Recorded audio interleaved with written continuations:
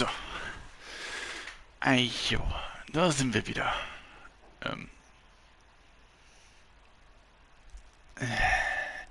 Ja, ich muss halt immer wieder gucken. Ja. Controller habe ich resettet. So, da machen wir hier.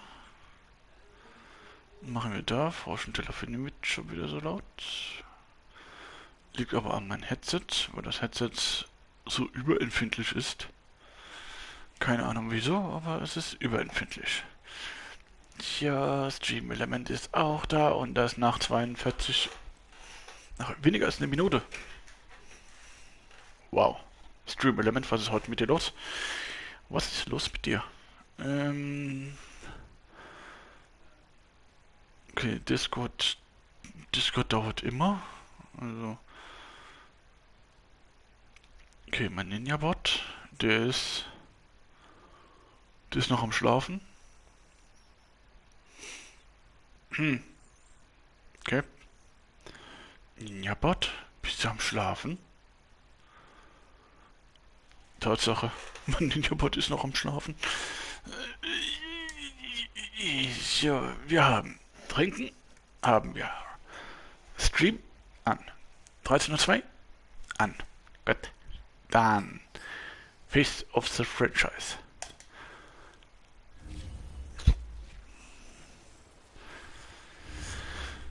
So, wir sind ja Quarterback. Ja, Quarterback von den Jets.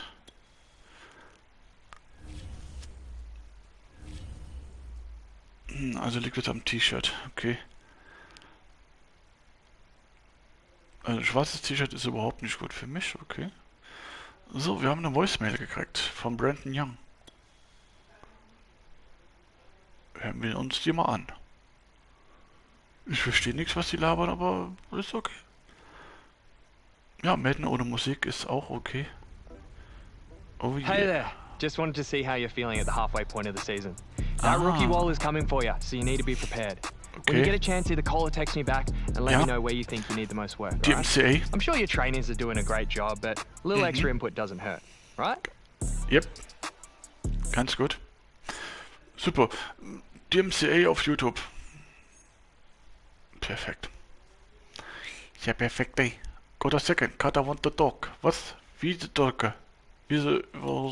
Okay. Dann talk to me. Dann Dann mach mal. Mache du.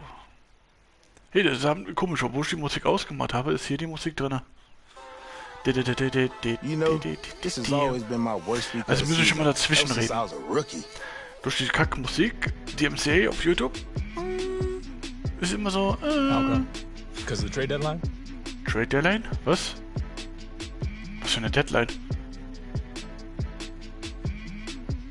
Okay, dann haben wir eben eine Deadline. Man.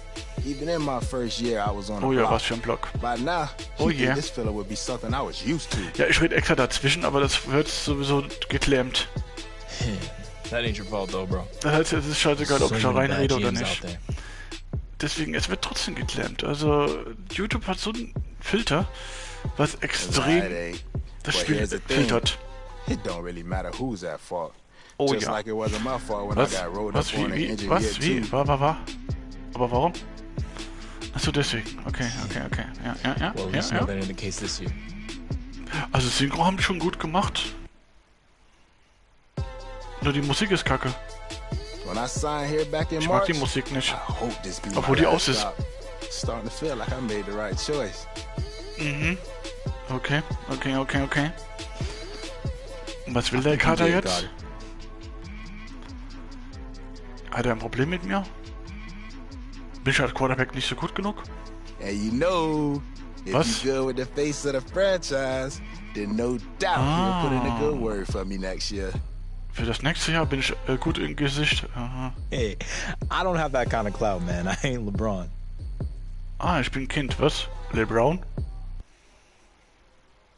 Wer ist LeBron?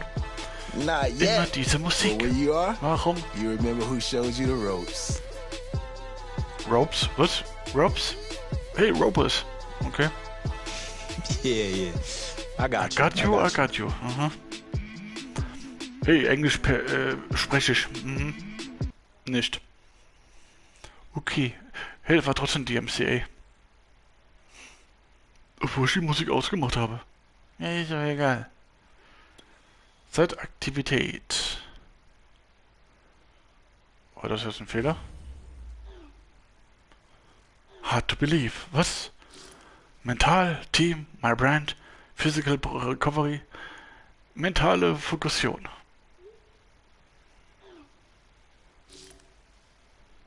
Mhm, für das ganze Team.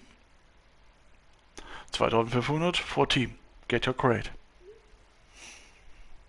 Yep, ganz genau. Nike möchte es sehen. Nicht ich kotze esse. Performance Evaluation. Plus 2500 Erfahrung für Team. Was? Ah, okay. Okay, das ist alles okay. Many Challenge. Was will er denn von uns? Irgendetwas Warmes? Kaltes? Ja, ich höre Rauschen trotzdem. Oh nein, nicht schon wieder. Oh mein Gott. Hör erst auf mit dieser Musik. Nicht schon wieder diese Musik. Aha. Ach, er redet über mich? Okay. Haben wir so eine Ukulele? Money's Moment.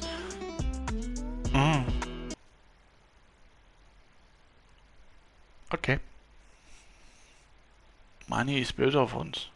Der provoziert uns. Oh yeah, jetzt geht's schon wieder los und die DMCA ist schon wieder da. Oh yeah. Jessica Bates. Wer das auch ist. Timoral Setto 99. Yep. Ganz genau, das ist ein super Chor. Chorus. Und hey, da ist ein Mülleimer. Und eine nationale Fahne.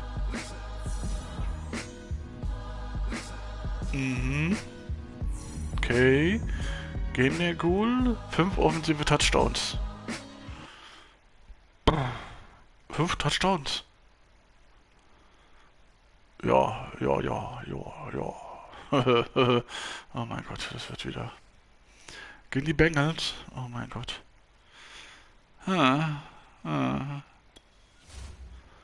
Okay. Let's go.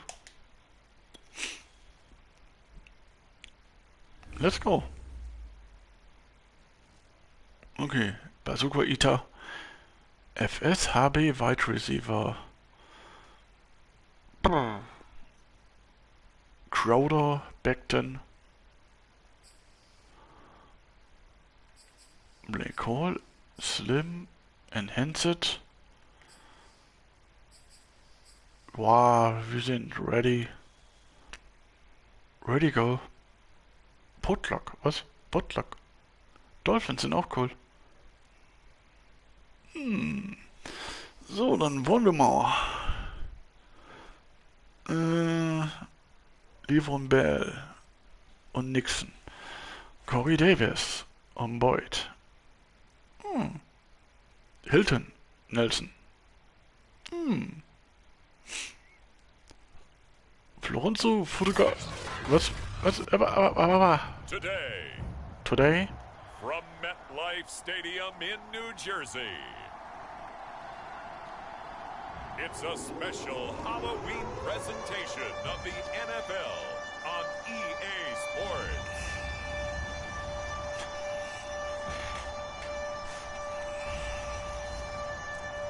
Okay.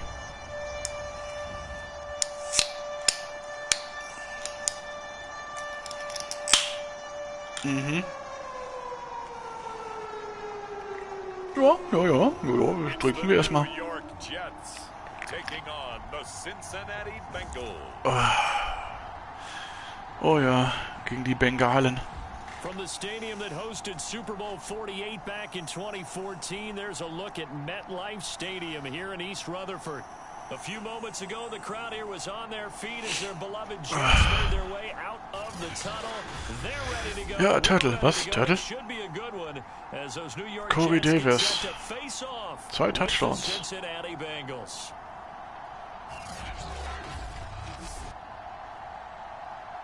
Okay, Trainer.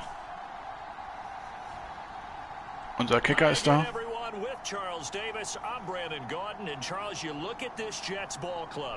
Gonzalez.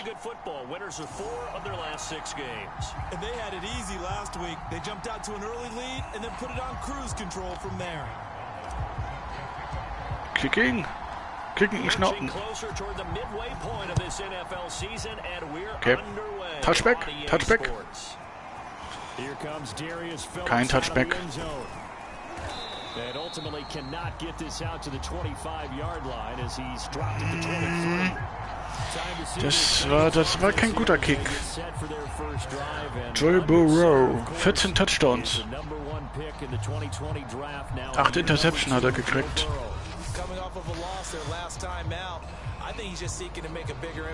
Coach-Diskussion.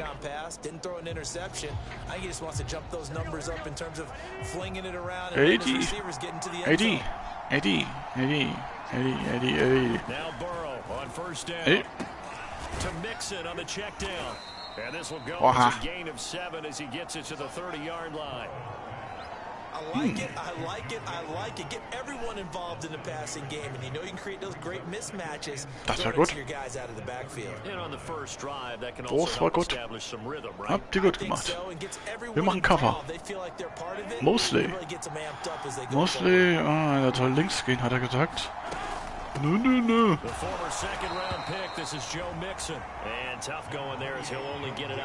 Ouch. Landry Williams Lawson. Out vor der Saison. Oh, Undertaker kommt jetzt. Oh, genug wie Undertaker. That's the mantra of every organization. The key is having guys on the roster who are capable of filling in and playing at a high level. That's when you know you've drafted well, scouted free agents well, and stocked your team 4 von 1. the way you're supposed to. Hat er nicht geschafft.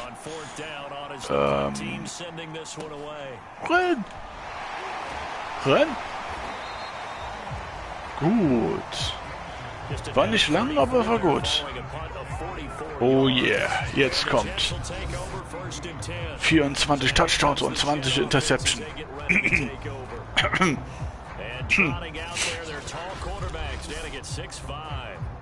Oh yeah.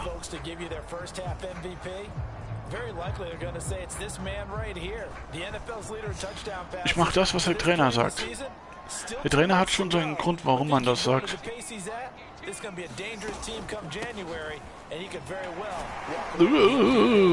Hey. Levan Bell.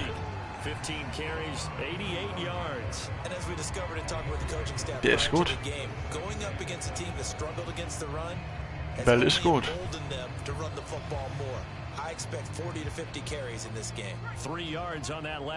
Okay, 22. Two time. Was? Wie? Was für eine Time? Nein, kein Time. Time. 18? Nein.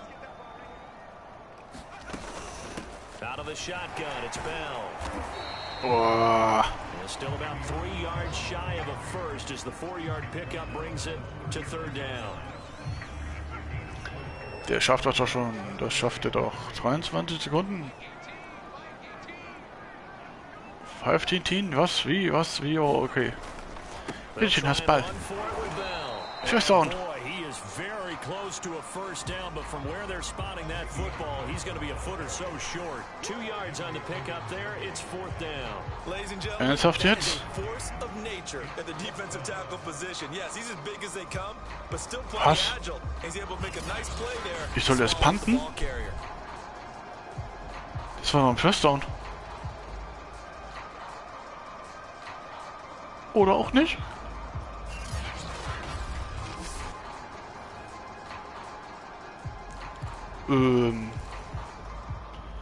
Nein.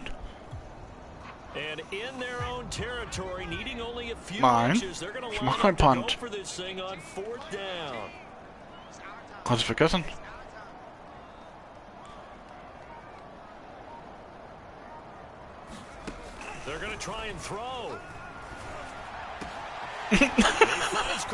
Ja. Ja.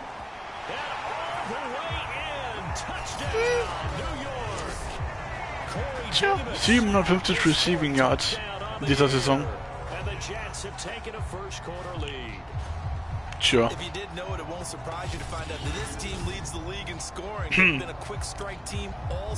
Keiner hat den... Boah. Boah. Seid ihr selbst dran schuld? Das war doch geil jetzt.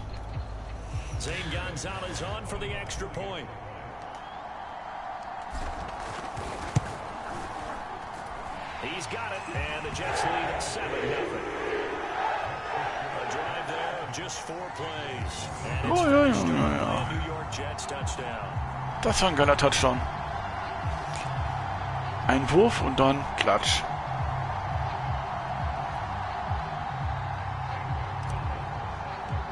Ups. Ups. Der Kick war wieder kacke. Phillips now from the end zone. And he'll be stopped right around where he would have been had he gone down to a knee, maybe a yard shy of there at the 24. Ja, das ist, weil ich den Kick nicht richtig gemacht habe. Da kann es mal passieren. Ey, das wird ja wieder was. Cover to Cloud. Okay, Mosley, du schaffst das. Wie Jumping. Wie Jumping.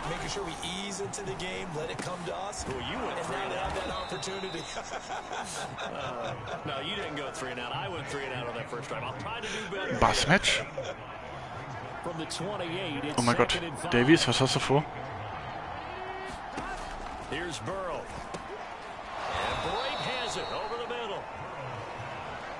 But Joe Burrow in year number 2, moving around pretty good considering the seriousness of his injury last year. Das wird jetzt wieder hardcore-mäßig. Coordinator here. What are you trying to do to slow Joe Burrow down?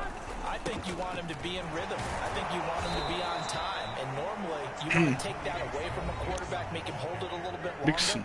But when he has a chance to maneuver around the pocket, sometimes get out of it, big plays result. I want him throwing the ball on time and then tackling the receivers so there's no extra yardage. Bus press. The run got 4. Now they deal with a 2nd and 6. Ganz genau, Mosley. Ganz genau, Mosley. Burrow gonna give this to Mixon. And he takes this up right near the 45-yard line. It's a 5-yard gain, but they'll still be a yard short here with 3rd down now looming. Okay, Undertaker ist wieder da. Jetzt kommt Undertaker. Now Burrow. And the throw there gonna be incomplete. I think the punter might Beinahe. get into a pretty good rhythm here if he keeps getting opportunities. But that's the last thing his team wants to have happen, right? The last thing you want to see is your punter feeling pretty good because he's out there all the time. Flagge. But they're 0 for 2 on 3rd down conversions to start this thing. Jetzt eine Flagge.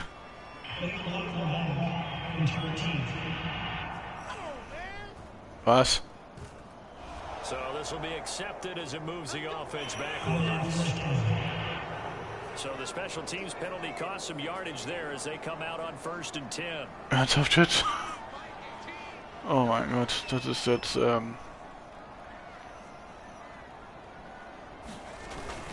Now a carry for P. Ryan. And he'll take this up to about the 7 or 8 Fullback. yard line. Tackle made by Devondre Campbell. Ja, Fullback. Pick up a 5, here's 2nd and 5. Okay, Bell. Du wirst beschützt. Back to the ground, this time with Bell. And he'll be brought First down. down, it looks like right at the 15. And that's a nice pickup of a 1st down on that 2nd down run. And at that yardage gained, they can run that play on any down. Go, go. There's Bell. Go. Oh. To get this up over the 20-yard line. Oha. A solid run on 1st down. 45er Quickbase. Okay. So, Belly.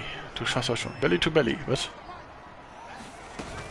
From the shotgun, it's a give to Bell. He'll have a Jets 1st down as he'll take this forward to the 27. Die Timeout.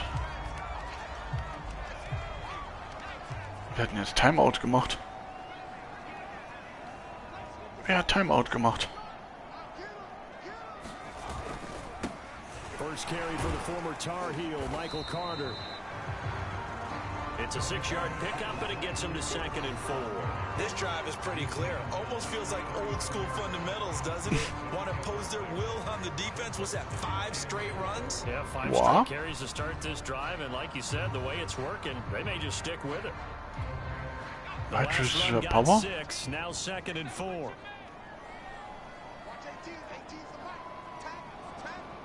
Tag.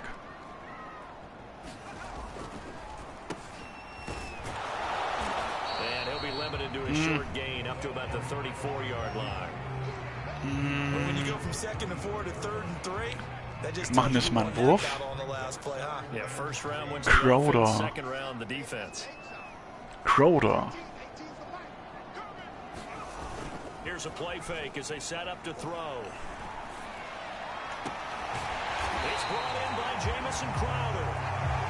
And he's got another first down as the tackle's going to be made at the Bengals 43. Now after that last play, there's a Bengal down on the field. While the training staff takes a peek, we'll take a break.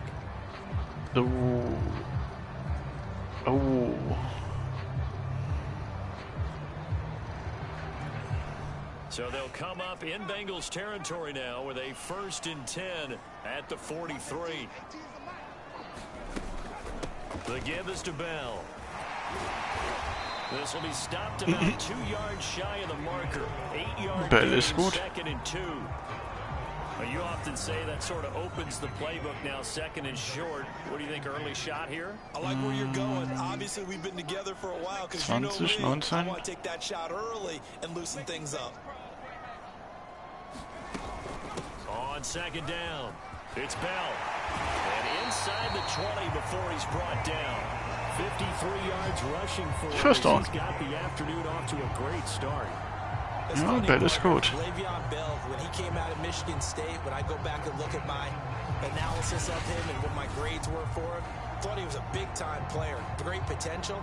Ja, die Verteidigung hat gut gemacht. This player, I was used to a big, solid, thick running back, but now I've got a full package, a guy who can do everything, as we just saw there, including breaking tackles. But at the time, 2nd round pick in 2013, some people probably wishing they'd taken him in the 1st. So, Trolle. 18, 17. Now a 1st down carry by Bell. And good downhill running. He's got 6 yards down to the 13. A quick burst there, and he nicely bit off a pretty decent gain.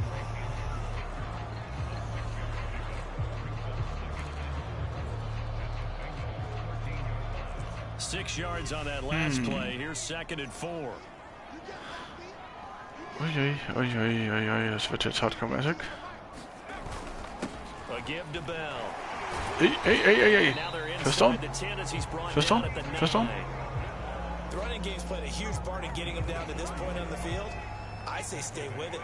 Keep pounding the football. Keep driving. Keep grinding. Yeah, even down in the red zone, keep going for it. No doubt about it. Dance with what brung you. Könnte. Now Bell. And a nice pick up there as he'll take it from the 10 down to the 5-yard line. They're mounting a nice drive here. Good chunk of yardage there. Also 5 Touchdowns müssen wir machen,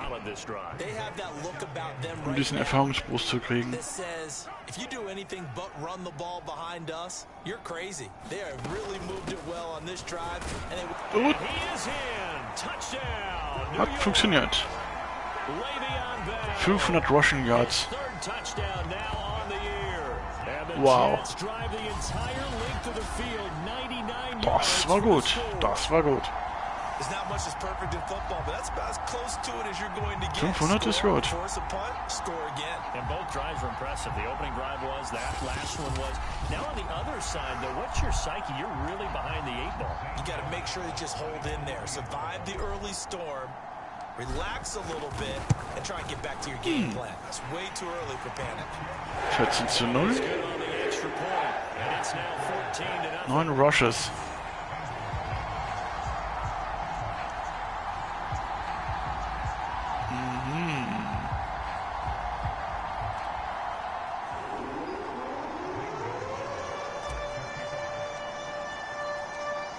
after the touchdown, here's Gonzalez on to kick it away. Touchback. He's not going to bring this one out, so they will begin the drive at the 25. Cincinnati's offense coming back here onto the field.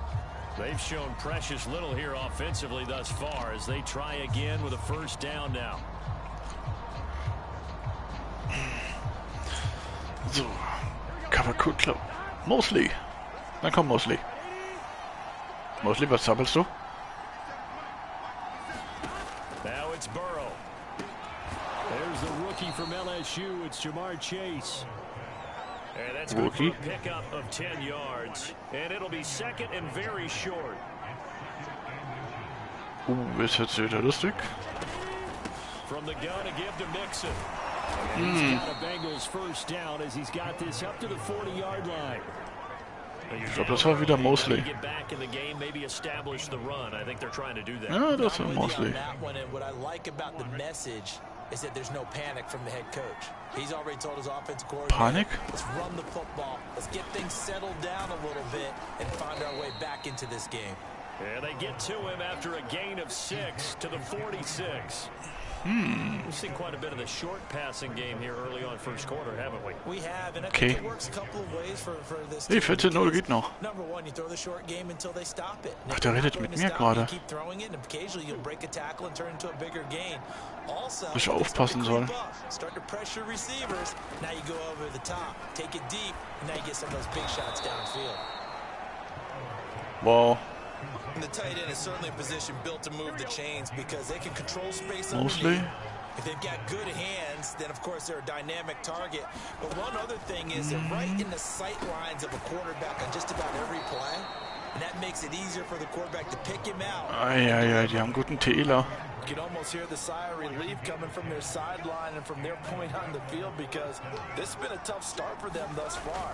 A much-needed first down there. They needed something good to happen. Plays like that will continue to help them dig out of this hole. And he's going to be out down inside the 20 at the 15. Das war nicht gut. And the end result, because this is a team that's down big early in the first quarter. Das wird nicht gut. Das Interception.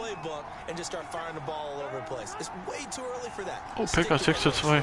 Down double digits, and we talked about their game plan being both running and passing there. You're right. They're sticking to the game plan, getting the ground game going. A lot of football left to be played.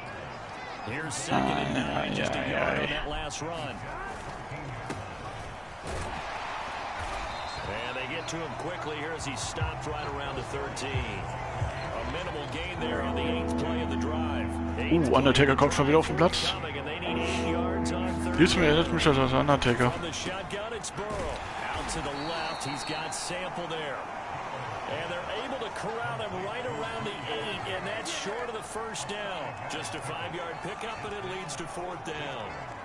So much about this game is just understanding situations and then having to execute, isn't it? Guard the first down sticks. Don't let them get there. And they've rallied and made the Tja, was macht er jetzt? Kicken?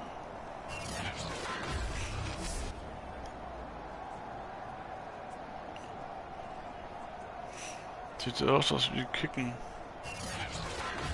Oder die werfen. Kicken. Ja, da kriegen die 3 Punkte. From the left hash should be a fairly easy one here. Gostkowski's kick is good. And they will get themselves on the board here at 14-3. Wow. So 3 drives now for this offense, and that field goal gives them their first 3 points. So if you're an offensive Ist ja ein Glück nur ein Kick gewesen. You're in the wrong line of work, aren't you? You got to find a way to unlock the key to these defenses and put some big points on the board. And ultimately, he stopped right where he would have been if he had simply gone down to a knee at the 25. 26 Yards. Das ist gut, das ist gut. 104 Rushes.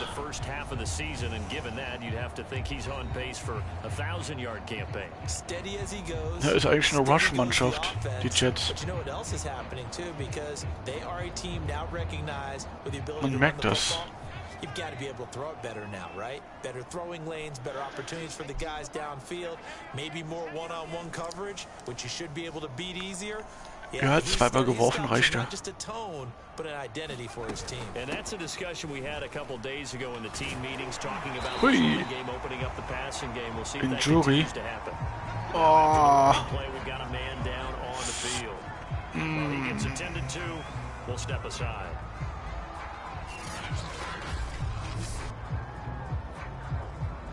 Aua. Oh, das tut ja weh. Line of scrimmage, the 37 on 1st and 10.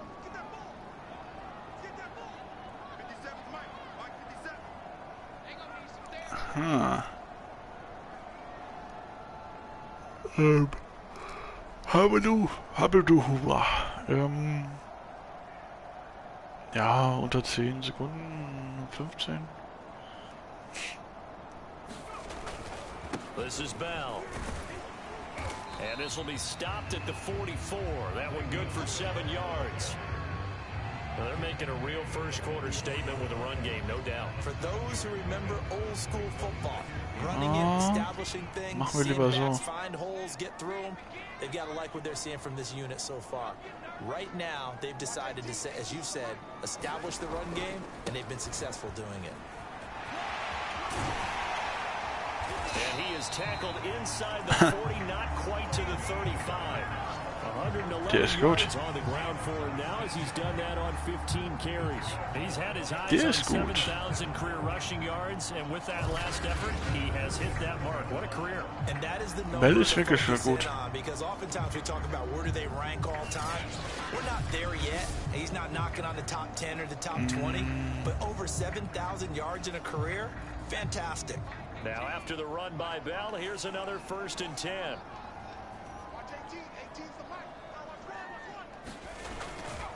And he'll give it here to his running back. Nein. Good gain of 9 before he's brought Injury. down to 28. Nein. And after getting Ihr tackled, Drecksäcke. he's still down and looking very slow to get up. We'll check on his status when we get back. Jetzt haben die mal einen Rusher verletzt. Super.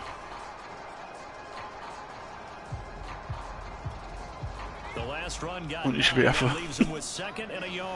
Edoga, Davis. Wird ein bisschen kritisch. Ja.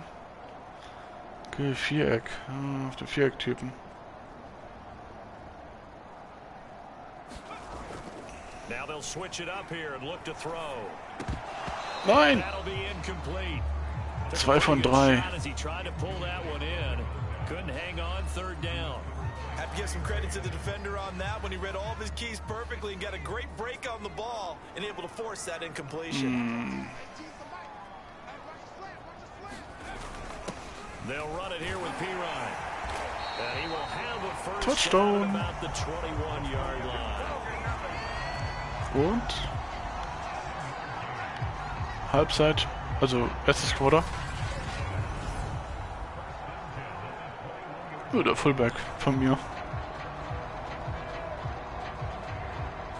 Das ist sozusagen der Ersatz für den Halfback.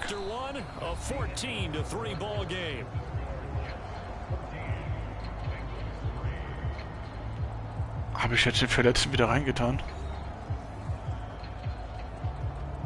Ja. So, 4 Versuche, um hinten diese Linie zu kriegen. Gut. On 1st down, Bell.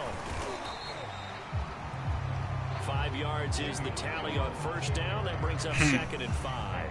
Hey, when you get good yardage like that on 1st down, it really does a whole lot of good for your entire offense. But I love the way he's finishing those runs. At the end of things, he's making sure he gets just a little bit extra. Und? On 2nd down, it's Bell. And he'll get First it here down. To the 10-yard line. We both know it's difficult, but 1 von 10. Jetzt haben wir wieder 4 Versuche. Endzeitzone. So, jetzt müssen wir entweder Touchdown machen. Wir haben 4 Versuche, um das hinzukriegen.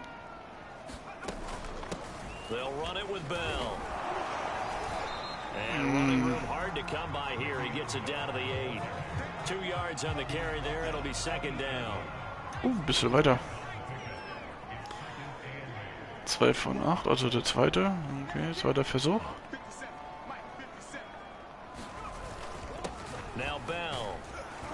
Nein. Boah.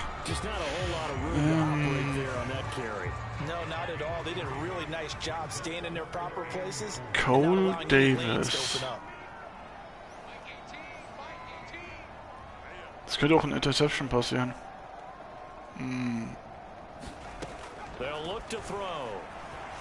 Oder wir machen es so.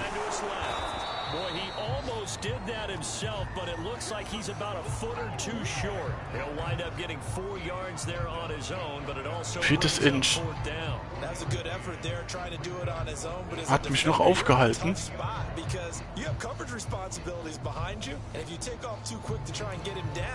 Wieso ein Field Goal? Was soll das? Wir machen doch kein Field Goal. Es wird ein Touchdown. Kein Field Goal. Touchdown.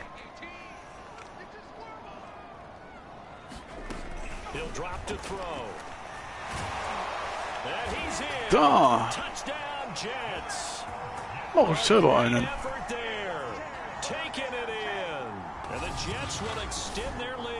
Ganz genau. He continues to show at this level that he can not only pass for touchdowns, he can run for touchdowns. Das war richtig Glück gewesen.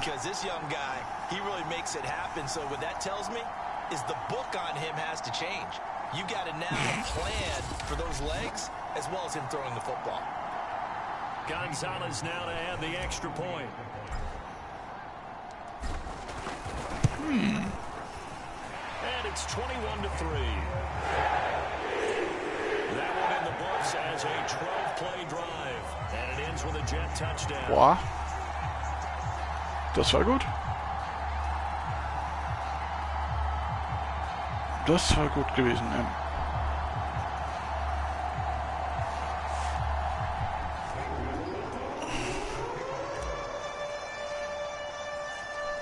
Ups. Der Kick war nicht so gut. So, aber den Controller habe ich resettet. Wow, Touchback.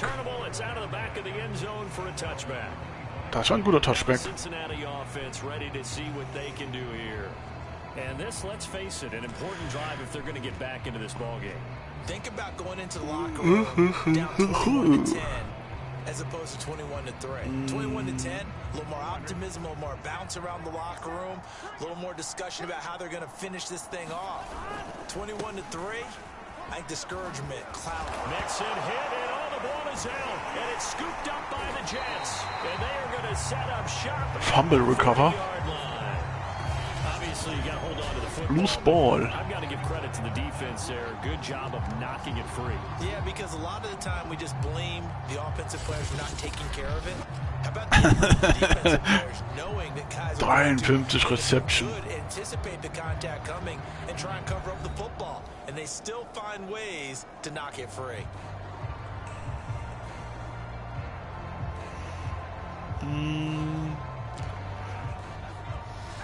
Ich mache einen Wurf. Ich mache das immer so. Lieber einen Wurf, den ich so mache. Davis Broder. Das ist einfach. Erstmal einen Wurf und dann mache ich so wie der Coach.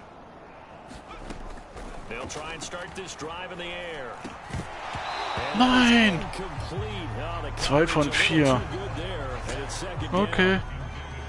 Rush. Muss ich so machen. Dann müssen wir rennen. Geht sonst nicht anders. Wir müssen dann rennen. Eieieiei.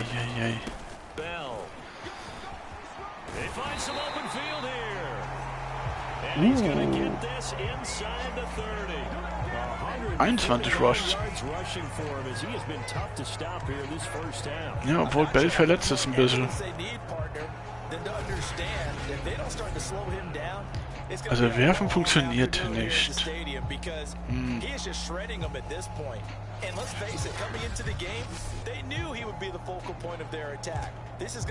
Wir machen das, was der Trainer sagt. Weil er hat das ja gelernt, der Trainer. Der weiß, also der Coach weiß schon, was zu tun ist.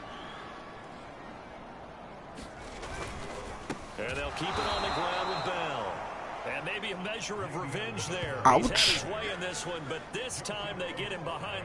Wo kommt denn jetzt her? And that's what I'd like to see out of this defense, a little fire, a little toughness. It hasn't been the best first half for them, but they did do a nice job there, forcing a loss on that play. Da kommt er einfach von links. Ich glaube, das geht los. So their task a little bit more difficult now. 2nd and 13 that they're walking up on. Gonna give this time to the tailback.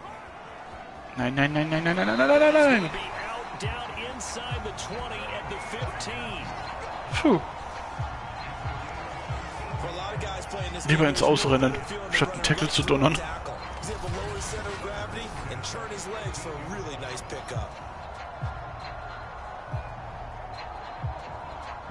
Ja genau, in die Kamera rein.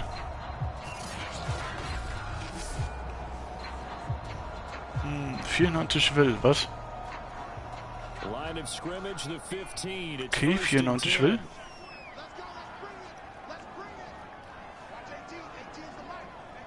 Gut. Here's a give to Carter. He takes us down to about the 12 for a gain of 3. The last run got 3. Now here's 2nd and 7. Ach, der Carter ist das jetzt. Okay. Out of the gun, they run with Carter. And a pickup of about 4 down inside the 10 to the 8-yard line. 3 von 4. When you find that kind of yardage, you couldn't be more confident as a ball carrier. And guess what? You're going to go back and tell your offensive Ja, machen wir einen Wurf. I'd like to keep carrying it, thank you. Crowder. Trolle. On 3rd and short, they'll try and pick it up through the air. That ball nearly intercepted, but he could not hang on. Oh, pick there certainly would have been nice. Instead, at least it'll be 4th down. And this offense has converted twice already here in this first half on 4th down conversions. And here we go again. Oh yeah. Oh yeah, oh yeah, oh yeah, oh yeah, oh yeah. The play action fake. They'll look to throw. And it's gonna be batted out and will go the other way with the football. The Jets try to Werfen ist sowas von schlimm. the Bengals will get the football back.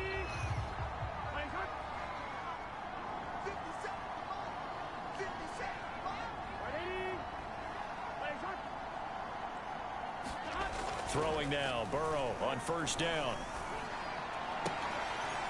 This one hauled in by Sample. And he'll be out of bounds up past the 10-yard line. 3 yards the gain there. Ja, ich hätte lieber... Na, das war vielleicht mein Fehler. Here's a give to Mixon.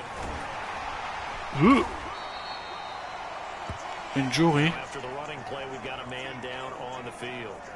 While the trainers take a look, we'll step aside. Oh, schon wieder jemand verletzt.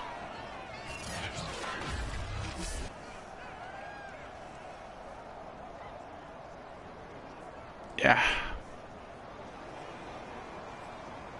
Schlag auf Schlag geht das jetzt. Bengals on 3rd down. Undertaker. To this point, they could use a conversion. They're up against a 3rd and 1 situation. That one taken in by T. Higgins. And he is going to have a Bengals 1st down as they're able to get the 3rd down conversion. It's been a very one-sided game so far. They got to change what they're doing right now, don't they? You can't wait till the halftime speech to make an adjustment. No, you can't, because if you're doing it right, you're adjusting from series to series, and they need a big adjustment here to try and put some points on the board. Ja, ich sollte aufhören zu werfen. On 1st and 10, Joe Burrow. And the catch made, it's Tyler Boyd. Now he'll be stopped at the 35, but not before he picks up 7 yards. Achso, er möchte zurück. Working with a 2nd and 3. Ist ja kein Thema, wenn er zurück will. Dann lassen wir ihn den Weg. Burrow going to give this to Mixon, and he's got a Bengals first down as he's got this up to the 40-yard line. So many teams want to throw the ball in this situation nowadays, but I love watching a team that has enough confidence to go ahead and run the football. In that situation, it's almost a tendency. Oha.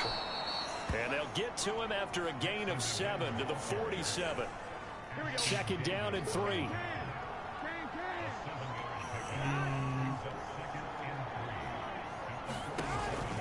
It's Mixon on the counter. And he'll be taken down at the 44-yard line. 63 yards rushing for him now as he's run it 11 times. Yeah, once more, strong running, excellent blocking at the point of attack. They've got a nice little drive brewing right now. Ja, das sind auch gute Renner.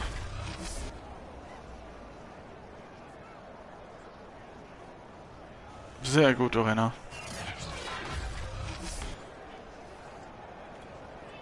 This offense finding its legs now. Here's another 1st and 10. They're passing here. Joe Burrow. That's into the crowd and intercepted. Picked off by Ashton Davis. And now off to the races down the right side. Geil. Brings this one back. It's a pick 6. Dritter Interception in dieser Saison. Boah, das war aber jetzt Glück gewesen. Was war denn das jetzt?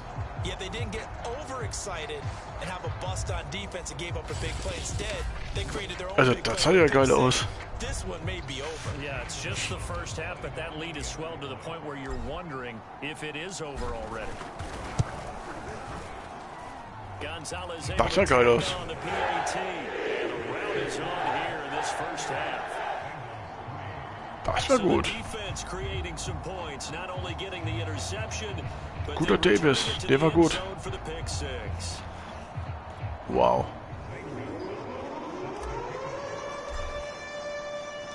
So they throw the pick 6. They'll get another shot at it now as this one's in the air. Touchback. And that'll carry over the back line of the end zone for a touchback. Für den Kicker ist das immer positiv. And following the pick 6, and they have decent field position of throwing that pick 6. We'll see how they attack this drive.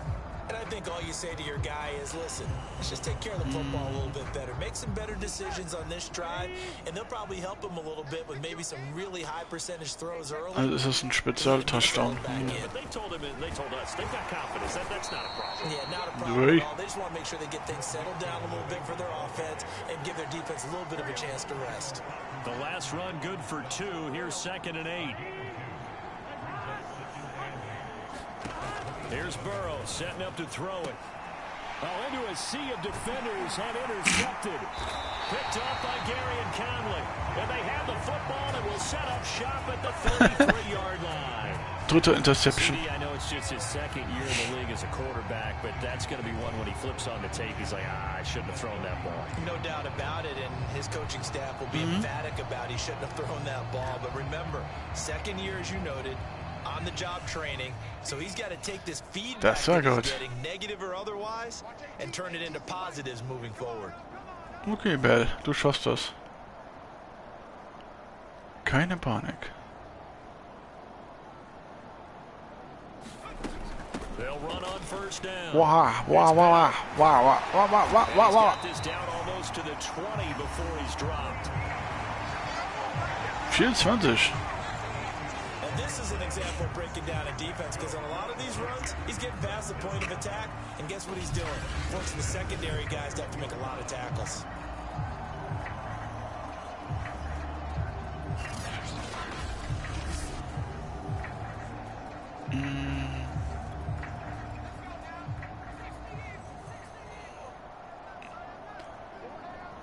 Okay.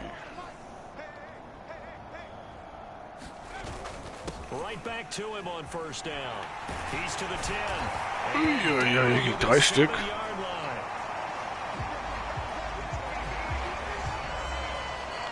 Consecutive plays now where that offensive line has really created a lot of space. And we've seen the confidence rise, haven't we? It borders on arrogance now, and that's that good arrogance, believing you can run the football whenever you get good and ready. Krieg ihm 4 Stück fast.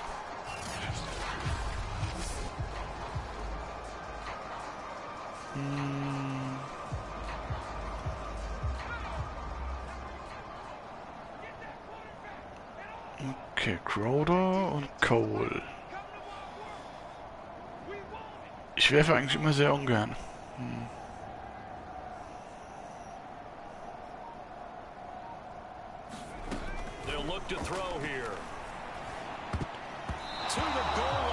Wie ich gedacht habe, Injury. Incomplete pass a moment ago, and that leads to 2nd and goal. Das war nicht gut. Endete vom Rassismus. Wirklich gut auch, was die machen. Out of the shotgun, it's Bell. And a little bit of space there, takes it inside the 5 to the 3. Give him right around 4 on the carry. We'll see if they want to keep pounding here on 3rd and goal. And Brad, they went to a nickel defense, and that's a surprise this close to the goal line. Because ordinarily you use the back end of the end zone, the sidelines as extra defenders, and you want bigger people on the field to try and help against the run. 3. von 4. Oh, das wird schwer. Bell once more. And he's into the end zone. Touchdown. Hat funktioniert. Le'Veon Bell with his 2nd touchdown of the game, 4th of the Dance. And the Jets are able to add on to their first half lead. And always a good first half when you can hit pay dirt twice. And it never hurts to have that Von Davies war gut. as the game moves on. Just think about halftime. If that's all he gets, he'll just sit there at the half and think, all right, 2 already. I can get some more. And it'll be encouraging his offensive line to create some space. Gonzalez to add the PAT. And he's been a busy man, 5 for 5 now as he knocks another one through to extend the lead. 5 plays there on that drive. And it ends with a Le'Veon Bell touchdown run.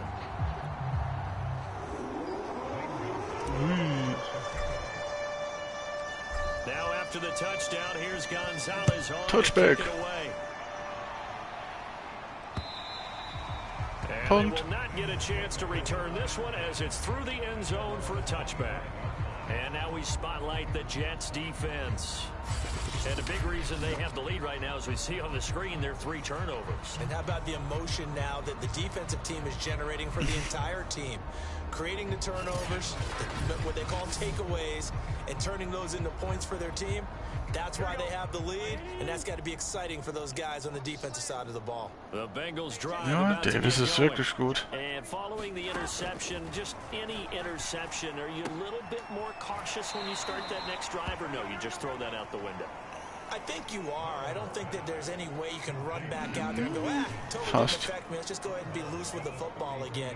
You're going to take care of it, but you have to be careful about being too cautious because now you can't run any offense at all. Still want to attack. We'll see how they attack them here.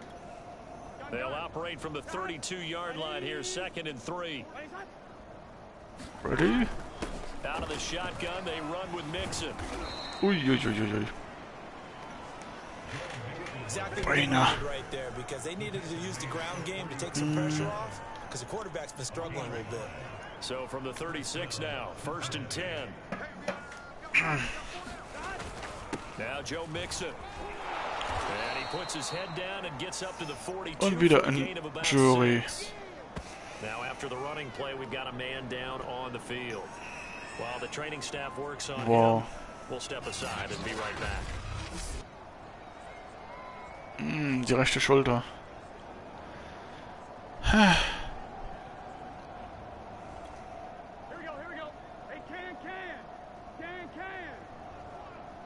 Das ist fies manchmal.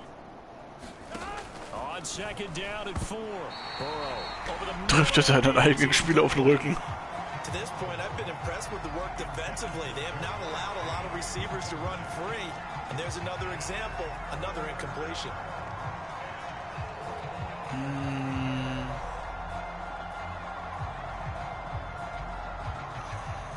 Ja, okay. Bengals on Oh, third down. Undertaker ist schon wieder da. Only converted once in 4 tries. This is 3rd and 4.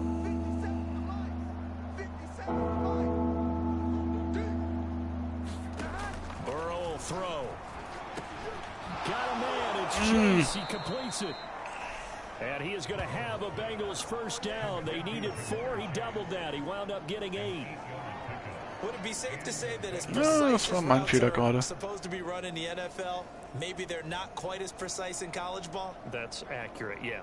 And I think we saw a college route in the NFL there. Just find the soft spot, find the dead zone, and find the first down. And that's what he just did.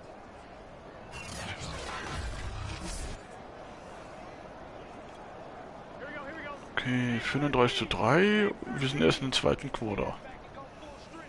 Hey, das geht. Mixon with a first down carry. And he'll get this down only to about the 46.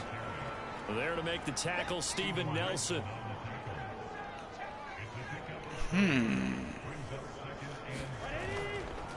Back to Mixon on second down.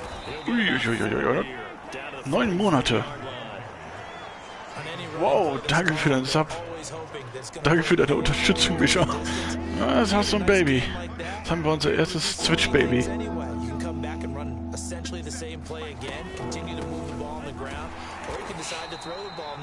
Das sieht schon cool aus, gell? Die Erweiterung zeigt das, Stream-Element und Switch selber. Ja, außer mein Ninja-Bot. Der zeigt das nicht an. And the big fella stuffed that one up in a big way. I think doubling him has to be a priority because you can't move up to the next level if you don't take care Schon of lustig, dass der das gar nicht anzeigt. Söcker, der Bot Stream Element ist der einzige Bot, auf den man vertrauen, auf den man sich verlassen kann. Ninja Bot, was macht er? Er triggert.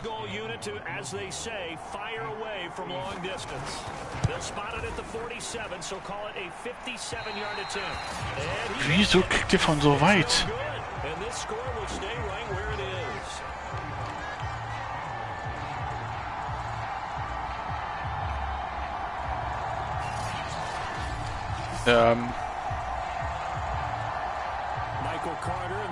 Okay.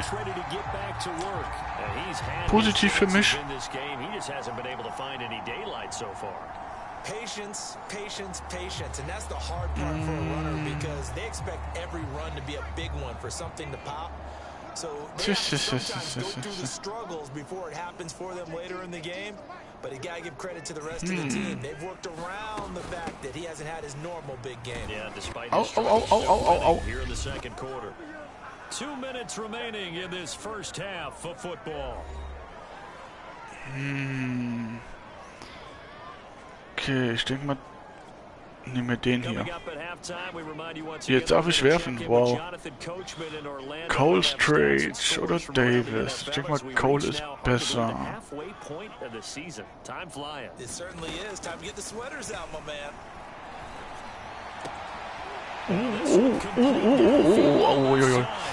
Puh, mein Kopf raucht etwas, richte mir das Streambot ein.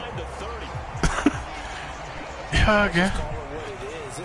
Ja, aber gestern war auch ein ganz anderes Gefühl für dich. Dass man dich dann sieht beim Stream. Deswegen, man gewöhnt sich da dran. Warst aber auch richtig nervös.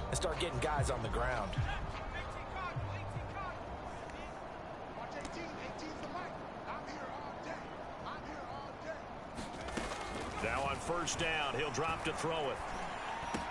And they'll work it inside the 15-yard line before it's all said and done. 3000 Passing Yards. That last throw right there, putting him over 3,000 yards passing now for the year. And when you start running Ach the du numbers in your Kacke. head and realize that we're not halfway done with the season yet, you think to yourself, Das stimmt, echt ungewohnt gefühlt. Naja, also nervös war ich irgendwie gar nicht so. Nee, man hat es nur ein bisschen gemerkt. So ganz bisschen hatten das gemerkt, aber das ist ganz normal. Wenn man das öfters macht, dann gewöhnt man sich ja dran.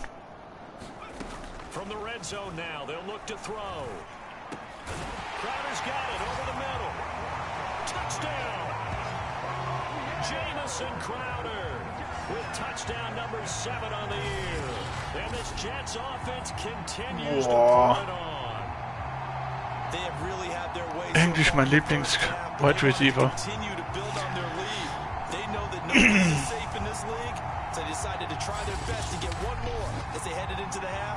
Kam ich nervös rüber? Ich war gar nicht nervös. Nee, wie nennt man das? Das sah nur von außen so aus. Vielleicht habe ich das nur so gesehen.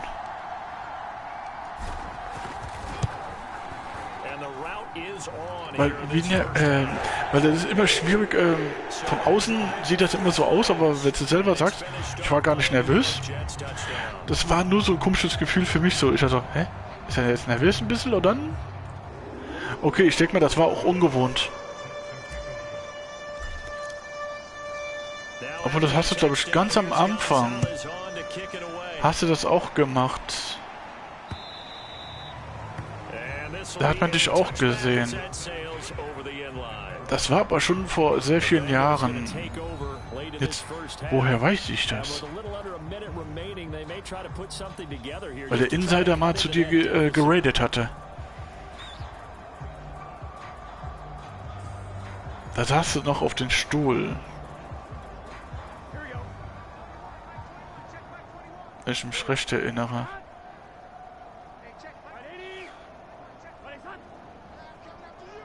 Aber das war, ich glaube, das warst du doch gewesen.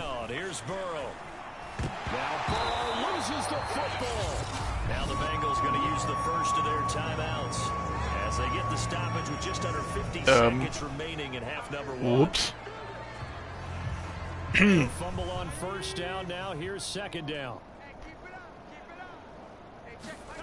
Burrow looking to pass.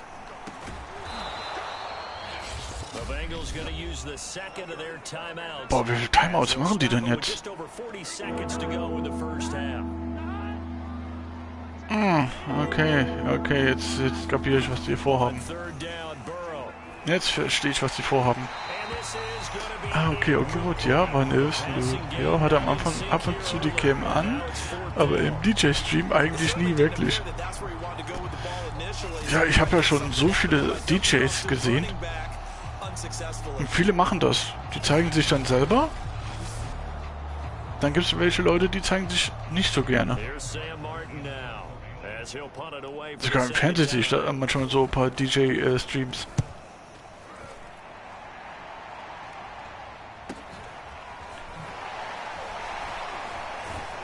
Uiuiuiui.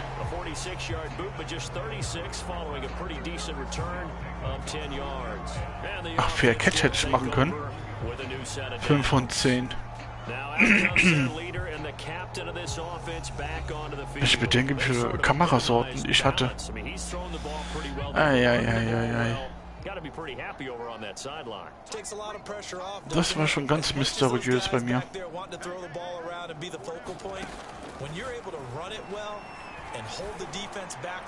Nein! Das war nicht gut.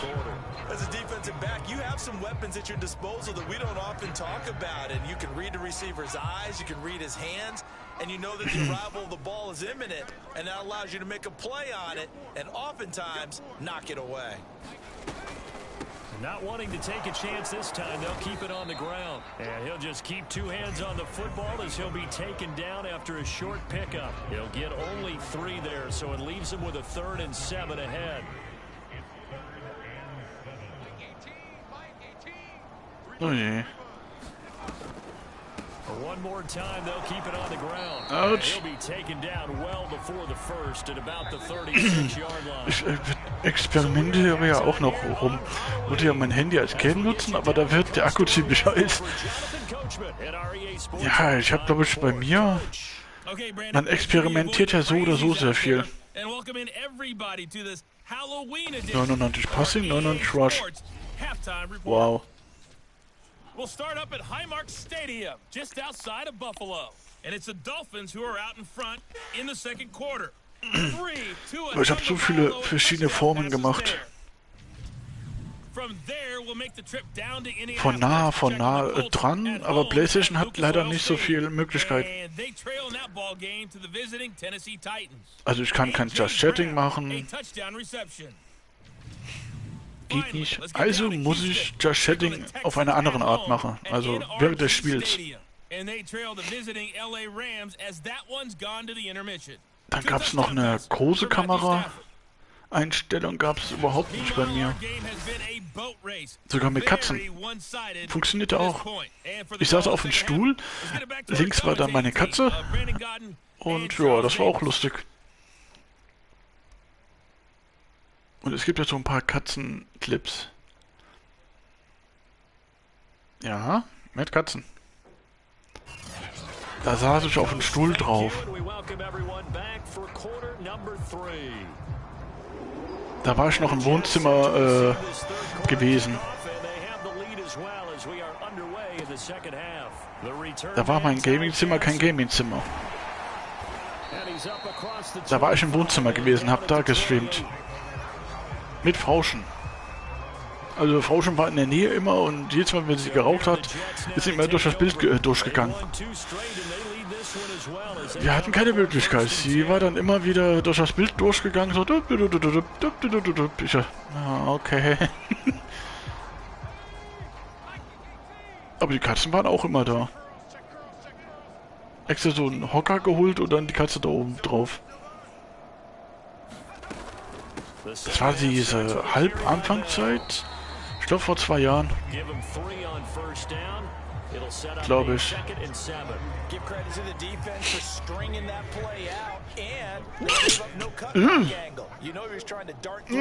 Okay, der hat gelebt. Lecker. Oh. Das Streamingzimmer hast du ja noch nicht lang. Seit... Ja? Glaube ich. Danke. Oder glaube ich jedenfalls. Mein Streamingzimmer habe ich... Doch, das habe ich schon lange. Seit ich hier das habe. So lange habe ich die Kamera. Also so lange habe ich das Streamingzimmer.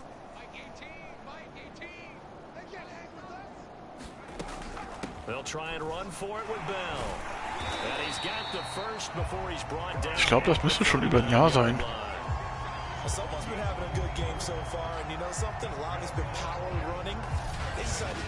Wenn, müsste ich mal bei den Videos mal gucken.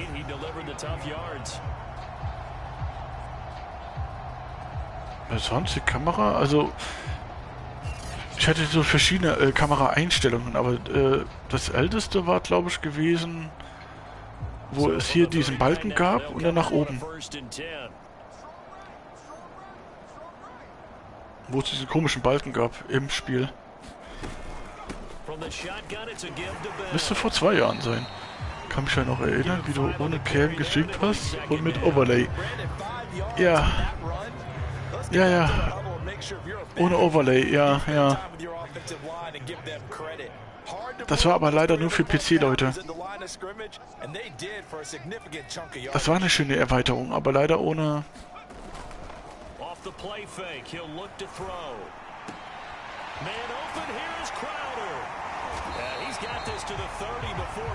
Das ist es ja, dieses Overlay war ja schon gut für uns Konsolenspieler. Aber jeder einzelne Zuschauer musste beim Overlay die Lautstärke machen. Und dann habe ich gemerkt, die Erweiterung, die hat nur was gebracht, wenn sie live war. Leider. Es gibt sonst keine anderen Erweiterungen, die du hast, die man benutzen kann. Free Alert zum Beispiel, ja. Da sehen aber auch die Handy-Leute sehen das, glaube ich, wenn ich nur live bin. A give to Bell. He'll get about 6 there as he takes this one down to the 24-yard line.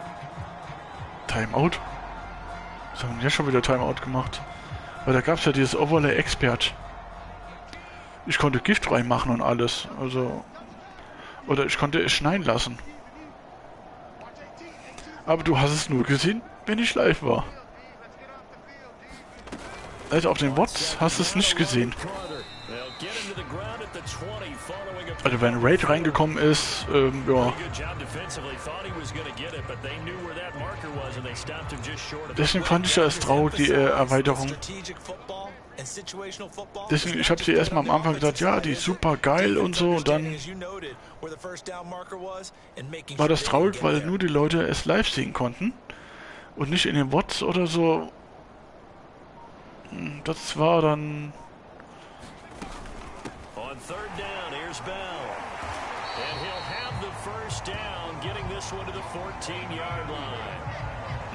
First Down. Bisschen die Erweiterung war ja schon in Ordnung gewesen, aber ich hätte es geil gefunden, wenn die immer da gewesen wäre. Immer. Auch in den Bots oder so oder auf YouTube oder so. Dass alle Leute es sehen, aber es konnten nur die Leute, die auf dem PC sehen und live. Deswegen finde ich solche Erweiterungen, das wäre geil gewesen. Dann hätte ich kein Studio gebraucht. Dann hätte ich einfach nur mit Overlays das und das gemacht und so verfeinert und so. Gift reingemacht, das und das, wenn Raid gekommen ist, wenn das gekommen ist. Aber leider ist die Technik so böse. Und traurig. Deswegen, es hat Potenzial. Diese Erweiterung hat Potenzial gehabt. Hatte. Deswegen finde ich das traurig. Haben viele auch gesagt, ja, das ist so geil. Und ich ja, nur wenn du live bist, ist das geil, ja. Und in den Bots siehst du es überhaupt nicht. Du siehst ja nicht, wenn der Raid reingekommen ist.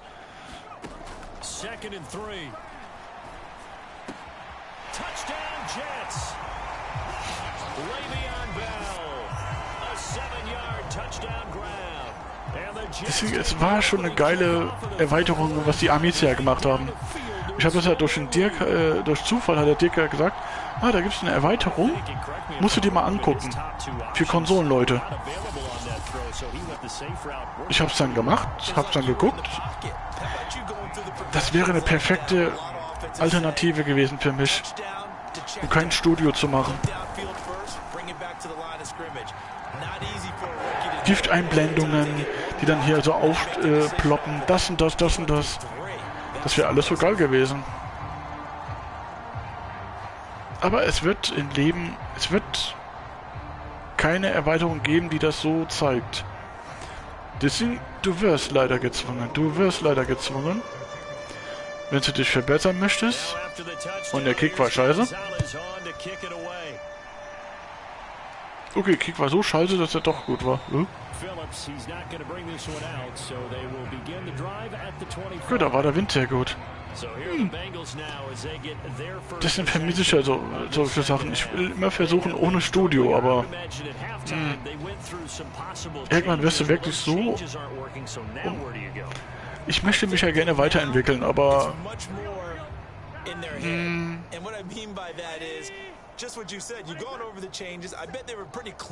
Irgendwie klappt das nicht. Aber ich gebe den Leuten immer... Du scheiße, das ist doch gut. Ja, ja. Ja, der Kick, gell? Der war eigentlich so scheiße, aber der war gut.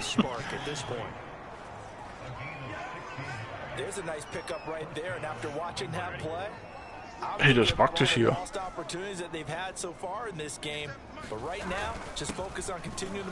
Ich brauche mich am Football kaum zu konzentrieren, so viel.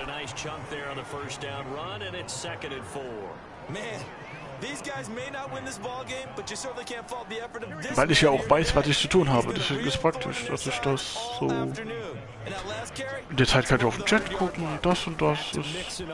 Oh, nicht gut. Also verstehe ich, als Streamer möchte man doch immer das Bestmögliche für seine Community geben und sich weiterentwickeln. Genau. Das ist das ja.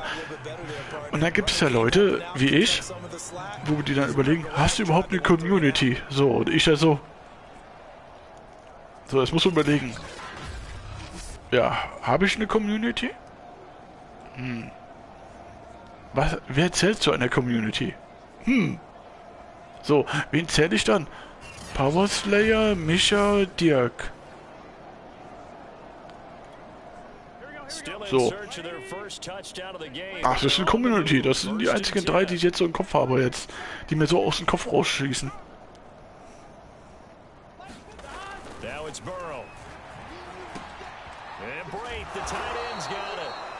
Oh. 2000 hat der.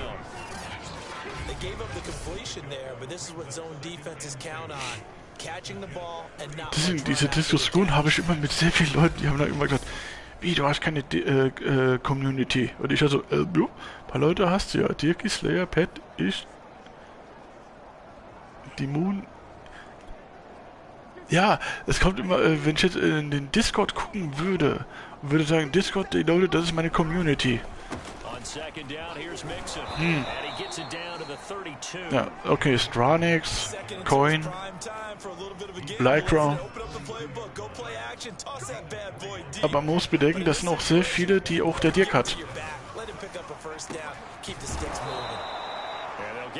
Deswegen, wenn ich jetzt so überlege, von ganz früher gibt es nur 3 Personen, die in meiner Community waren, aber jetzt immer noch da sind, aber im Hintergrund. Also Pegasus zum Beispiel ist auch ein 3 Jahre Langzeit Zuschauer, Mitspieler, den man ab und zu mal früher gehört hat, vor 3 Jahren.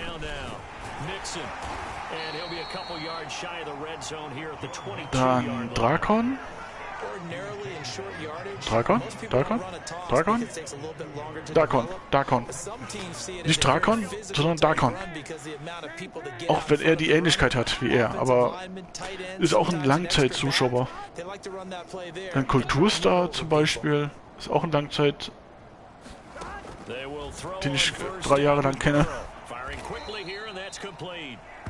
And he's taken down after a gain of 3 as they move it from the 22 to the 19. Und sonst Stück für Stück immer so verschiedene Arten. Also ich bin irgendwie, meine Community besteht aus sehr vielen Community-Mitgliedern. Ich habe so eine Wirrwarr-Community. Kann man so sagen. Das heißt, ich habe so von verschiedenen Streamern. Das ist ja ganz normal, dass die Community etwas wechselt. Ja. Ich habe so eine Kuddelmuddel.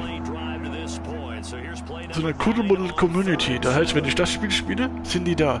Wenn ich das spiele, sind die da. Wenn ich das und das spiele, sind die auch da. Also immer verschiedene Leute.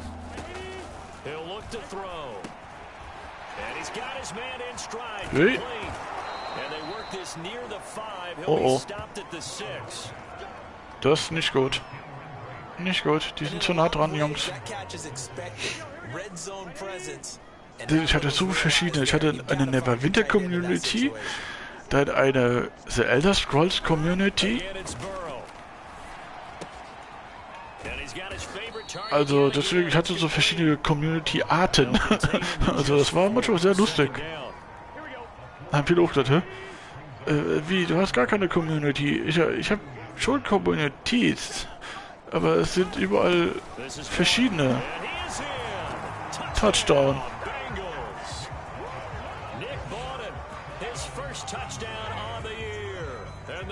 Das war nicht gut.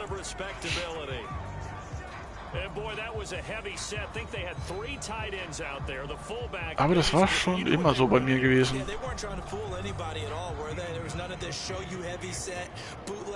Dass ich immer verschiedene Community-Arten hatte. Lag auch daran, ich hatte auch verschiedene Spiele.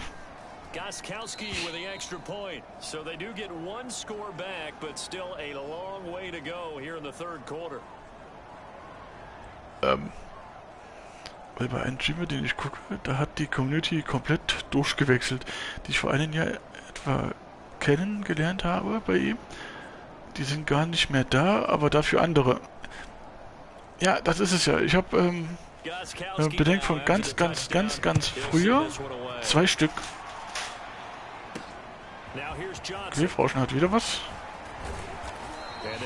Wissen wir mal von ganz früher, also vor 3 Jahren, die Community, es waren 4 Leute gewesen, die ich hatte. Und von diesen 4 Leuten gibt es nur noch eine Person, die noch aktuell noch da ist. Jo, das ist der Pegasus. Ist, kann man sozusagen sagen, ist der einzige Überlebende. Ja, und Darkon. Das sind so die 2 Überlebendsten von früher, die meine Wandlungen ertragen haben. Da gab es noch eine Monster Hunter Community. Das ist dann der Animex zum Beispiel.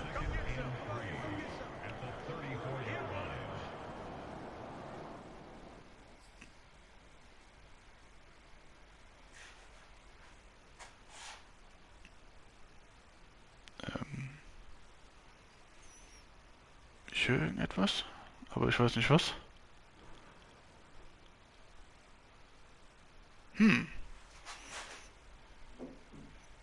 Ach, die fangen wieder an. Wir haben heute Sonntag. Heute sind wieder die Arbeiter da.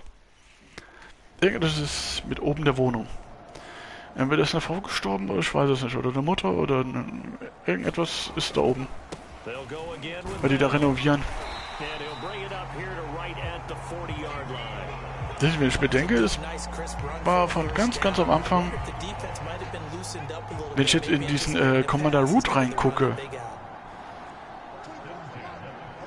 das sieht dann... Okay, und Dirk ist ja sowieso logisch. Ich sag mal so, durch Dirk bin ich ja auf Twitch gekommen. Dirk hat ja Twitch schon vorher gemacht, mit Kevin und so, und also...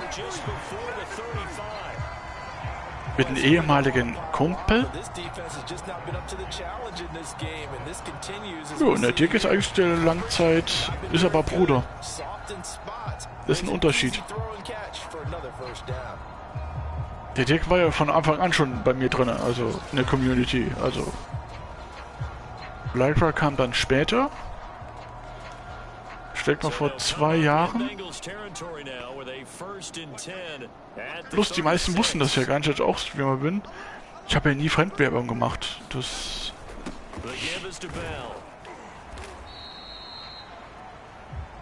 habe ich schon von Anfang an gelernt. Okay, ganz am Anfang habe ich es nicht gelernt. Da bin ich auf Versehen in einen Stream reingekommen, auf Versehen. Das war ein ganz komischer Typ. Hat er Musik gemacht für jeden Follower, der reingekommen ist. Und hat so einen eigenen Song gemacht. So, dann hat er was gespielt und ich habe nur erwähnt, ich spiele das auch. Und das hat er als Fremdwerbung gedonnert. Das hat er als Fremdwerbung angesehen. Ich bin dann abends dann bin ich dann rausgegangen. Weil ich dann gesagt habe, nö. So ein Menschen, der direkt drängt, nur weil man sagt, ich habe das Spiel auch gespielt. Dann hat er gesagt, das sagt man nicht und so. Das ist eine Frechheit und ich innerlich so. Das ist eine Frechheit, wenn man sagt, ich habe das Spiel auch gespielt. Er hat es angedeutet, ich wäre dann ein Streamer. Ich war in dem Moment auch ein Streamer, aber... Deswegen, oh Backe, nur weil du sagst, dass du das spielst, also das... Ja, aber es gibt solche Menschen, das ist so, viele deuten das auch an. Deswegen, ich hatte ja hier sehr viele verschiedene Arten von Leuten.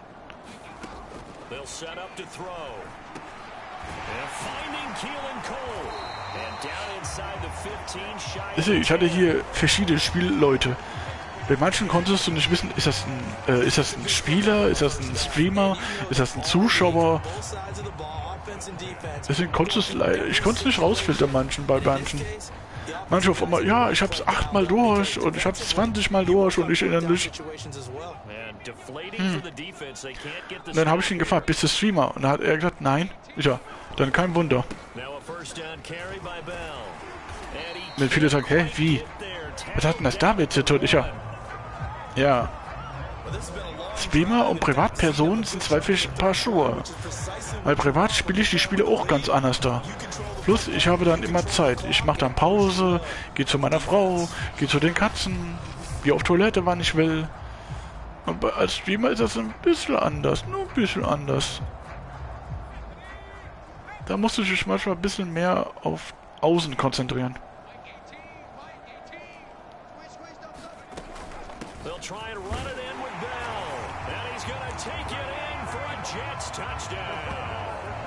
Wow.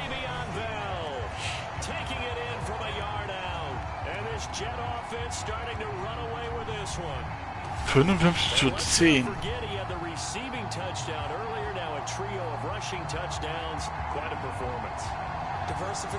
Wow. Da wird halt eine Frau schon wieder mehr gemacht. Ja, die hat mir irgendetwas wieder gekauft. Das stimmt. Das kann man anders spielen. Ja, privat, das ist es ja. Privat spielst du persönlich anders da.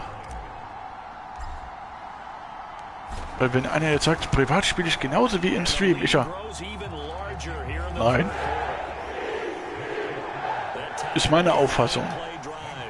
Privat spielst du ganz anders da als im Stream. Weil privat hast du niemanden, der mit dir redet. Okay, ich habe eine Frau, ja, ich kann mit meiner Frau reden. Oder du hast einen Bruder, oder du hast eine Schwester, oder du wohnst bei deinen Eltern. Zum Beispiel, da kannst du mit deinen Eltern reden oder so. Es gibt immer diese Unterschiede, weil viele, ich habe ja einige Leute, die dann reinkommen und sagen, oh, ich hab's schon 10-mal durch. Ich sag, ja, dann frage ich innerlich immer, privat oder als Streamer? Im größten Teil, du kriegst 80%, kriegst du als Antwort, privat. Ich sag, okay, das ist ein Unterschied. Nein, das ist kein Unterschied. Ich sag, doch, das ist ein Unterschied. In meinen Augen ist es ein Unterschied. Aber da hast du immer, dass du in allen Spielen gibt es irgendjemanden, der immer sagt, ich habe schon das so viele Male durch. Ich habe schon Platin. Ich habe das und das und das und das. Also das sind dann diese Trophäensammler. Und Trophäensammler habe ich bei mir sehr viele. Also auf der Playstation. Da hat einer 999 Platin. Also er hat das übersprungen. Von der Playstation.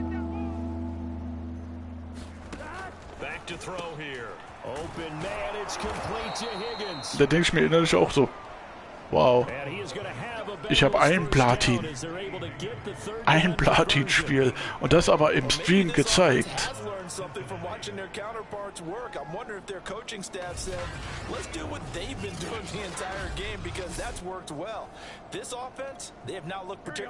Das war schon lustig.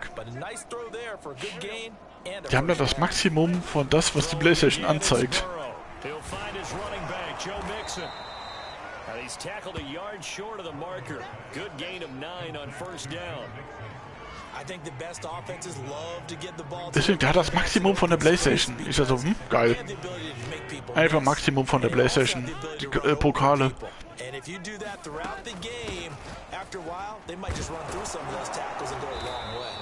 Manchen Leuten bin ich auch wieder entfolgt. Ich habe dann gerade geguckt. Ah, okay, Entfolgung, ja, kann ich machen. Hab keinen Bezug mehr zu der Person. Und so habe ich das hier auch bei den ganzen Streamer gemacht. Hat dann mindestens... Wie viele Leuten bin ich entfolgt? 50? 50 Leute entfolgt? Mindestens 50. Na, ich habe da auch ein bisschen aussortiert. Ich musste dann überlegen, warte mal, wieso habe ich den gefolgt? Dann bin ich am gucken, woher, warum? Und dann schaue ich die Wots an und dann ich ja, ach so, deswegen. Ach so, deswegen, okay. Von einem Raid direkt als Follow. Habe ich früher auch gemacht, dass ich, wow. Dass ich dann jeden, wo ich geradet worden bin, dass ich die Person gefolgt bin. Das ist der größte Fehler, was du machen kannst. Bei DJ ist es was anderes. Das heißt, wenn du ja Musikstreamer bist und raidest zu einem Musikstreamer. Manche machen das, die folgen dir dann und manche folgen dir nicht. Das hatte ich bei mir auch gehabt. Da hatte jemand mir einen Shoutout gemacht. Die Person hat was, das war Vanessa gewesen. Die hat einen Shoutout gemacht, 3 oder 4 Mal für mich, weil ich mich mit den Shadow gut vertrage. Sehr gut, also mit seinen... Das soll jeder für sich entscheiden, genau. Und ich habe mich ja... Da hat er Shoutout gemacht. Einer ist mir gefolgt. Einer. Der ist mir dann entfolgt wieder. Weil er gesehen hat, dass ich ein Gamer bin. Entweder hat ihn gesehen, die Kamera sieht kacke aus oder die Musik, die Qualität, irgendetwas. Ja, und wenn man dann Shoutout kriegt, und es gibt nur eine Person, die da gefolgt ist, eine Person, da denke ich innerlich, da braucht man keinen Shoutout zu machen für mich. Dann sage ich, nein. Ist lieb gemeint, ist nett gemeint. Wenn ich mal schon gucke, wie auf Twitter, wie da die Statistik ist, ja, sie haben eine Partnerperson. Ich dachte so, was? Also ich habe nur einen Partner, der mir auch folgt. So. Und da denkt man als kleiner Streamer, denkt man so, wow, mir folgt ein Partner. Ein Partner-Streamer folgt mir. Und das war für mich so eine innerliche Ehre in meinem Kopf.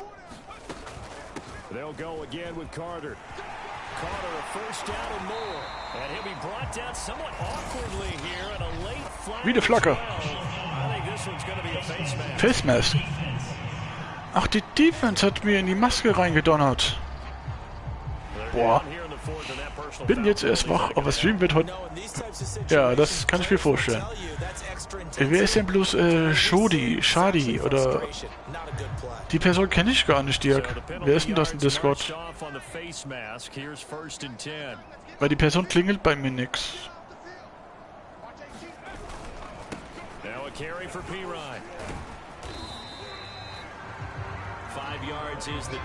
Also er hat auch, ist auch gar keiner anderen Community drin, deswegen habe ich mich gewundert. Ich dachte, Aber so von der Aussage her könnte es Argo sein, aber... Könnte, aber ich sag lieber nichts, ich weiß es nicht. Ich kann Argo nicht einschätzen, also... A good strong run there by Michael Carter, reminiscent of his days at North Carolina. A 1,000-yard rusher each of his last 2 years in Chapel Hill. Was, wir sind schon im 4. Quarter? Wow. Keine Ahnung, er kam einfach auf Discord an einem Tag. Wieso? Ja, der Satz, was er geschrieben hat, deswegen. Aber er hat ja XD gemacht, deswegen. Das hat mich ein bisschen verwirrt.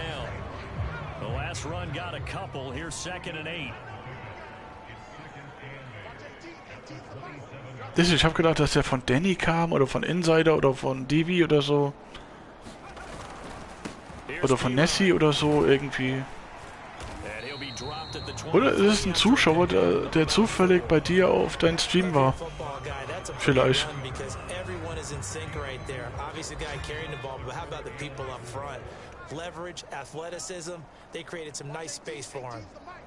Ich denke mal, ich konzentriere mich zu viel.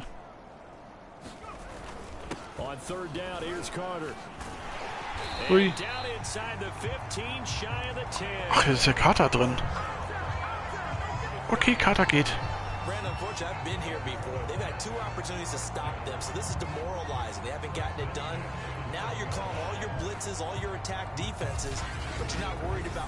Also nach einer Stunde 34. Oh, das geht. Ach so, ich sehe es gerade. Ist aber definitiv nicht Argo. Gut. Ja, deswegen, ich habe gedacht, dass der aus irgendeinem Stream von anderen Streamer reingekommen ist von dir. Deswegen habe ich gedacht, ich also, Injury, na toll, jetzt habe ich schon 5 Leute, die Injury sind. Na toll. Ja, ich denke mal, Argo würde auch anders verschreiben. Fußverletzung. Oh. Oh. Oh, oh, oh, oh, oh. Das wird... Oje. Oje. 56:13. Ist mir gar nicht aufgefallen. Here's a give to Carter. And nothing doing. He's immediately taken down at the line of scrimmage.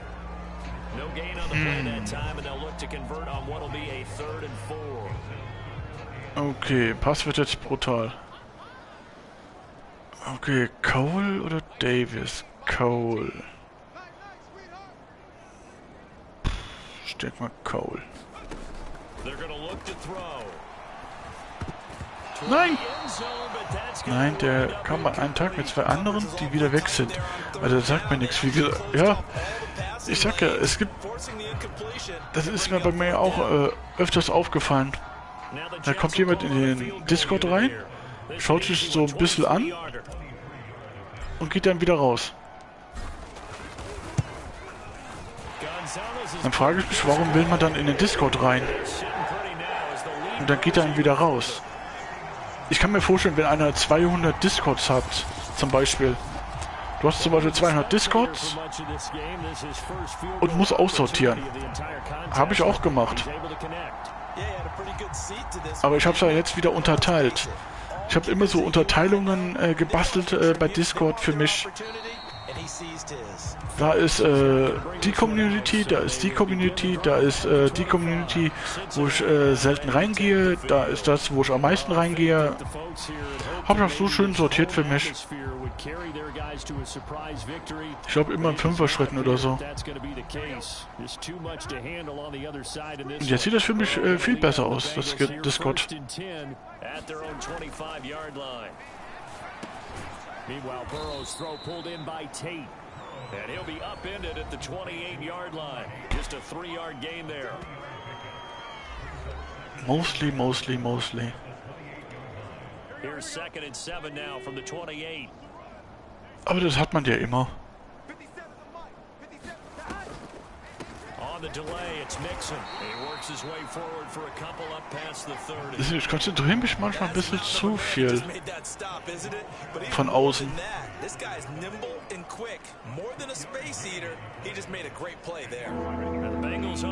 Und Undertaker ist wieder da.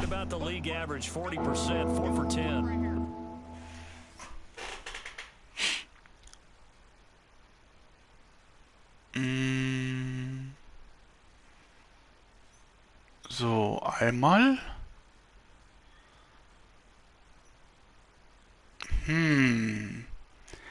Ja, Dirk, da musst du jetzt entscheiden.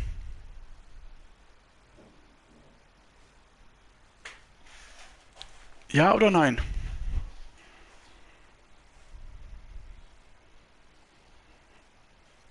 Das erste Jahr, das habe ich jetzt mal Push gemacht.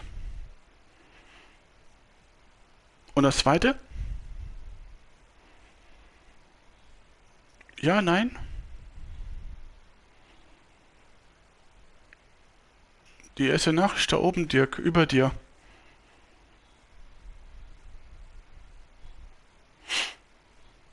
Also mache ich kurz einen Prozess. Geht schnell.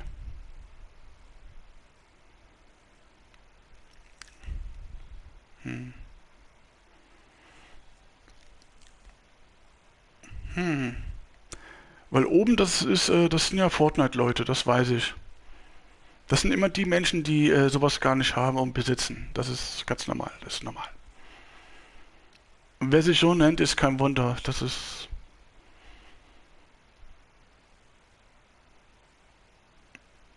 Weil John Maddens Sohn? Weiß ich nicht. Bin ich der Sohn von John Madden? Weil er geschrieben hat, John Maddens Sohn. Nein, ja, die Entscheidung mancher. Es ist schön und gut, wenn einer reinkommt und sagt, bist du John Maddens Sohn? Ich, ja, wenn ich das wäre, warum bin ich dann Streamer? Wäre ich dann hier? Nein. Nee, über den Dirk, um 14:38 Uhr. Habe ich aber gesperrt, die Person. Zweite Person muss ich überlegen. Weil das ist ja kein Madden, oder? Das ist... Da habe ich noch nichts gemacht, Dirk. Deswegen bin ich am Überlegen. Weil oben das war eine Beleidigung.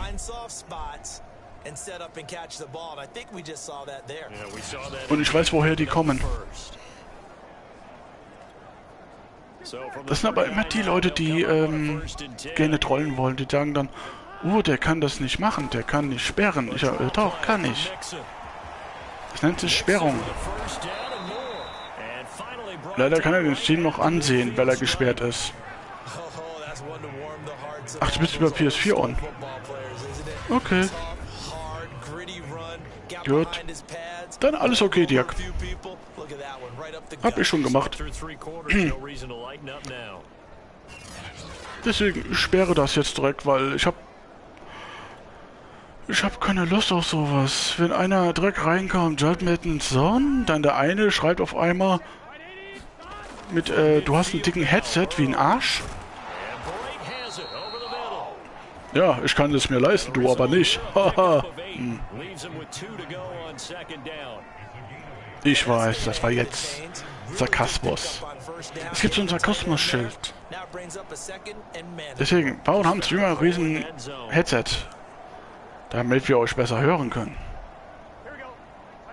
Plus damit wir das Spiel besser hören können. Deswegen kann man die Leute so geil sperren. Das ist, von Switch war so geil. Die erste Nachricht, die erste Chat-Nachricht. Da kannst du direkt rausfiltern, ob das eine böse Person ist, ob das ein Troll ist. Deswegen sperre ich das direkt. Den Leuten sollte man... das ist ja schädlich für uns alle.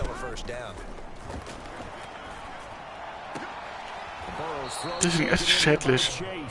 Deswegen... Ist einfach traurig. Die Welt ist traurig. Stimmt, Nachricht konntest du ja nicht sehen. Ja, weil du über die PlayStation bist. Ja, okay.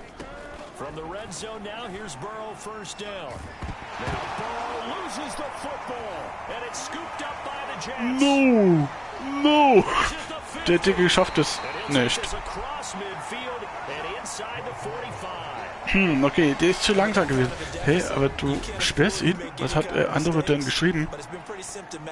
Der andere? Der andere hat geschrieben, das habe ich, der hat geschrieben, Big Headphone Ass. So. Und wenn man sowas schreibt, du schreibst Arsch, Headphone, dicker Headset. Das ist eine Beleidigung. Der kann froh sein, dass ich Twitch nicht richtig eingestellt habe. Das war bestimmt ein 13-, 14-jähriger Junge, der nicht schreiben kann. Die lernen es nicht. Ja, dann ganz klar, Troll. Ja, meine ich ja. Und direkt danach ist auch ein Troll. Ist ja logisch, dass ich das dann wegdonnere, oder? Weil das ist kein Zufall. Weil so schnell schreiben nicht zwei Leute hintereinander. Das geht einfach nicht. Das geht nicht. Und es ist kein Raid reingekommen, kein Host, gar nichts, also...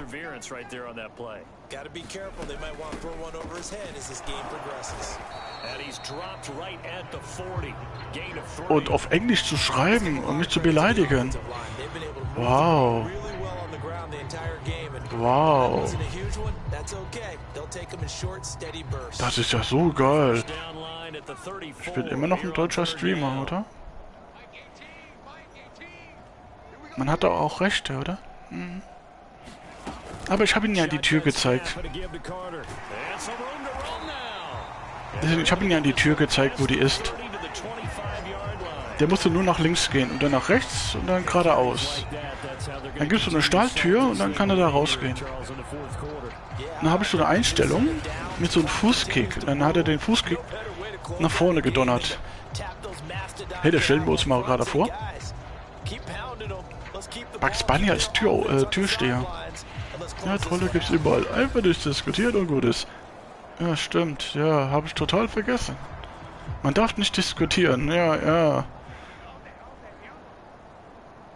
Weil die geilen sich ja auf. Stimmt, ja, da war ja was. Aber ich weiß ja, woher die Leute kommen. Das ist es ja. Ich weiß ja, woher die Leute kommen. Auch wenn viele sagen, wie, woher willst du wissen, woher die kommen? Ich weiß es. Ich habe schon so viel Erfahrung, wo solche Menschen kommen. Mhm. Aber das ist ganz normal. Das spielst du ganz normales Football. Ganz normales Football.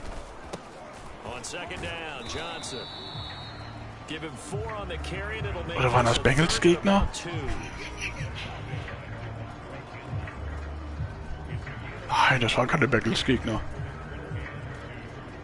Da habe ich mich ganz in Ordnung oben mit Micha unterhalten über verschiedene Sachen. Ja, manchen Leuten hat es bestimmt nicht gefallen. As he was met and dropped behind the line there. He lost 2 and it brings up 4th. Have to give credit for a nice play there, but also have to look at it as a blown assignment. Ich sag mal so, Dirk, ja, je mehr man sich aufregt, umso mehr machst du den Stream kaputt. Wie soll ich den Stream denn kaputt machen? Dirk, wie viel Mal habe ich den Stream kaputt gemacht? Mit unnötigen Diskussionen. Ja, okay, wir spielen gerade Football. Und ja, was soll ich denn da diskutieren? Die meisten Leute wissen doch, dass ich jeden Sonntag Football spiele. Um zu entspannen. Und dass ich da, ja, okay, ich hätte einfach nicht drauf reagieren müssen. Einfach nur, plupp, plupp und dann fertig. Ja, ja. Ich vergesse das dann immer.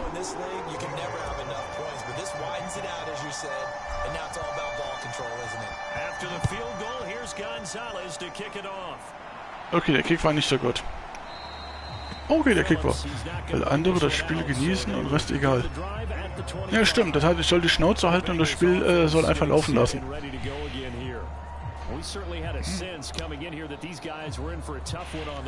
Wenn andere Leute das Spiel genießen wollen, ist okay. Ich hätte ja auch einfach den Mund halten können, oder?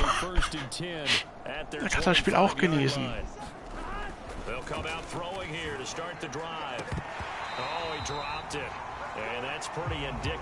Aber ich bin nicht der Typ, ich bin... Incompletion is not a surprise with the way that this one has gone, and the frustration, the body language is evident everywhere. This team, they've really been put through the ringer in this one.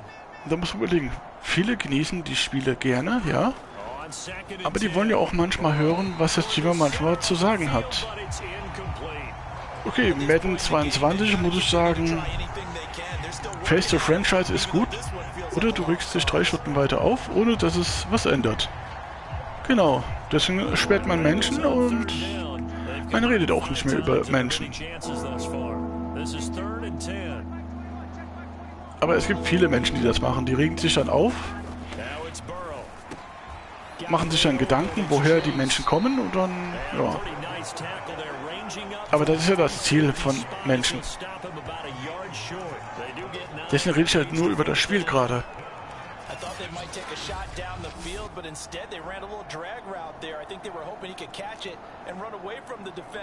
Deswegen, ich kann auf den Chat achten und spielen.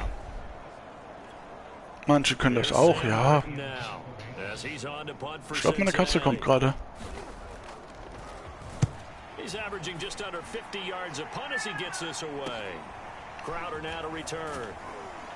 Okay, wieso habe ich für Catch machen können?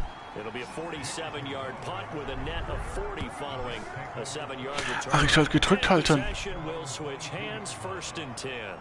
Le'Veon Bell and the Jets ready to begin their next drive. I guess it kind of goes without saying. Flecko schon wieder. He's had a great game. As we like to say, die aufmacht, die Linie. I'm sure he's got a nice place to live. He might want to make an offer on the end zone. Rosinenbrötchen, okay. Ja, Rosinenbrötchen. He knows how to get there.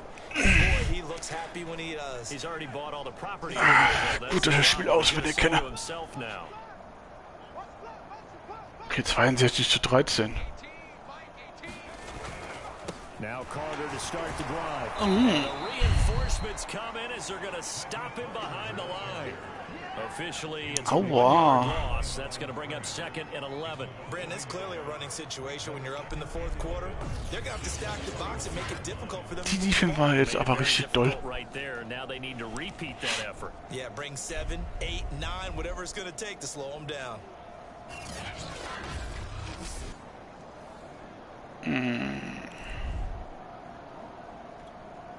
After the loss to start out, here's second and 11. Ja, das sind ja soziale Sachen. Ich konzentriere mich manchmal ein bisschen zu viel von außen. Out. Okay, 18 Rushs.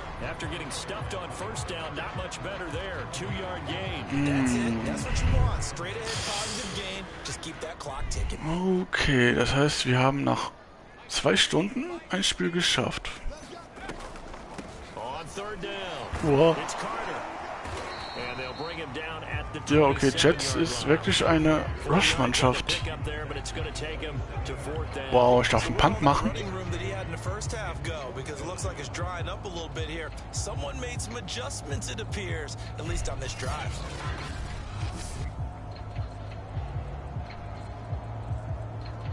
Okay. Ich darf einen Punt machen. Wow. Der allererste Punt nach 4 Quarters.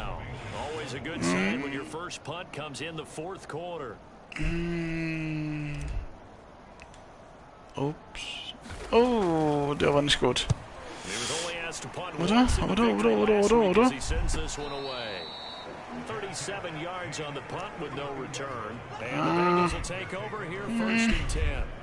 Cincinnati set to take over once again. Even though they were able to force ja, der Wind war nicht so stark gewesen.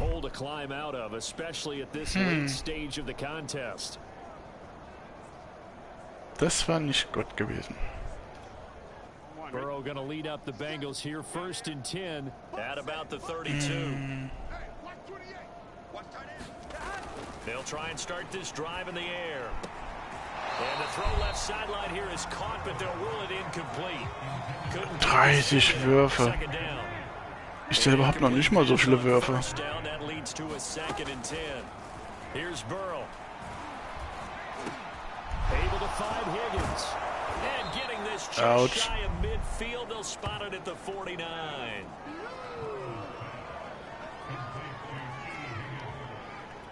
Das geht doch nicht. Ich hab nicht so viele Würfe. 62:13.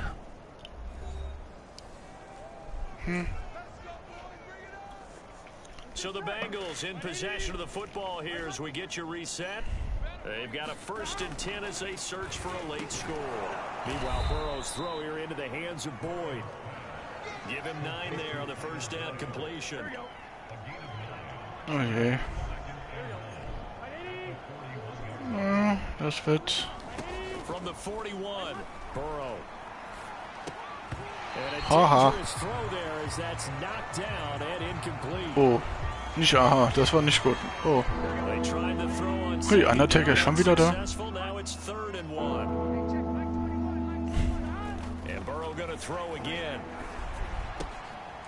Underneath, he's got Bray. He gets us down inside the 35 before going out of bounds. Oh, yeah. Kick out of that one, partner. You and I talk often about trying to hide receivers in certain situations, but a guy of his size can't really hide. Nicht gut. Definitely an effective way Das war nicht so gut. For an easy completion and a first down. Throwing now, Burrow on first down. This pass complete to Higgins. No Huddle machen die jetzt. Now they got to get to the line quickly. From the 16, Burrow. And he drops it incomplete. And their struggles continue here. Ja, die haben nur Huddle gemacht. Damit tust du die Defense kaputt machen.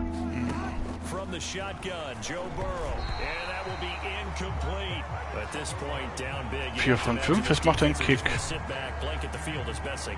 this is actually the easy part of the game for them because just as you noted, they can sit back, keep everything in front of them. Macht einen Kick. They blanketed the field the entire game using a variety.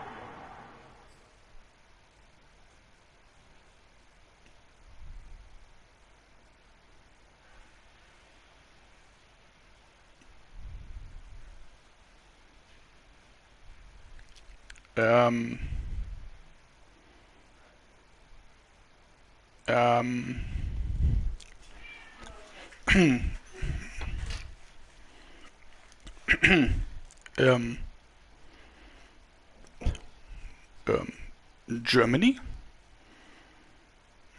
No speak English? It's... Ich könnte das jetzt lesen, Dirk, aber wie soll ich da auf sowas reagieren?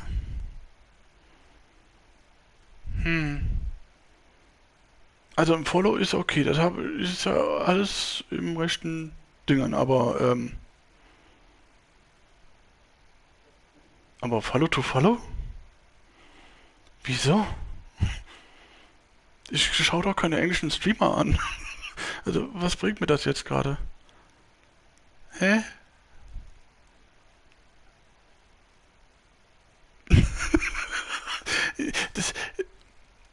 Weißt du, wie schwer das manchmal den Leuten zu erklären ist?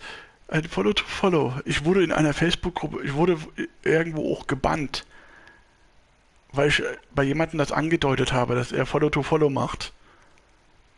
Und dann hat der Admin, also ein Admin-Typ hat dann mich angeschrieben, hat dann gesagt, ja, das war kein Follow to Follow. Er hat nach Follower gebettelt, dass er noch 8 Follows braucht. Und wenn jemand sagt, ich brauche noch so viele Followers, dann ist das kein Follow to Follow? Der Typ hat gemeint, es wäre so, aber... Wieso YouTube? Wir sind auf Twitch.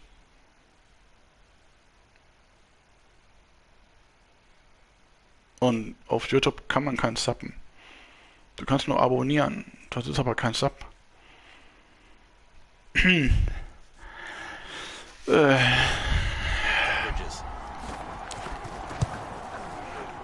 Gostkowski's kick is good, and they'll get back 3, but this remains a large deficit.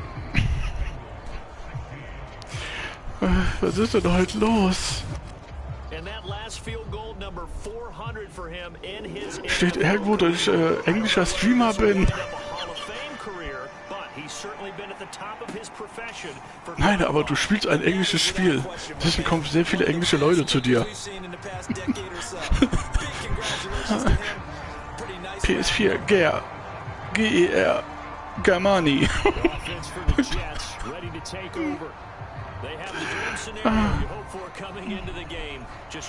Also, was ist denn heute los heute?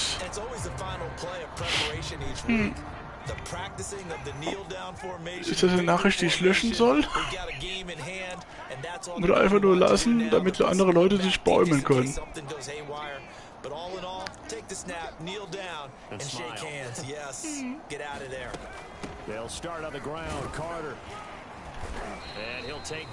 Sehe ich aus wie ein englischer Streamer? Ja, du spielst ein englisches Spiel, also bist ein englischer Streamer. Hey, unten steht Englisch. Nein, steht eigentlich Deutsch, aber wie kommen Englische auf mich? Ja, die schauen einfach nur das Spiel an. Hey, du bist auf Twitter. Auf Twitter, ja. Ich bin auf Instagram. Ich weiß. Aber da steht nirgendwo, dass ich irgendwo englischer Streamer bin. Ja.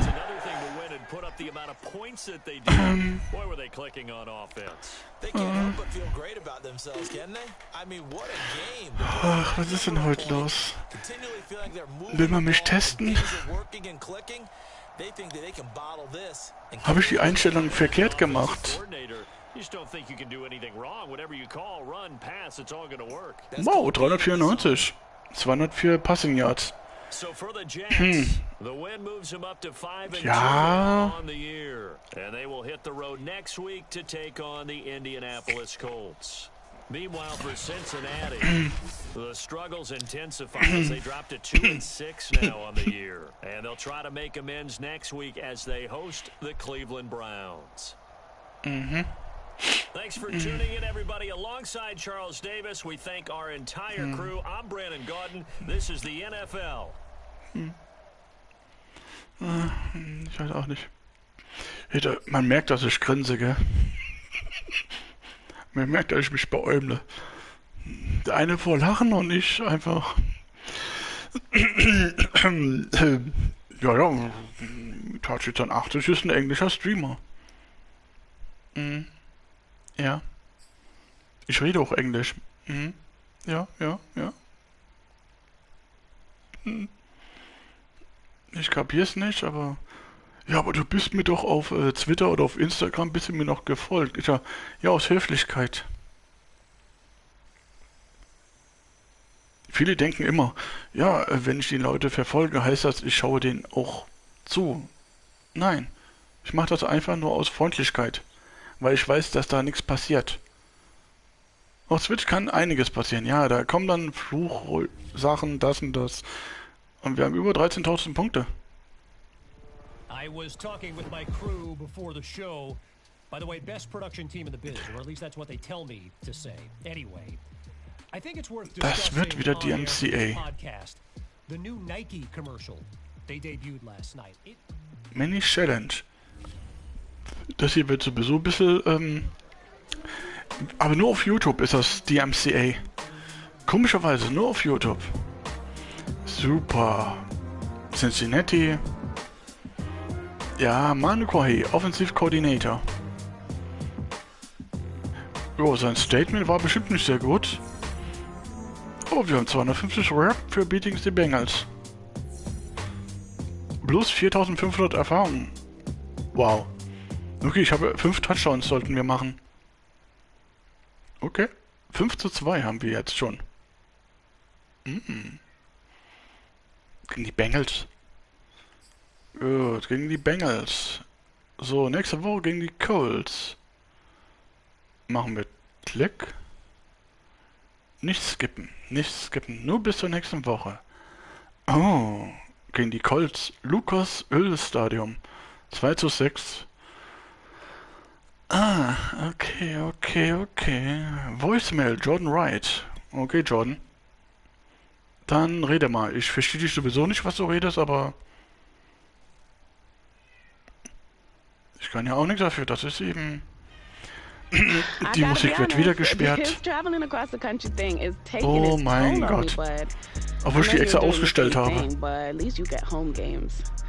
Blumentrikot. Airport? So? Okay. Back in town. See you? Okay, wir sehen uns, was? Wieso wollen wir uns denn jetzt schon wieder sehen? Ja, deswegen, ich weiß nicht, was irgendwie in dieser Woche los ist. Ja, so, Short Week, Toaster Game, Provide, Bolster YouTube Legacy.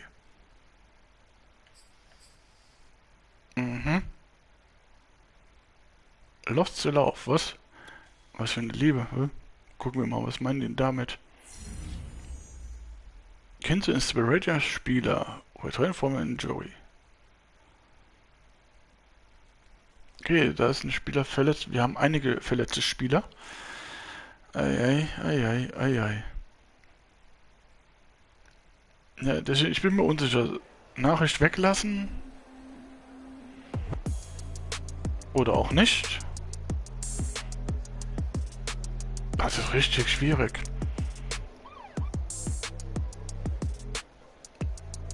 Aber steht das nicht bei mir irgendwo? Follow to Follow ist unnötig, sinnlos? Ah ne, auf Twitter, Instagram habe ich es gar nicht reingeschrieben. Stimmt ja. Das habe ich früher mal reingeschrieben, aber das bringt ja auch nichts. Die Leute kommen. Er wollte halt, dass du seinen YouTube-Kanal abonnierst. Ist Fremdwerbung. Er wollte. Und jetzt, weil er mich jetzt auf Twitch gefolgt ist, soll ich ihn zurückverfolgen. Aber ich kapiere doch gar nichts, deswegen. Ist eine Eigenwerbung, gell? Aber viele Leute lernen das nicht. Die lernen das einfach nicht. Das war schon immer so. Oh yeah, die Musik ist... Aber nur auf YouTube ist das gelähmt. Wir wissen alle, dass das eigentlich... Aber es ist... In dem Sinne, es ist geklämt, ja. Aber es passiert nichts. Also mir passiert nichts. Du kriegst keine Verwarnung auf YouTube. Das ist das Gute. Du kriegst keine Verwarnung, wenn sowas passiert im Spiel. Da finde ich den Filter von Twitch besser. Die sagen wenigstens, das gehört zum Spiel, ist alles in Ordnung. Also das Radio, wie bei GTA. Oder bei Cyberpunk. Glaube ich, da gab es auch noch solche Sachen. Hey boys, coming out of yesterday's practice, we all know Was? it wasn't good enough. Kein Untertitel. Today's practice, it's gotta be great. Game day's coming fast. Let's go out here and let's be great, okay? Okay, ja. Run the spacing concept and complete the pass. Was, wie, wo? Komplettiere den Pass. Ja, und...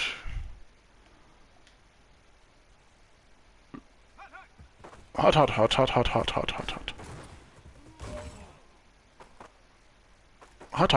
Okay, wir haben einen Hart. So, zu wen soll ich denn jetzt? Ist egal.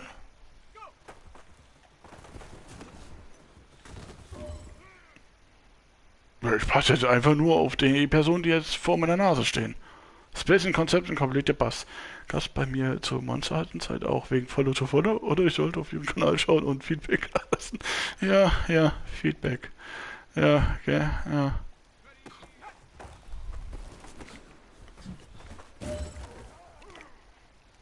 Drei auf 5. Ready up.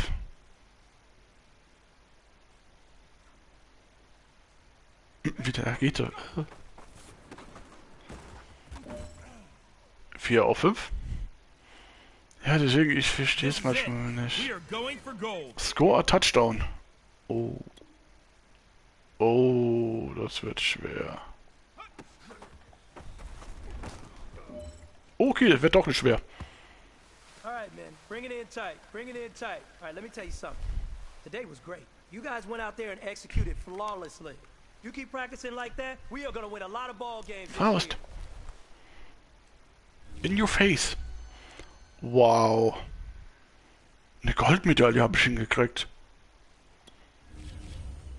Wow. Ja. Das war eine Glückssache. Goldmedaille. 250 Rap. 14.000. Ja, hier die Zahl ist brutal. Also nicht das rote, sondern das blaue. Dieser 14.000.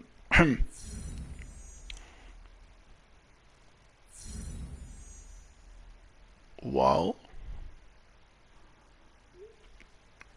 Hi Brandon. Hi. Was? Ah ne, du heißt Brandon, also. Aha. How can I help?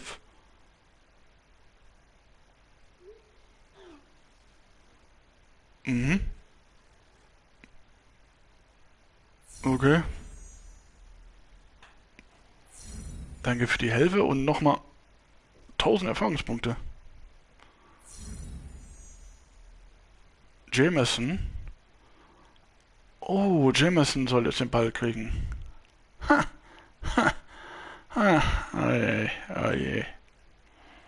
Oh je, oh, das wird übel. Seit-Aktivität.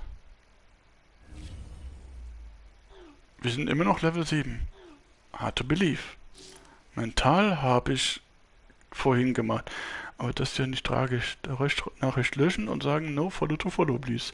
Wer das nicht versteht, kann man timeouten und danach bannen. Aber das soll der Streamer erst entscheiden. Ja.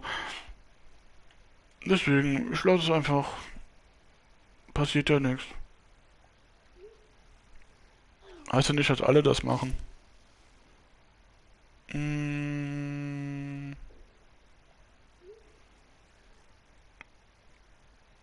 Oh. Filmstudio. Filmstudio. Klingt interessant. Oder auch nicht. Oh mein Gott. Wie die da sitzen. Das ist die neueste Maßnahme. Okay. Ja. Wir haben alle auf Pause gemacht. Auf dem Desktop ist ein riesen Football.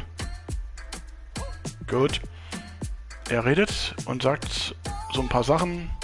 Und er hat auch einen Football auf dem Desktop. Cool.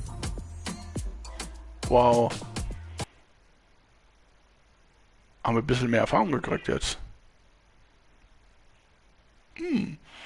Tuesday Night Game provided an opener to bolster the legacy. Was, wie, wo?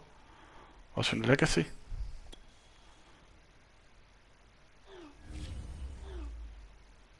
Okay, Legacy, was, wie, wo?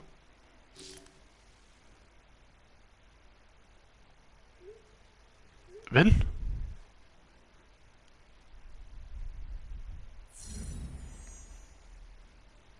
Bin an Tuesday Night. Ach, wir sollen gewinnen. Ey. Ey. Yo, I don't know how Jerry Rice did this for like 20 years. Der Name sagt mir doch was. And these short weeks killing me. Wow. Hey, das ist auch Landry. Oder? Das könnte Landry sein. Wenn ich mich recht erinnere. Die Musik wird immer noch DMCA. Ja, real gut. Guck dir mal diese Hose an. Warum so ein Jogginganzug? Warum kann man keinen aussuchen? Mann, so ein Rot oder so. Wäre cool. Aber doch nicht dunkel. Aber na, du kannst dir den Anzug leider nicht aussuchen hier. Walk to walk? Was? Wie? Wo? Nein. Walk to walk? Ready to ready? Was? Wie? Wo? Gegen die Colts? Das schaffst du bestimmt. Ja. 60 Minuten. Warum 20 Minuten? Das ist doch voll bescheuert. Das ist auch bescheuert, das ist auch bescheuert, also das... Eine Stunde. Also 2 Stunden. So, Default Buckner. Quentin Lesen. RTL, GOG. Defense hat die brutal. Crowder. Uiuiui. Primetime. Enhanced. Ich gucke gerade mal. NFL Live Playbook. Das ist besser. Weil das ja von der NFL ist. Von der NFL Live Book finde ich persönlich besser, weil das ja um die Jets geht. Da ist, die konzentrieren sich dann allgemein. Ach du Kacke. Ai. 83 Tackle. Okay. 200. Wow. Prime time. Lucas Oil Stadium in Indianapolis. It's a special prime time edition of the NFL on EA Sports.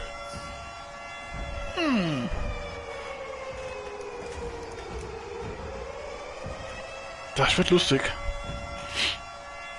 Gegen die Colts. Also Grafik ist das eine Weiterentwicklung. Okay, ich hatte Madden 20 und ganz früher Madden 14 oder so. EA Sports coverage of the National Football League is on the air.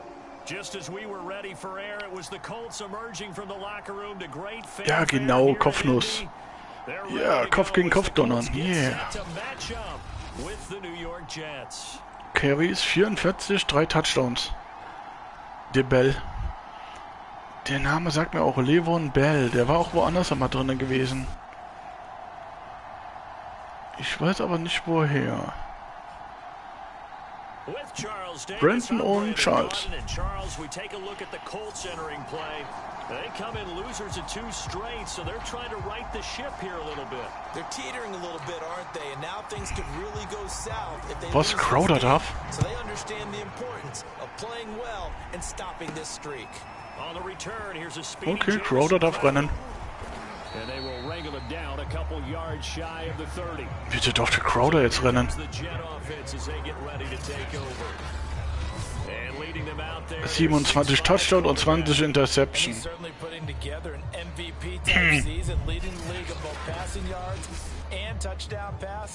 There have not been too many defenses have been able to stop him or even slow him down. So he's got his sights set on another big game right here. Oh ja. Und das hier zählt als Passing Touchdown, also als Passing Dingern. Ja, wir machen immer so. Man sieht da hinten im Uhrzeit nicht, da unten sieht man auch nicht, also rechts oben muss ich gucken. Gut, 19, 17, 16. Ouch. The numbers for Bell on the ground in the game last week. Oh. Just downright unbelievable. I mean, when you amass that many yards, I don't know what else to say. Personally, I thought it was a game for the ages for him. Ripped off some long runs in that contest, didn't he? He did indeed. Some very long runs, and that total, scary. Got it here at the 29 on 2nd and 8. Ja, die sagen ja, Crowder soll ich da machen. On the counter, here's Bell. And he is met in his tracks behind the line of scrimmage. A yard in the wrong direction makes third down tougher. 3rd down and 9. 3 von 9. Oh. Es könnte ein Punt passieren oder ein Touchdown. Okay, kein Punt. Das wird... Das wird übel. Das wird übel.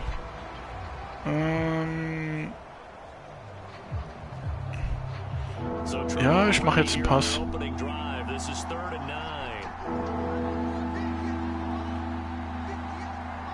Das wird vielleicht übel.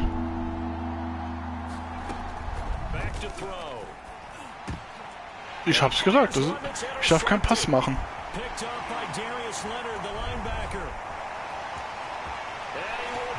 Ich darf keinen Pass machen.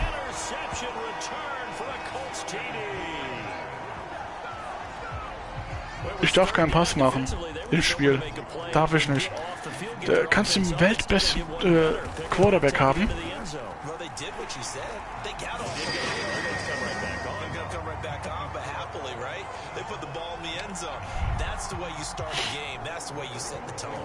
Okay, das heißt, wir machen...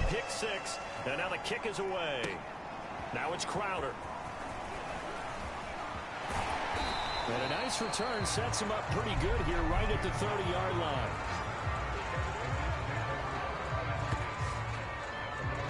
Ich mache keine Pässe jetzt. 0 von 1. Ein Interception direkt. Oh, ich fühle mich wie Roger. And in my experience, a lot of quarterbacks, after throwing a pick six, the first thing they want to do is fire another one and get those points back immediately. But what really helps you get back in sync is a good, long, methodical drive, mixing the run and the pass, tamp things down a little bit. Landry out for Saison. Und Carl Lawson. Oh. Mein Teela ist verletzt für die ganze Saison.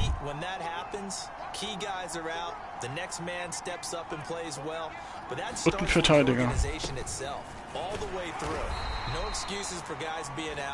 Finding guys who are capable backups who can step up and play when they need them, and we've seen the results of that. This team knows how to work through things. For the Colts, an extra defensive Okay, einer Taker.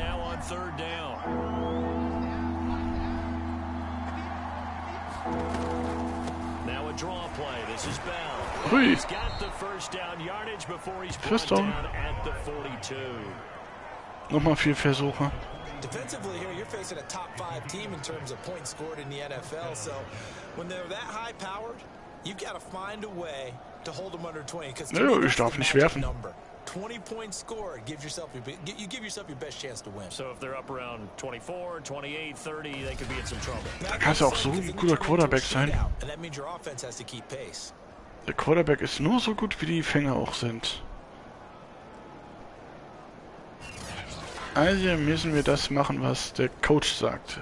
Wenn der Coach sagt, das Grüne da unten, also machen wir es auch. Und nicht das machen, was wir wollen.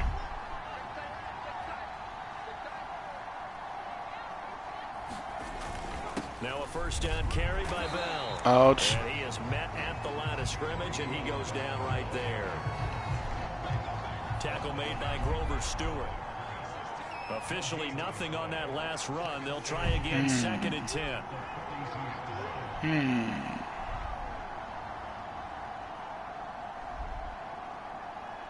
12, 11. The give is to Bell. Ui, ui, ui, ui, ui, ui, ui, ui. About 4 up to the 46-yard line. 3 von 4.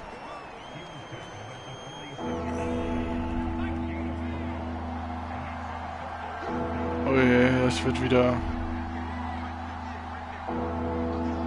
Hey. Ja. 4 von 7. Punt. Wir machen keinen Wurf. Nein. Kein Wurf.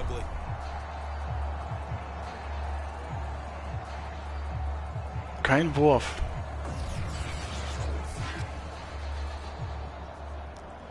Ihr macht keinen Wurf. Hört auf.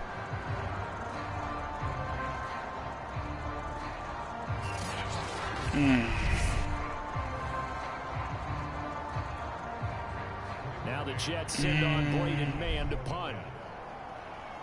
So, ist da ein bisschen nach links.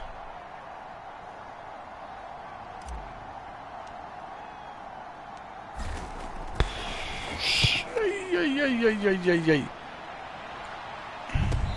Catch called for and made at the 12-yard line. Okay, der war gut.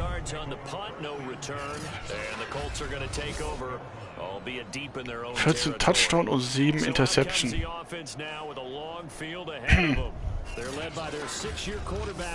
Carlson Wentz. Aha. There's a lot of good to watch in the game last week, wasn't there? I mean, he did throw 2 touchdown passes. That was impressive.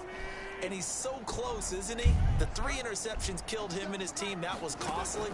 But if he just cleans that up a little bit, there's a reason for optimism with this team and this passer. And that one's going to be off target and incomplete. I think he's got to be careful not to force anything into coverage right there. There weren't really any throwing lanes. But the best part for him, he's got 2nd and 3rd down to fall back. Danke für den Raid.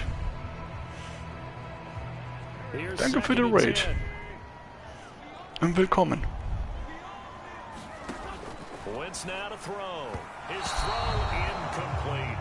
Ja, mein Stream-Element ist richtig lustig, oder? Außer mein anderer Bot, der ist nicht so lustig.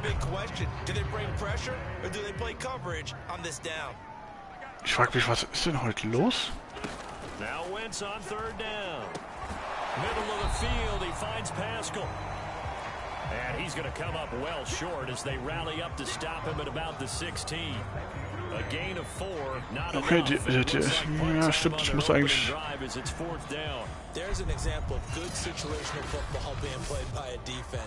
Der Name klingt interessant.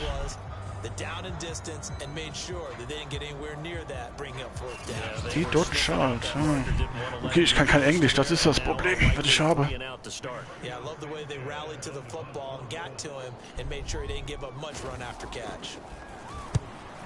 Ich glaube, das wird mit Colts wird's jetzt ein bisschen schlimmer. Ja, Ninja-Bot, ganz ruhig.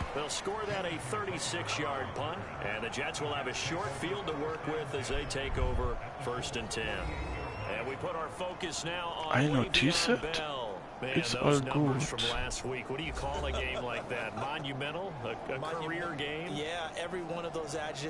Aha, okay. Mein Englisch ist terrible. German Streamer. Deswegen mein Englisch ist richtig schlimm.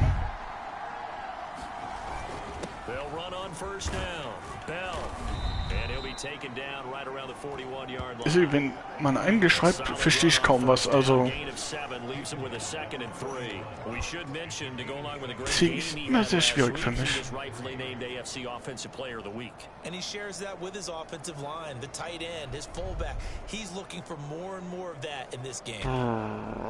Okay, okay, wir müssen unten das machen. Gegen die Colts ist doch nicht so gut. Ich hab's bemerkt, ist alles in Ordnung. Übersetzt. Ah, okay.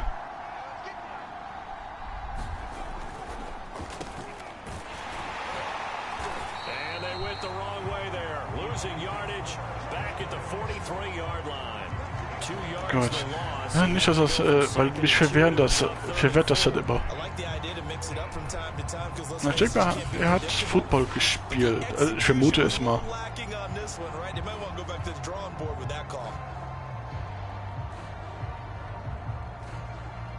Oh mein Gott, das sieht nicht gut aus. Ich hätte vorhin nicht werfen müssen.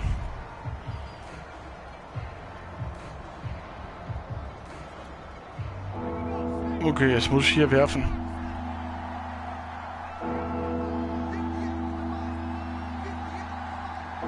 Gar nichts. Okay. Okay.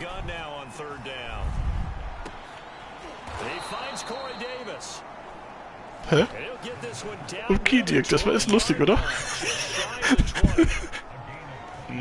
Okay. Das meinte ich ja, Dirk. Das ist das Problem, was ich habe. Wenn man einen Shoutout macht, wenn jemand einen raidet oder so, und dann guckst du auf einmal, hä? Der hat ja gar nichts gespielt. Hä? Das ist dann ein ganz gewöhnlicher Zuschauer, der einfach nur geradet hat. Damit er das in der Anzeige sieht oder so. Vielleicht. Ich weiß es nicht. Dirk, das ist es ja. Und sonst habe ich ja Power Slayer eigentlich, aber Power Slayer ist ja, glaube ich, jetzt selber noch unterwegs. Ja.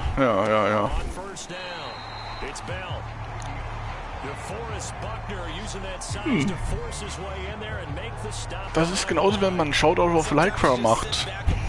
Ist genau dasselbe, oder? Deswegen könnten das ist ein Zuschauer. Ist ein Zuschauer. Weil du kannst ja als Zuschauer das ja auch machen. Du kannst ja auch einen Raid machen. In dem Sinne. Deswegen ist das dann ganz lustig. Das ist einfach nur lustig dann. Der Streamer freut sich. Der sagt da so, hä? Was? Wie? Der Raid geht nur, wenn man streamt. Nein. Nein, Dirk.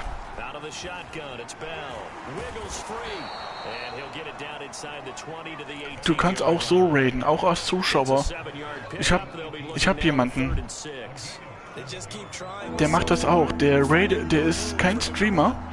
Hat noch nie gestreamt. Du kannst auch raiden, auch wenn du nicht streamst. Das ist es ja. Du kannst raiden, auch wenn du nicht streamst. Auch wenn du kein Streamer bist, kannst du raiden.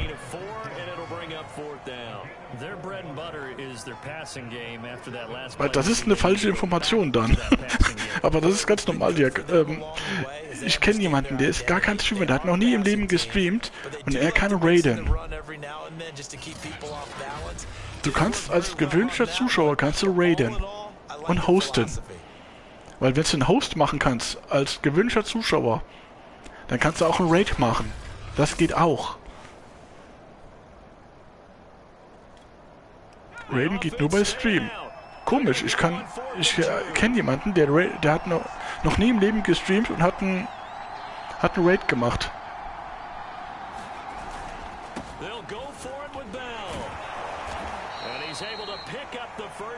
Oder hat das Twitch? Ja, dann keine Ahnung, aber geht nur beim Stream. Ja, aber du hast es doch jetzt gerade gesehen. Das ist der beste Beweis, oder? Ja, für Raid muss man live gehen. Ja, aber guck doch mal, Mischa oben. Wieso ist kein Spiel angezeigt worden? Dann erklär das mal. Wieso ist kein Spiel angezeigt worden?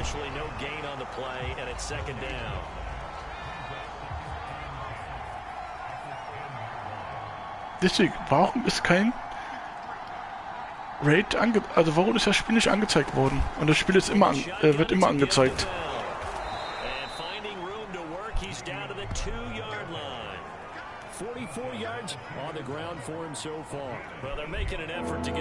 Deswegen, das muss man jetzt mal erklären. PS4-Spieler, da kann das auch passieren, dass das Spiel nicht angezeigt wird. Twitch buggt manchmal rum, beziehungsweise Kategorie. Ja, aber ich hatte schon so viele Raid-Leute, wo nie gebuggt hat.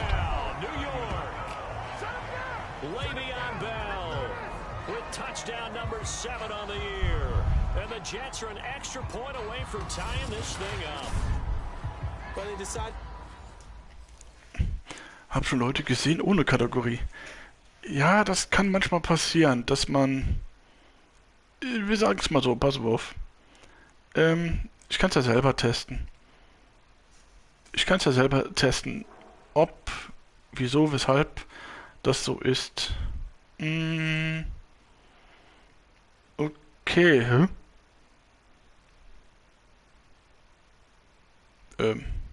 Okay, hä?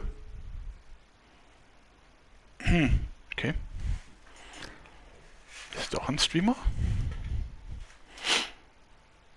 Okay. Okay, ich habe gerade geguckt. Ist aber Streamer und spielt selber Madden. Ja, okay. Dann ist mein Shoutout ein bisschen verbuggt gewesen.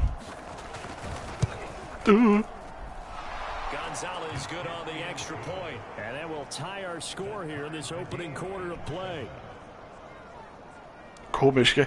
Ja, ich weiß auch nicht, warum der Shoutout das Madden dann auch nicht angezeigt hat. Weil bei vielen, wo wird das eigentlich angezeigt? Eigentlich.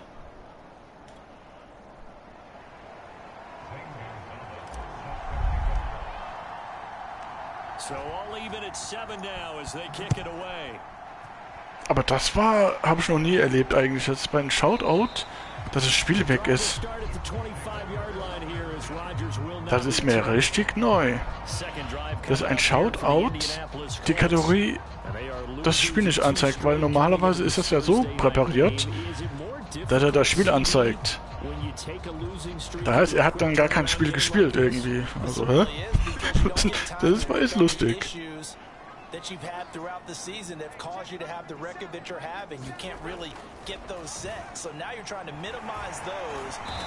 Ui. Boah, dieser Wett, der ist böse. Also das war jetzt aber lustig.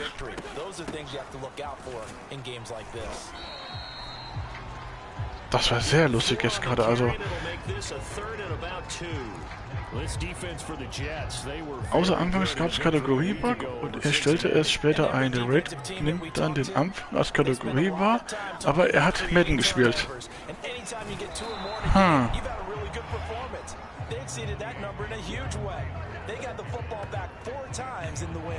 Kann das passieren?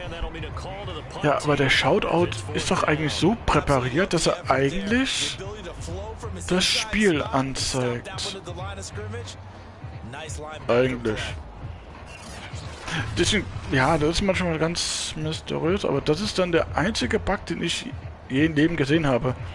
Vor 3 Stunden gestreamt steht dort. Merkwürdig, gell? Wird aber nicht angezeigt, dass er es gestreamt hat.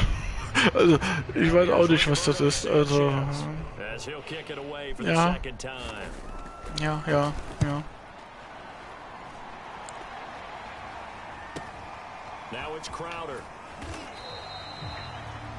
Das ist schon sehr mysteriös. Ich sag ja, heute ist irgendwie der Wurm drin.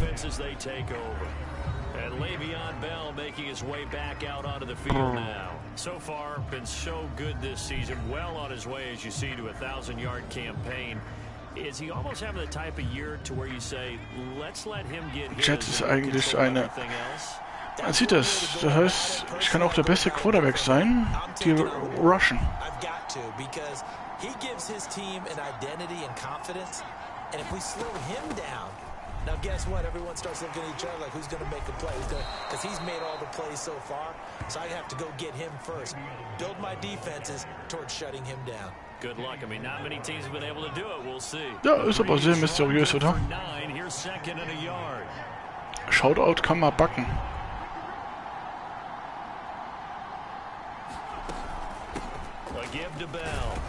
Out. 17. Well, they came into this game saying it was important that they set the tone and show that they can run the football. I believe that they've done that here in the first quarter. Ja, da ist der falsche Mischer. Das passiert mir auch öfters. Ich schreibe den Mischer auch falsch. Deswegen, das ist ein anderer Mischer.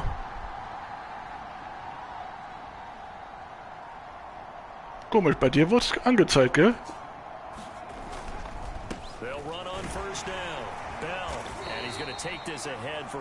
Es wurde zum Schluss so und so gespielt. Ja, und der Shoutout bei Mischa ist normal, weil der Mischa falsch geschrieben worden ist. Ich schreibe Mischa auch immer falsch. Ja.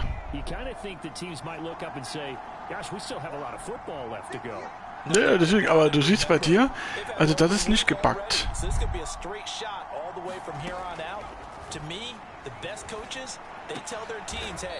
Oh. Doch. Nur Dirk hat dich falsch geschrieben. Das ist das. Der Bot macht das schon richtig. Der reagiert aber, ja, kann aber vorkommen. Dirk, ich sag doch, das kommt bei mir immer vor. Ich schreibe so viele Leute falsch, also das ist bei mir schon alltäglich. Und das ist, deswegen, der Bot ist ganz normal, Der Bot reagiert ja nur auf das, was du schreibst. Ganz einfach.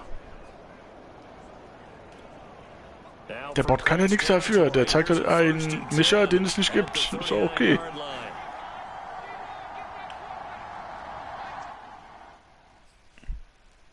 Für die Karriere, Kühli, ob es einen Online-Koop-Modus gibt, zum Beispiel für die Karriere. Da bin ich ein bisschen überfragt, weil ich ja Face-to-Franchise mache. Es müsste Koop gegen andere PvP kannst du machen, das weiß ich. Online-Koop-Modus, du meinst bestimmt PvP, denke ich mir mal. Aber Karriere, glaube ich, kannst du nur alleine machen. Ja, hier kannst du es leider nur alleine machen.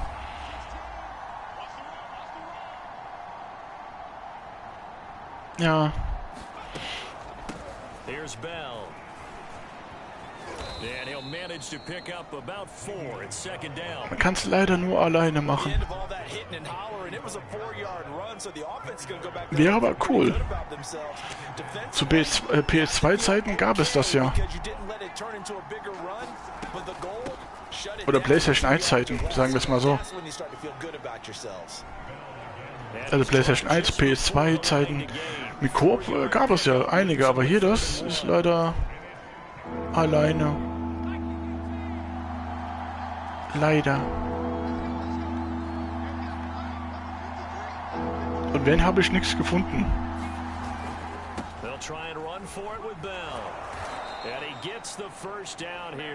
Weil ich also sowieso Face-to-Franchise mache hier. Also nicht der normale Franchise-Modus, sondern den eigenen Charakter. Aber das, was sie neu gemacht haben, dass du einen Tackler spielen kannst. Obwohl ich das mal testen wollte als Tackler.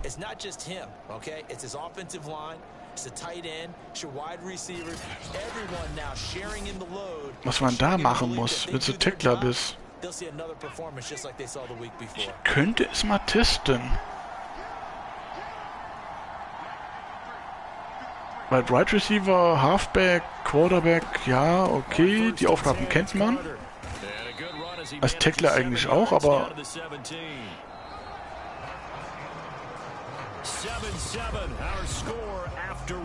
So, wie soll ich den Crowder machen, wenn die Jets nicht werfen? Außer ich mache es selber. So they'll come up after the gain of 7 on a 2nd and 3.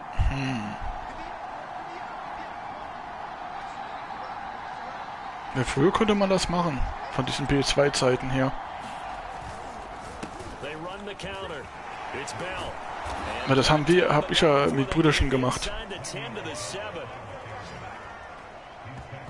Das war cool gewesen mit diesen, wo wir zusammen spielen konnten. Deine Mannschaft gegen meine Mannschaft und so. Ach, das war geil. Der Franchise. Das haben die aber leider hier nicht gemacht. Wieso auch immer. Also interessant wäre das, wenn man das machen könnte. Es geht dort im Franchise. Karträger. Ja, das geht. Oh, okay. Information. Es geht. Man kann Koop machen.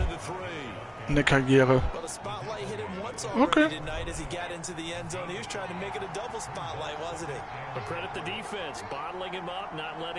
Dann haben sie ja doch übernommen.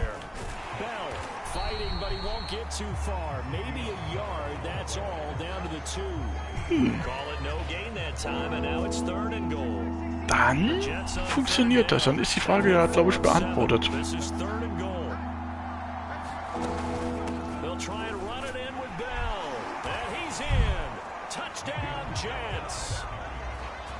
Oh.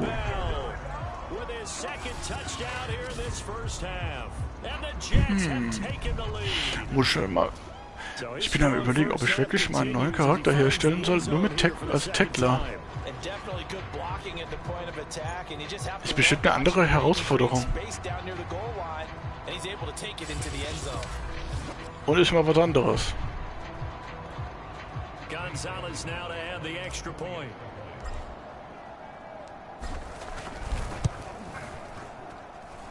He's got it. It's now a 14-7 ball game.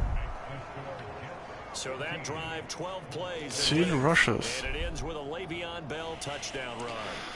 Ui, 3-5, 3-5. 4-4, 5-2. Die Raiders. Oh.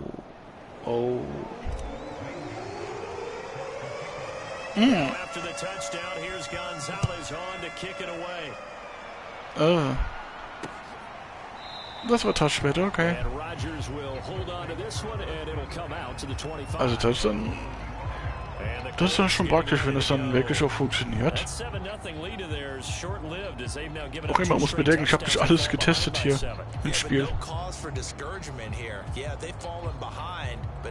Wir sind ja erst beim zweiten Spiel.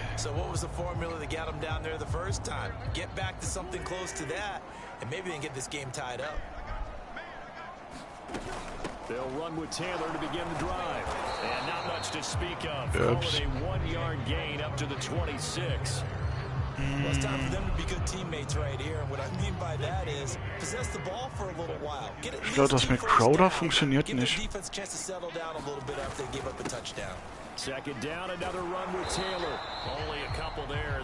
Einstellungen unter Play Season Game, da kann man das mit Controller etc. einstellen, wer wen spielen will und dass man so gesehen alle Games spielen kann, wenn man will.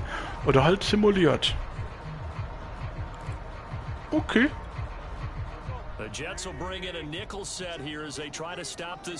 Also einen YouTube-Link gibt es dafür auch. Okay, das ist auch gut.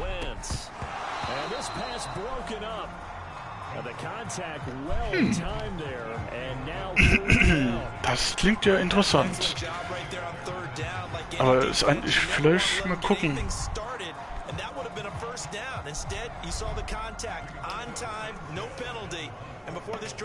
Achso, der erklärte das auf Englisch. Sanchez on to punt here as he sends this one away. Oh. 40 yards on the punt, 2 on the return. Le'Veon Bell of the Jets ready to begin their next drive. He's in his zone, second quarter already closing in. Okay, woher? Der Bell sagt mir was. Ich weiß nicht, in irgendeiner Mannschaft war der vorher gewesen. Ich weiß aber nicht in welcher.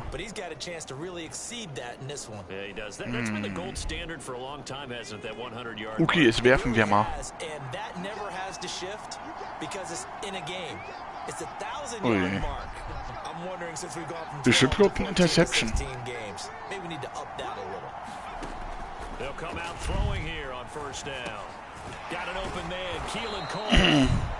Yeah, he'll work free from one tackle, but that's about all as he's taken down. 5 yards on the catch there, brings up second down. Ja, ich muss aufpassen. Ich glaube, das ist ein Passwasher.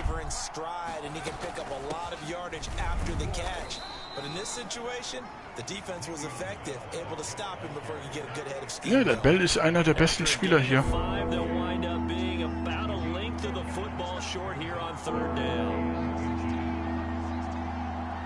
Diese Undertaker-Glocke ist geil.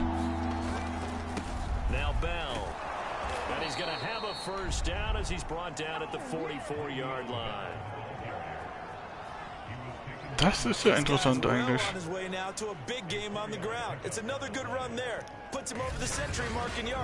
Ja, aber mal gucken, ob ich das mache. Vielleicht mal als Tackle.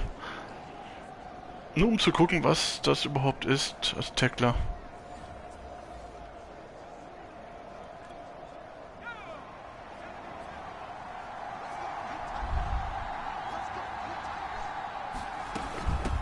First down. Bell. Uiuiuiui. Ahead for about 4. Second down coming up. Brandon, we just saw the benefits of being able to run the ball successfully. They pick up 4 yards. Und das Receiving. So now, if you're a play caller, das klappt doch nie.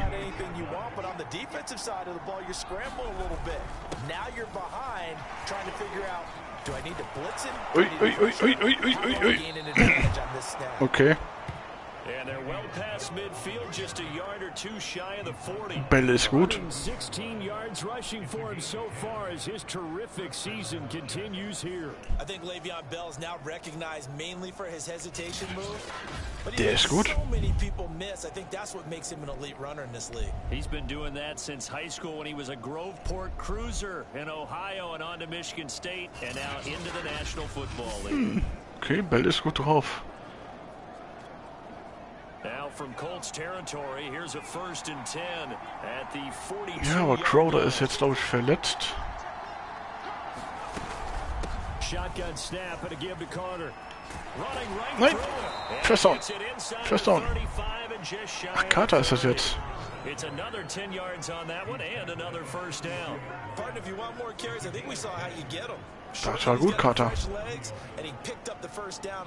Na, vielleicht mach ich Tackler. Mal gucken.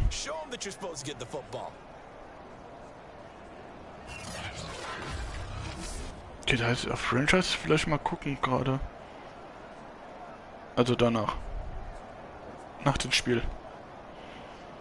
Das dauert ja immer so fast 1 bis 2 Stunden.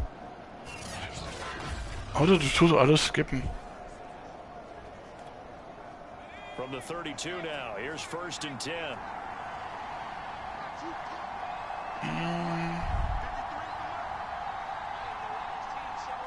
15? On 1st down, right back to Carter. Nein, nein, au, au, au, au, au. At the 28. Au. They give him 4 yards there, it'll be 2nd and 6. Ja, Crowder ist nicht dabei.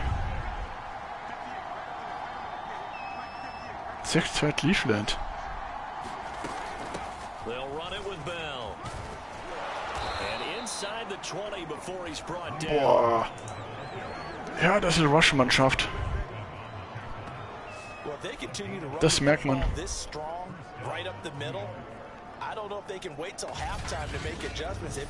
Das merkt man. Bring in extra people, maybe change what they're doing on the defensive side of the ball. But right now, they're running the ball very well, right at them and right up the middle. Now after the run by Bell, here's another 1st and 10.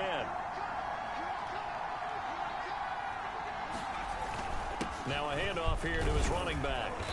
And he's able to get this inside the 10 now to the 9. 4-4, 4-3 San Francisco. Los Angeles 2-6 und Tennessee Titans. Wow. Here's a give to Carter. And he'll be brought down here at the 3-yard line. New Orleans 3-4, 3-4. Hatte zwar anfangs Online-Fehlermeldungen bei der Franchise wegen Crossplay. Also keine Ahnung, wie das jetzt in Madden 21 hatte ja sogar Crossplay und das machen Fans halt auch. Ah, okay. Das ist ja interessant dann. Oha! Wie ein Jury. On his way to a monster game, 3 first-half touchdowns, and the Jets find a way to stretch their lead. Also Cosplay und das mochten Fans halt auch. Okay, Franchise-Coop geht halt auch. Also die Voraussetzung ist aber, dass du selber das Spiel hast. Ich habe ja Glück gehabt, Madden war ja im Angebot gewesen. Für 14? 15 Euro? Oktober, Junge. Danke für dein Follow. Der Name sagt mir doch irgendetwas. Ja, ich glaube, das... Hey, natürlich muss man das haben. Ja, ich sag ja nur, für die Leute, die das nicht wissen, dass es die Voraussetzung ist, dass du das Spiel haben musst. Okay, das weiß jeder, oder? Dass wir das Spiel haben müssen.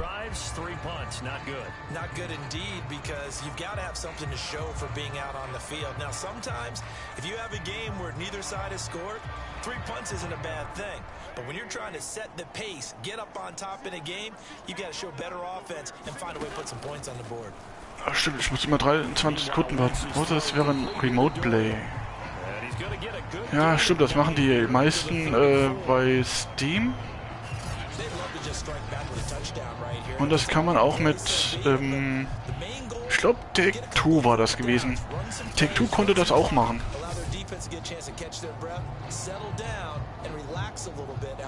Da konntest du das mit diesem Remote Play, konntest du es auch machen. Einer musste das Spiel kaufen und der andere konnte das kostenlos. Irgendwie war da was gewesen. Oh, Mosley. Habe ich doch gut gewählt. Okay, Mosley ist hier einer der außergewöhnlichen Spieler hier. Das ist eine rosa Haar, hier, Strähnchen. I want some mobility. I want some movement, putting the ball in the hands of my quarterback and giving him a run pass option. He's able to get the first before he's taken down at the 36. Aua. Well, that was big right there because they're in the bottom. Das wird hart. Aber ich muss mal nachher mal gucken. Vielleicht mache ich noch einen Tackler. Wide Receiver, Halfback,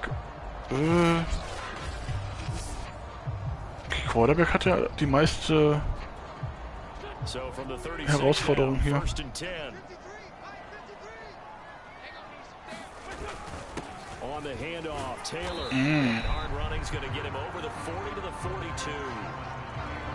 Colts sind zu hart. Der Name sagt mir gerade eben auch was. Ich habe den doch irgendwo mal gelesen.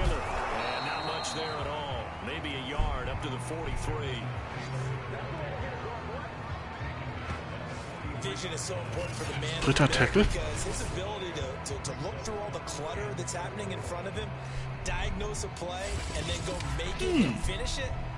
That's when the great ones know that they have the goods. Also Ninja-Bot. Die bist ja manchmal lustig drauf heute.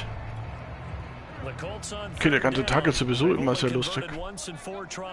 This is 3rd and 4. Now wins. Haha.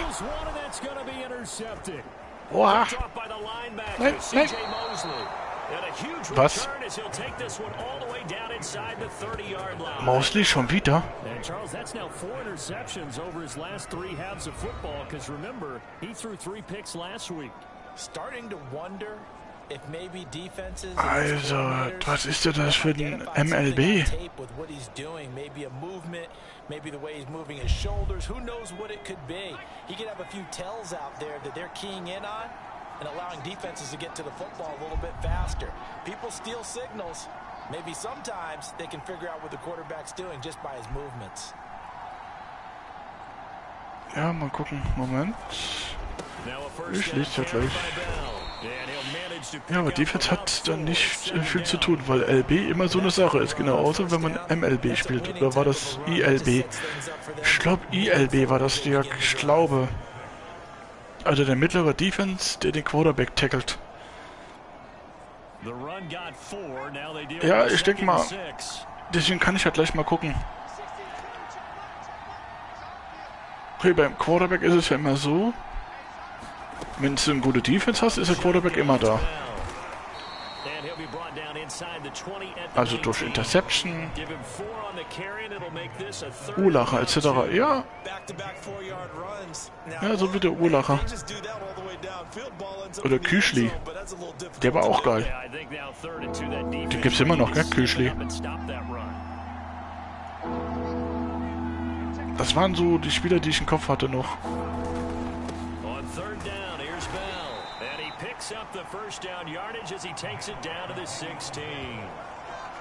Ai. So it's pretty simple, partner. You pick up a turnover, set you up in excellent field position. The last thing you want to do is go 3 and out in this spot. Aber da gab's ja noch, da gab's einige. Was bei den Patriots? Den nicht mehr.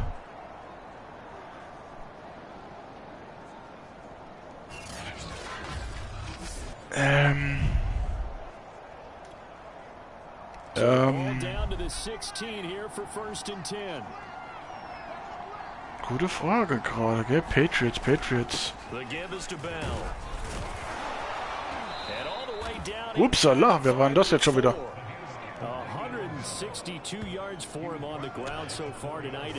Irgendjemand hat den Ball nach vorne geschubst. Bestimmte MLB, die kennt man vom Namen her.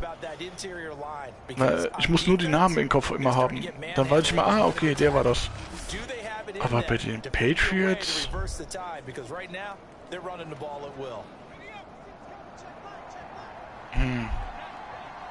Ich kannte jetzt wirklich nur Küchli. Der ist der einzige, der mir so im Kopf geblieben ist. Nein! Oh. Das war nicht gut, du.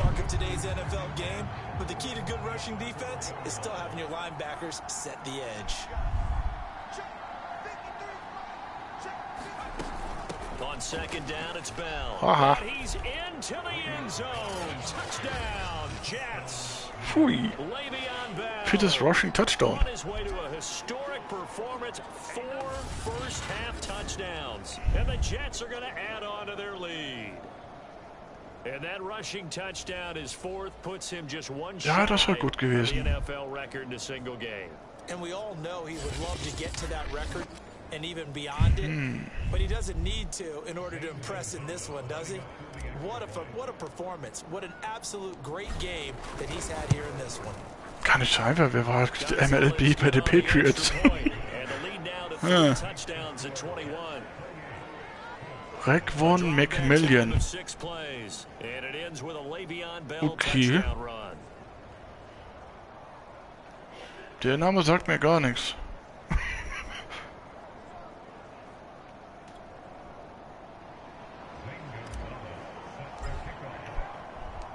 Okay, so bestimmte Leute kenne ich sowieso nicht mehr.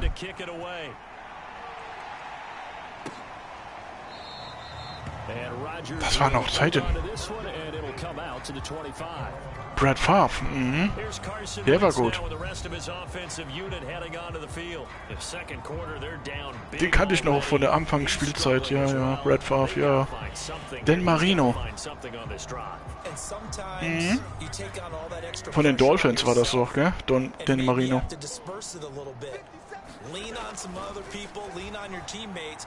Find someone who can take the pressure off and get the ball in their hands for a while. Or this, if he doesn't, this is getting out of hand, or it could. Der rennt gerne. The last drive, remember, similar situation. He forced the ball into coverage through the pick. He learned better there. Yeah, similar to a golfer that's confronted with a shot that you just can't make. Sometimes you have to take your medicine as das war mein Fehler. Take off and go. Don't make something worse than what it was. Das war mein Fehler, super. Ja, der Marino war Dolphins, ja, gell? Komischerweise, solche Sachen merkt man sich irgendwie im Kopf.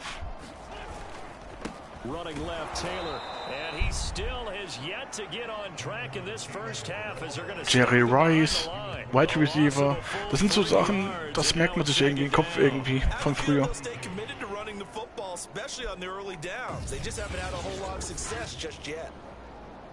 War da nicht John Madden? Gab's doch auch, gell?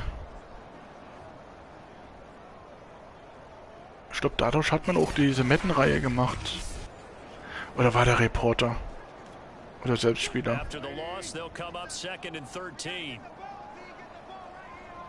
Ich weiß es gar nicht. War der Selbstspieler?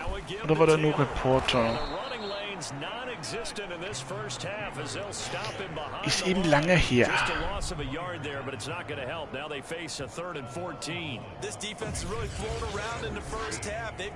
Okay, hat der Spieler gerade gepupst? John Earl Madden. Ach, der ist verstorben, 21. Ein Trainer und Spieler, er trainierte die Raiders. Zu den besten Trainer der NFL. Oh. Wow, okay, das ist schon... Also er hat schon was sehr, sehr viel erreicht. Oha! Das ist jetzt nicht... Das ist doch... Was ist denn mit Mosley heute los? Also... Und viele so, hey, wer war das? Ja, das ist ja der Namensgeber, das ist ja... Also er hat schon einiges erreicht, dieser John Madden. Aber am 28. Dezember, wow. Das ist schon krass. Ui, ui, ui, ui, ui. Madden spielte zunächst College Football an der California Polytechnic. Er spielte sowohl in der Defense als auch in der Offense. Im Jahr 58 wurde er von den Philadelphia Eagles in der 21. Runde anstelle der NFL Draft ausgewählt. Aufgrund einer im Trainingslager erlittenen Knieverletzung kam er jedoch nie in der NFL zum Einsatz. Das ist übel. Oh. Mist, ich passe. Das wollte ich doch nicht. Wer ist Mems?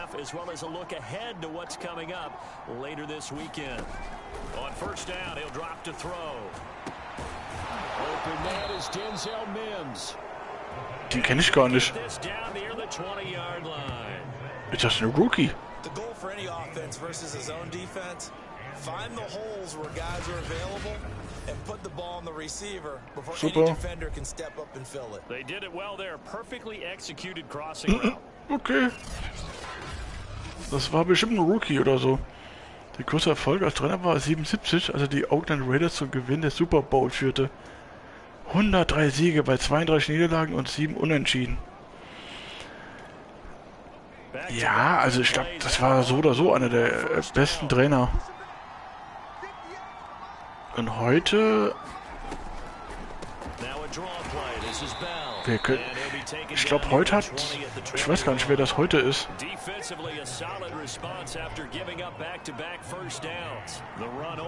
Ups, ich passe ja schon wieder. Mems kenne ich gar nicht. Ist wohl was Neues. Nein! Nee, nicht besser Trainer, eher Kommentator. Ach, Kommentator. Ja, da habe ich ihn, glaube ich, öfters gesehen, immer als Kommentator.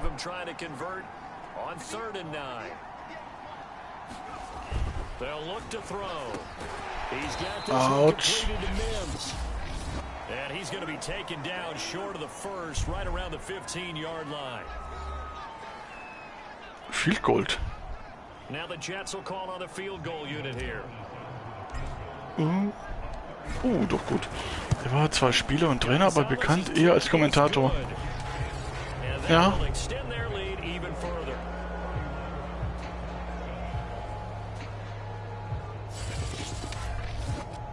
So after 4 touchdowns in the game for this offense, this time they're forced into taking the 3. Ich glaube, Madden 1955 und 1995. Ich glaube, das war das Spiel, was ich gehabt hatte. Glaube ich. Okay, wir hatten so viele Spiele gehabt. Also von der Madden-Reihe.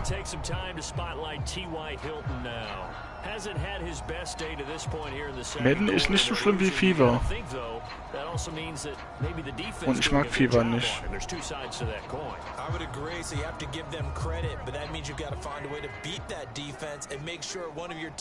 Aber EA, was die jetzt machen, wie ist das hier in Deutschland mit Kommentator? Deutschland, Kommentator, Carsten Spengemann, Buschmann,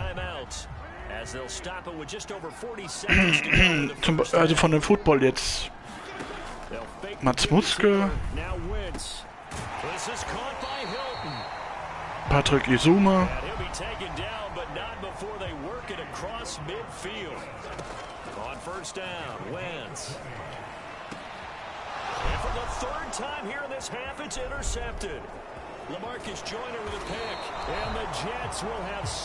also von den Football-Kommentatoren meine ich jetzt. Patrick Isume ist sehr, sehr gut, weil er auch selber Frankreich trägt. Mats Mutzke, der Sänger. Es gibt einen Kommentator, Dirk. Nicht Mats Mutzke, sondern der heißt anders da. Also so in der Art heißt der. Ist auch ein Kommentator.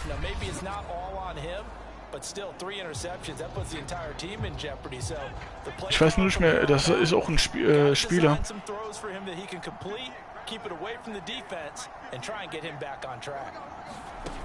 Ich weiß den Namen noch nicht mehr.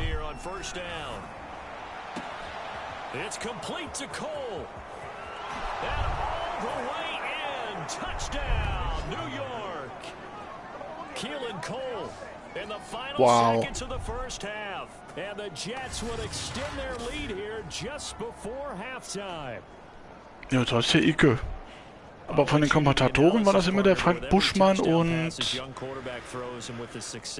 der andere. Also das sind ja auch einige deutsche Footballstars, sind ja auch Kommentatoren. Buschmann haben die aber jetzt wieder weggemacht. Für andere war der jetzt zu laut, aber ich fand ihn gut. Der war ehrlich. Und ich denke mal, das ist das, was viele nicht mögen. Die Ehrlichkeit, die er hatte.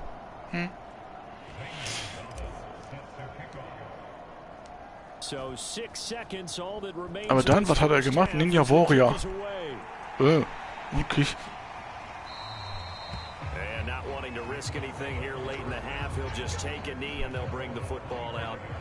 Ansonsten Carsten Spengemann wusste ich auch nicht, dass der so eine interessante Stimme hat.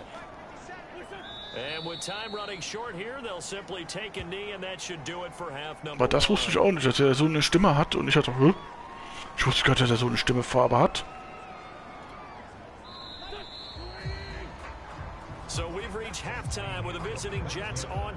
Der schreit, hat sagt man immer. Ja, das ist es ja manchmal. Man sagt das ja immer. Die Leute, die immer schreien, haben Unrecht. Weißt du, wie viele Leute dann das wären? Some of the best games of the weekend come in that 1 o'clock Eastern window, one of which features the Panthers at home in Carolina, as they'll have to contend with the New England Patriots. Gegen die Panthers. In the late afternoon games, it'll be loud in Kansas City, that's for sure. As it'll be Ich sag nur Trainer. taking on the Green Bay Packers.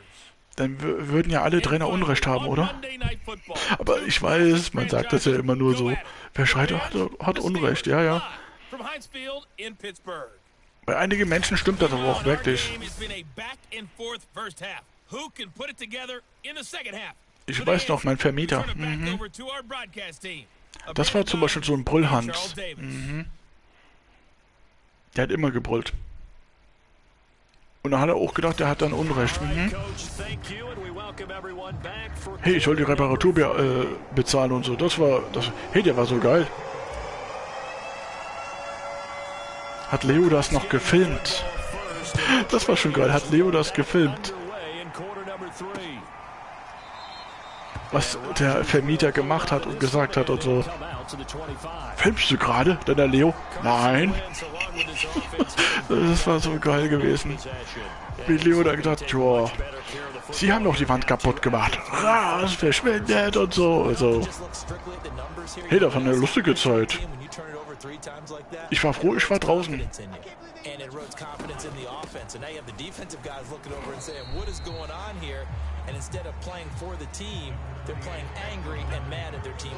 Hey, das waren lustige Zeiten.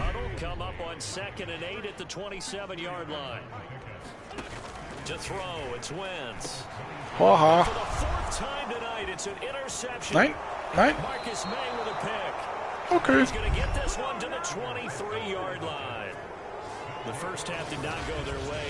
Was ist denn mit meiner Mannschaft heute los? Obviously not what they were striving to accomplish. But you know who's really upset on their team? The defense. Already trailing. They're going to be counted on to try 6 von 8. Ein Touchdown, ein Interception. So here are the Jets now to take over. They're on a 3-game winning streak and right now looking good in this one as well. So first and 10, and if they score on this drive, might have to start Ich darf nicht werfen. second half blowout material. Mein Coach sagt, ich darf nicht werfen. Ist okay. Mein Coach sagt, ich darf nicht werfen, darf ich nicht werfen. Okay. It's a 6-yard pickup, but it gets him to 40 rushes. And that looked like some pretty easy yardage there, right up the gut. And he's a guy that has some height to him, so when you don't have to drop a shoulder or create or get through contact or trash, makes it a lot easier to stay upright, see the field, and make a run as we just saw there. Und First down. First down? Well, that was a unit that understood exactly where the first down marker was, handed it to their guy who could run it, created some Jetzt werfe ich space, aber. and he got there. Okay, Crowder ist gar nicht dabei. Wo ist mein Crowder?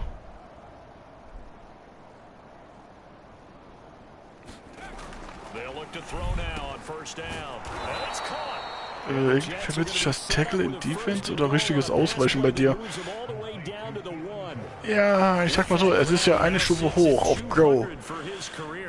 Und da ist es ein bisschen schwieriger. Das sieht ja manchmal immer so leicht aus, ist es aber nicht.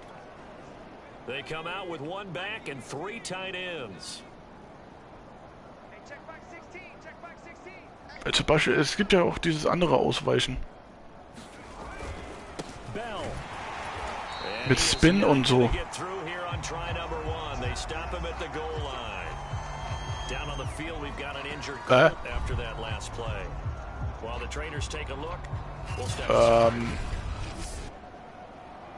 Oh. Ja. Sorry.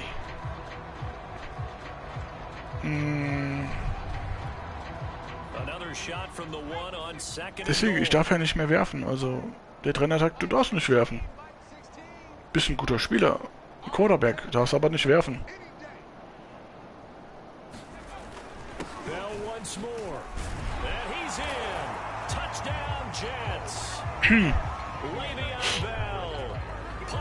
Das war das Dreieck. Ja, du rennst halt nur, das meine ich.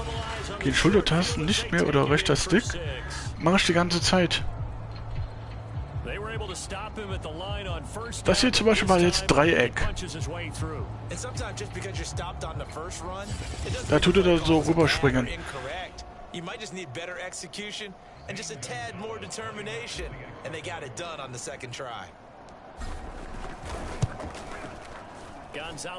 meinst diese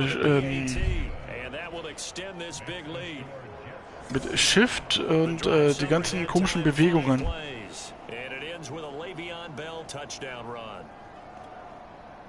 Muss ich mal gucken, ob ich die...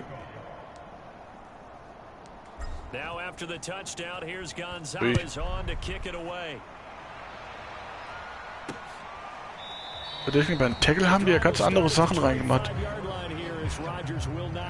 Viereck ist Hechtsprung. Ja. Das hat sich auch nicht verändert mit Viereck.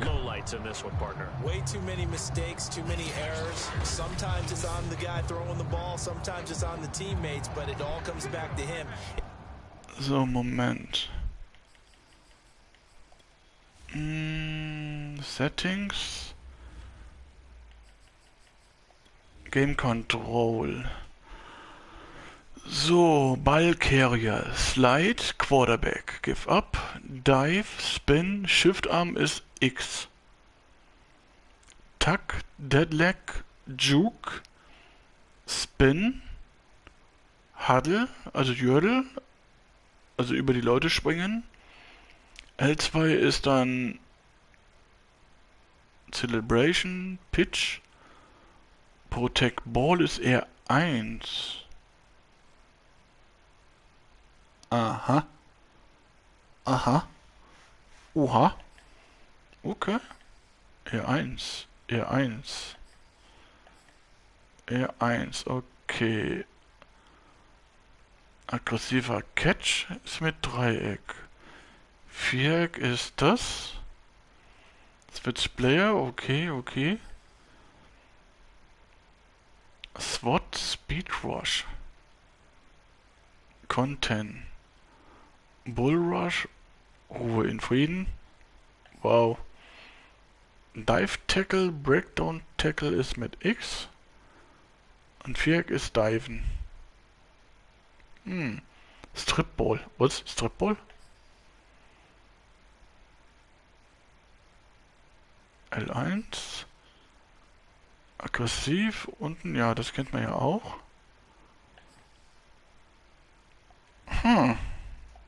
Okay. It goes on his ledger. So when you're playing this type of a game, you start to look for other ways to get out of it. Do you throw it to shorter passes, some check downs, maybe use your legs a little bit more, don't throw the ball downfield. All those things you're looking War es mal ein Test. Watch the tape and figure it all out so the next time it doesn't happen again. So far the tape 4 interceptions. So they will accept the penalty and move forward. Ja, auf Versehen. On 1st and 10, here's Wentz. That's caught by his tight end, Kylan Granson. A good rally to the football keeps him to only a yard. As a defense, you're more balanced when you're in zone coverage because you're able to keep your eyes on the quarterback and see the play develop in front of you. They're able to keep the quick pass in front of them and stop it right at the line of scrimmage. Oops. Looking to find a lane, but he can't rein in at the line of scrimmage. Und Viereck war ja der Hechtsprung gewesen. From the gun, it's Wentz. And my goodness, another interception. Picked off by the linebacker, CJ Mosley. Well, this is one heck of an Der ist ja abgebrüht. That is now his 3rd interception. And keep in mind, folks, this isn't a safety or a cornerback. This is a linebacker. Does this feel to you like he's having a flashback? Because a lot of these linebackers we see in the NFL, in high school they were offensive stars. Ich möchte mal wieder passen. It's like he said to himself, let's go back and put on the leather jacket and go get the football. How about this one? 3 interceptions thus far.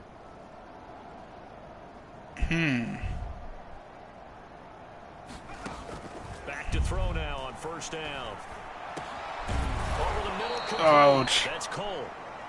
And all the way inside the 15 before they drop him.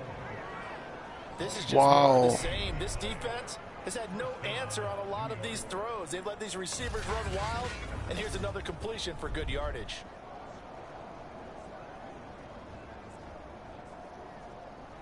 Ja, das schafft er manchmal nicht. Nehmen wir das. There's a 1st and 10 at the 14-yard line. Wir sind nur an Rushen hier.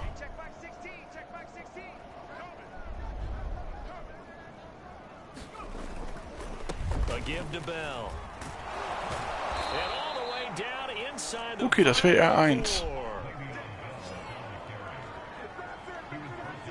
He continues to have a big night here under the lights carrying the football. And some guys prefer night games for whatever. Okay, das wäre R1 gewesen. React a certain way. They love the spotlight. Maybe that's what it is. The best seats in the house. Ja, damit beschützt er den Ball. Carrying the football for his offensive teammates. The worst seats, the 11 guys trying to tackle him on defense.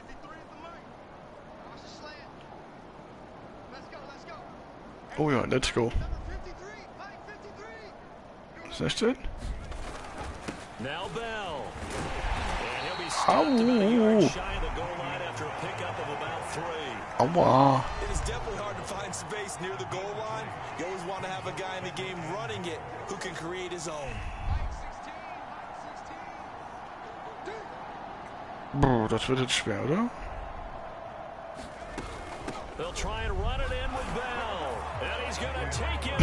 Ist auch für den hingefallen. Auf Versehen ist er hingefallen.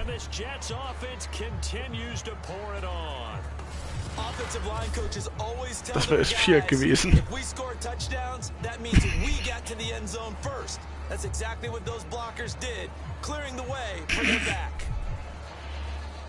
Ist interessant, okay, wenn das 4 ist, okay.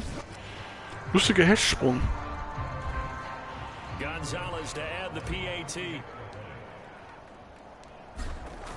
Lustiger. 52:7.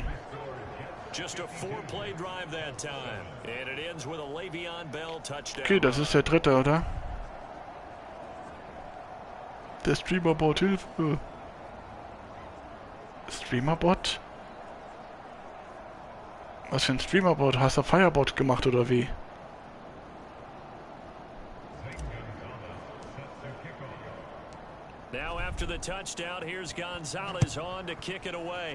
Und hast nichts mehr im Internet gefunden.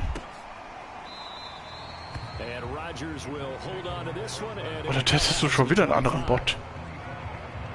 The Colts getting another possession here on offense. 5 Interception hat er abgekriegt von mir. Au.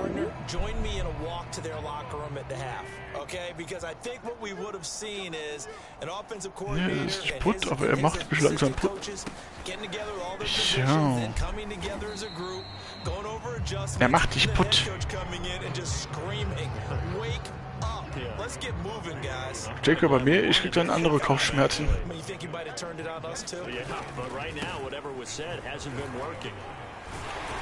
Autsch.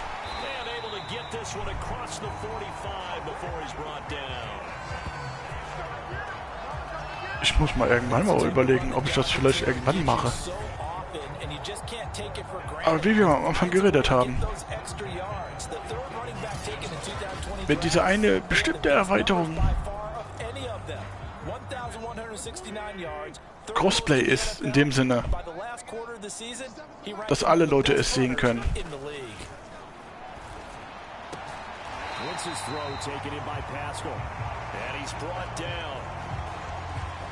Ich glaube, dann wäre ich am glücklichsten. Wenn man es schafft, dass diese Erweiterung, dass man das alles überall sieht. Ups.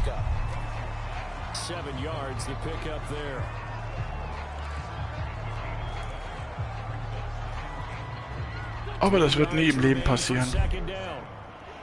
Leider nicht.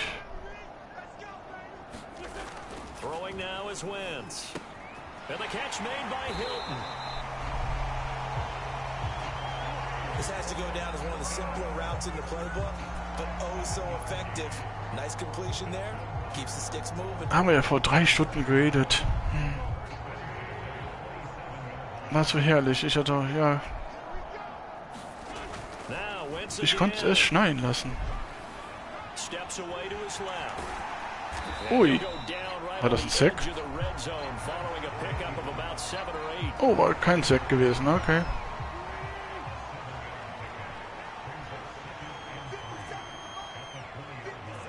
Oder? Oh, nein.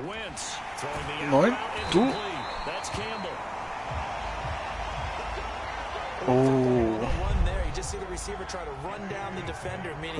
wird nicht gut. Sieht nicht gut aus. Touchdown?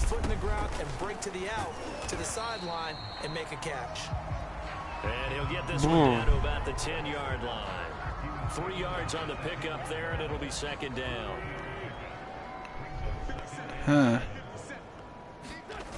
They go to the ground again with Taylor. Ups. Genau, mir ist einfach hingefallen.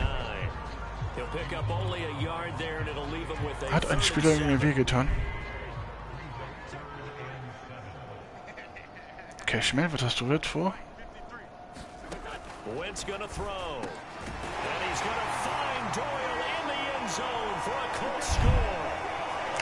Ja, ich lasse euch einen Touchdown.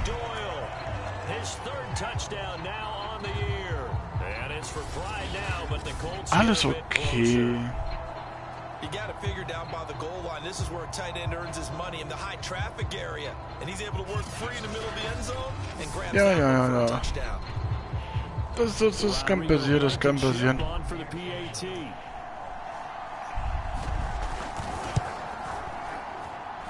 So they get one score back, but still a long ways to go here in this third quarter. 5 von 5. Ei. Ja, das waren ja die Colts.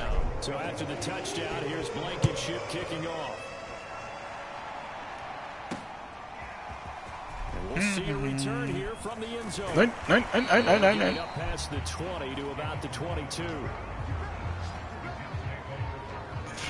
Crowder. 182 Rushes.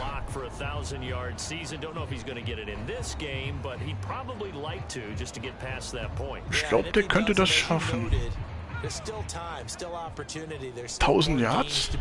So, yeah, it's not a lock, but barring injury, it certainly looks like he's going to get there. And what an accomplishment that is. Anytime you get over 1,000 yards, you're celebrated in the NFL. It's been quite a season, still a couple chapters. Ja, die reden über den gerade. They'll start out on the ground with Bell. Give him 5 on the carry there, and it'll be second down. That's a really nice, tough run inside, and they gained 5 yards on it. And to be frank about it, most offenses don't expect to get 5 yards on a play call like that. So when they do, they go back to their Ja, Crowder ist gar nicht dabei. They're starting to think that they're starting to dominate the line of scrimmage. They'll go again with Bell. And they're able to get this one across. Ja, Ball geschützt.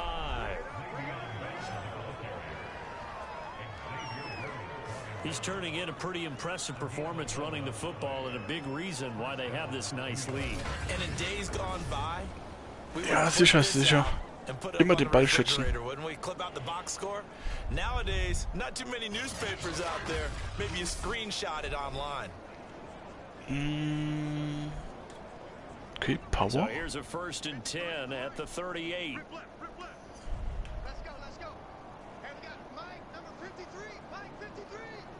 Okay, 53. Was? Wie? Wo? Here's Bell. Nein. And nothing Au. much materializing there on the first down run. He'll get a couple, and that's it. They know that old expression, it's not my night. It hasn't been Okay, his Carter. so far. I don't know if the legs are a little bit heavy. Sometimes having to hang out all day and play doesn't exactly play to your advantage, but it's been a tough go for him. And every time he looks up, somebody's there defensively. That was the same case on that play. Well 3 von 5. Das wird schwer. Ja, ich wusste es. Punt. Hey, a lot of points have been scored in this game against them, but tally that one on the side of the defense. Maybe, possibly, it can be a little bit of a changer for them. Maybe not a game changer, but a little bit of a momentum one that maybe they can string together some pretty good plays and slow them down.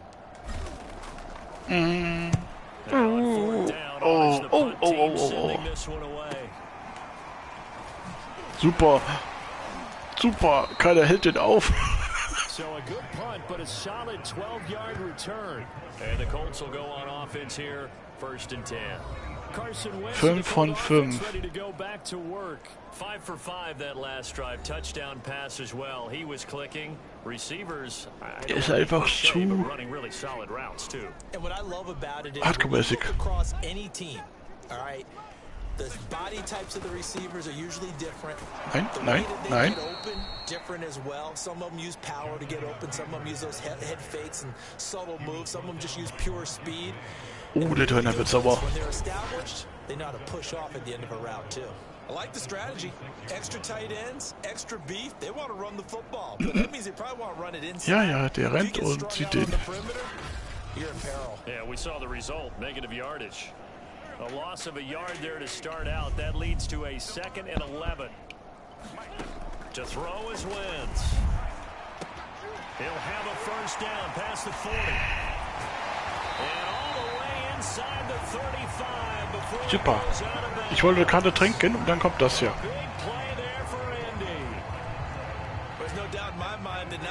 Ja, ich habe ein paar Sekunden nicht aufgepasst.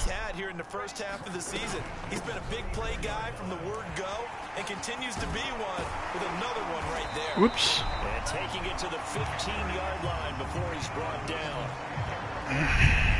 Ja. Ja, Colts sind eigentlich nicht so schwach, wie man denkt. Genau, wir machen ein Gemeinschaftsfoto.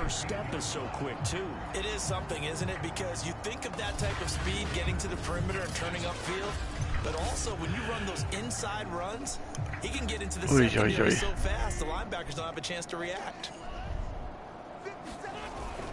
Taylor. He's going to get 4 out of this as he's down to the 10-yard line.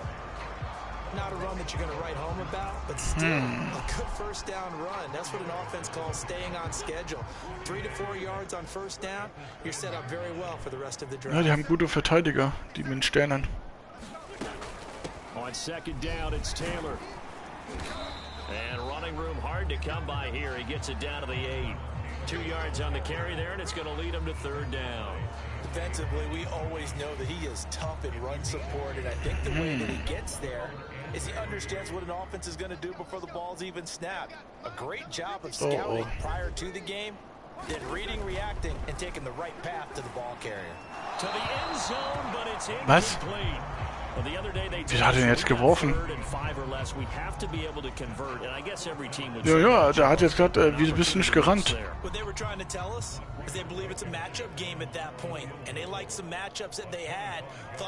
Wieso ist er nicht gerannt?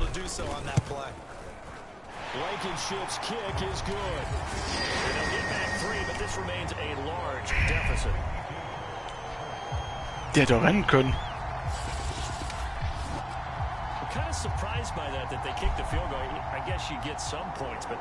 Schon komisch, der hätte wirklich rennen können.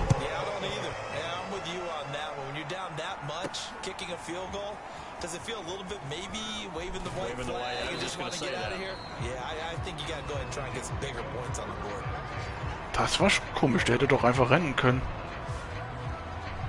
Now the Jets offense gets ready to head back on the field. They got the lead. Last time had to punt it though. What's the key to this? Ja, man sollte nicht hinterfragen, warum, weshalb. Ich will passen. Protect the passer, create space for our runners, and let's go ahead and get these guys. Low man wins. Let's go do it on this drive. We'll watch that leverage on this drive. Nein! Nein!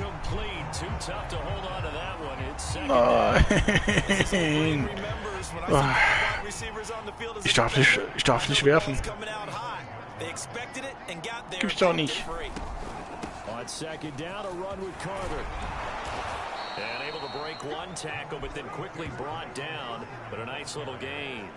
9 yards, and that leaves him just short. Ja, das sind, glaube ich, Pass-Rusher. Die halten die Pässe sehr gut auf.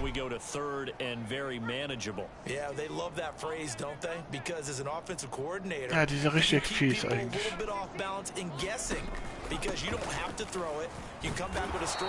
Autsch.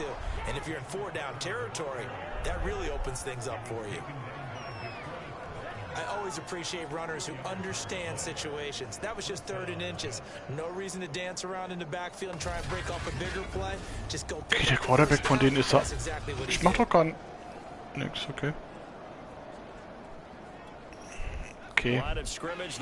Die Kontrolle habe ich resettet jetzt. Weniger als 5 Minuten. Now a carry for P-Ryan. And he slips up past the 45 before being tackled. When he runs, he seems to do a nice job of knowing when to be patient and find the hole, and then when the hole is there, he goes quickly. You're exactly right. He knows how to just take off, but you know what else? Brings a little thump with him, doesn't he? He does. He packs the boom at the end of the run and finishes it going forward. That's what you want to see out of your backs. A couple of first downs on the drive already, as they'll go from the 47 now on first down. Here's a give to Carter. And he'll be brought down on what's going to turn out to be the final play of this 3rd quarter.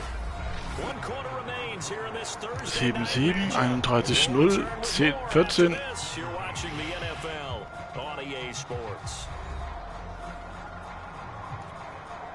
Now from Colts territory, here's a 1st and 10. Letztes Quarter. 39-yard line. Gatschi.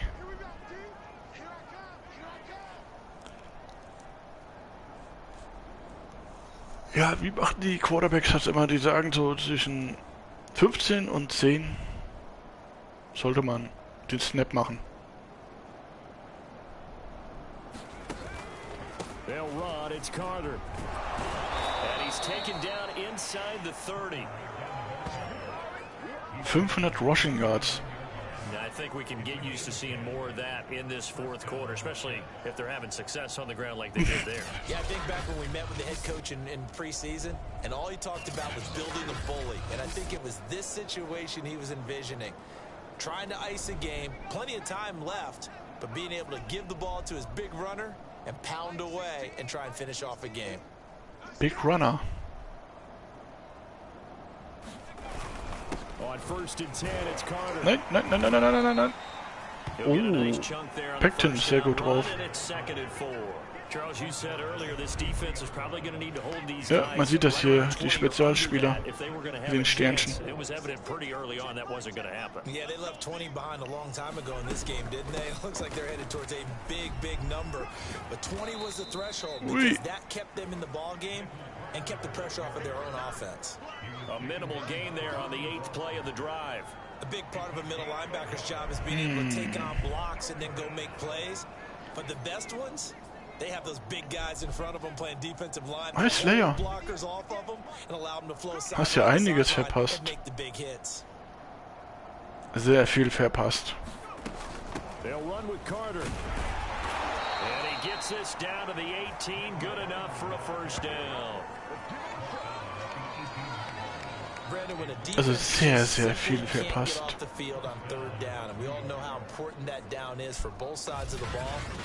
You often feel like you're just a step behind whatever they're doing offensively. And one of the differences in this game, Eigenwerbung, Beleidigung. And that is going to be a story they'll talk about after this one. Shoutout kaputt. Waren schon lustige Sachen dabei. Also, ich habe mich amüsiert. Ja, unsichtbarer Shoutout, das war auch geil. A handoff for Carter. And he gets this inside the 10 to the 9. It's also a gain of 9. als Mod siehst du ja einige Einstellungen. Sag mal, habt ihr eine Idee, wie man jemanden mitteilt, dass Emote-Only-Chat ist? Yeah, what you're saying is maybe if it takes you 1 or 2 more runs to get the first down. Wie man jemanden mitteilt, dass Emote-Only-Chat ist.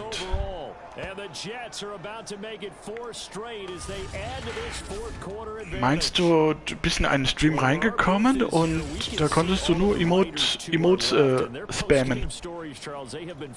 Und die Person weiß das nicht.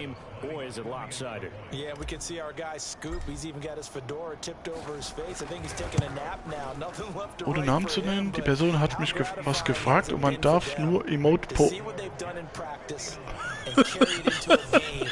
Okay, kann man ihr eine PN schreiben?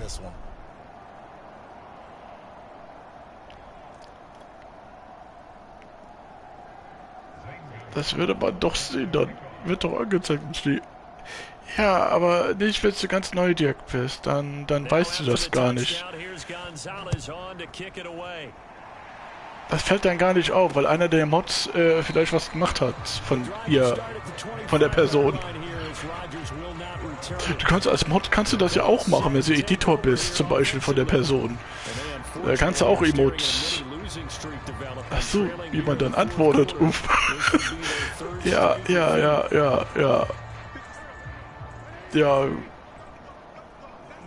wenn die Person kein Discord hat oder so, dann kennst du die Person auch. Und nein, ist nicht nur.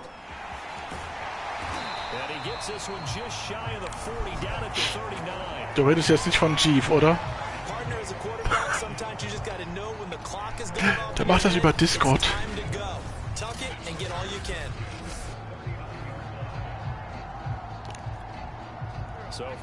Okay.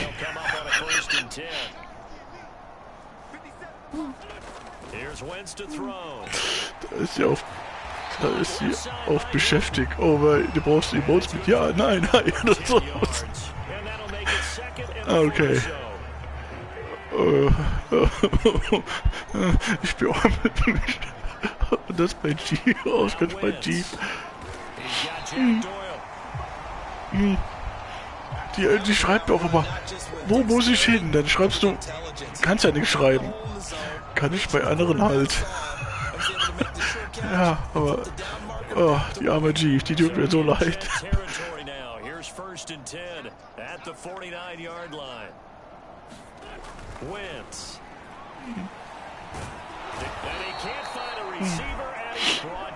Ja, ich sag mal so, es gibt bestimmte Streamarten und wundert sich, dass keiner antwortet.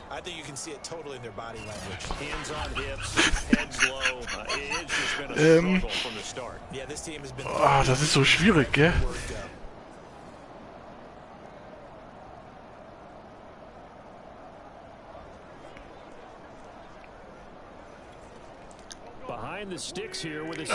Ja, geh von Danny, gell?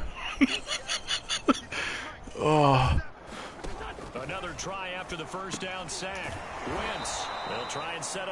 Einer von den Mods vielleicht anschreiben? Von ihr? Weil die Mods dürfen ja die dürfen das eigentlich. So wird es mir auch noch nie passiert. Ich sag mal so, bestimmte Streamer machen das, ja? Aber das liegt daran, damit keine Spoilergefahr passiert. Also, hat keine Mods, beziehungsweise nur einer, der aber mitspielt. Ja.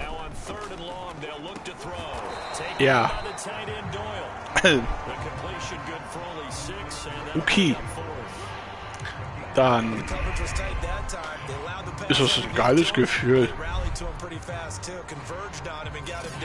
Mal gucken, wie lange die das hinkriegt.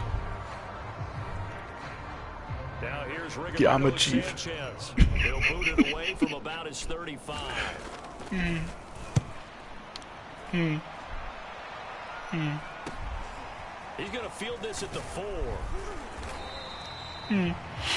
Ich suche die ganze Zeit bei meinen Emotes ein Emote, das anzeigt, Chat durchgestrichen oder Schreiben verboten.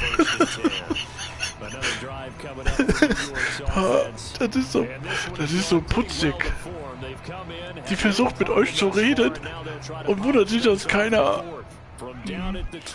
Oh, wollte schon Euro-Donation, aber keiner liegt dafür vorhanden. Oh, so Text to Speak, gell? Und zu sagen, du hast Emote only an, deswegen können wir nicht schreiben mit dir.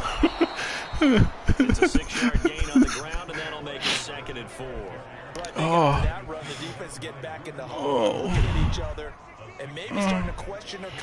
Oh, da amüsiert man sich. So Text to Speak oder so, gell? Oder Emote spammen. Ja. Vielleicht merkt sie das ja. Irgendwie.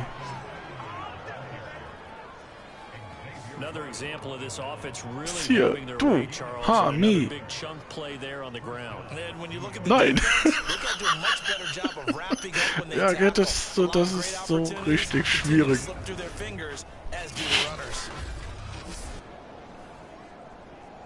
Ja, das ist, weißt du, wie schwierig das ist, so Emotes und dann den zu sagen, ey, du hast Emote, und Chief streamt ja auch schon lange eigentlich, gell, oder? Seit 1-2 Jahren, glaube ich.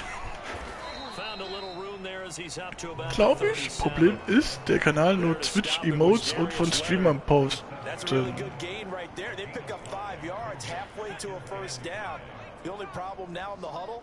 Everyone's going to want to touch the football. Be a lot of chattering now because they've seen that they can move the line of scrimmage. And this winds up a gain of 4 to the 41. Hallo, du, liebe Person.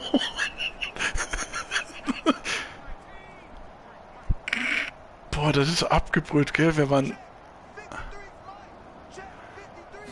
Man müsste sich mal was überlegen, falls sowas mal passiert, mit diesem Emote. Ja, gell? Das funktioniert. Wenn man das ihr so schreibt, dann wird die auch sagen,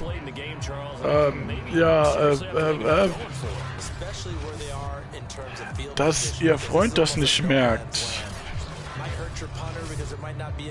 Das ist noch lustiger, oder? Ah, das ist so putzig. Das ist einfach nur putzig.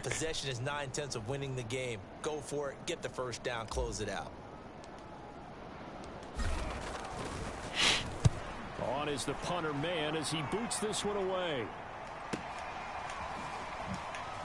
Nein. Oh, hat ihn. 7 yards on the return after a punt of 39. And possession will switch hands, 1st and 10.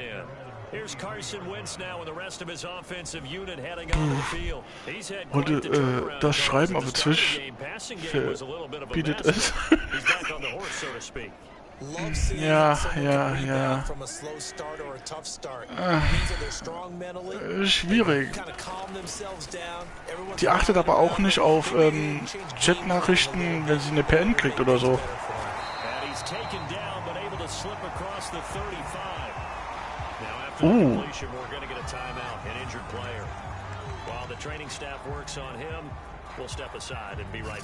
Da müsstest du ja wirklich innerlich so ein Emote-Only-Fans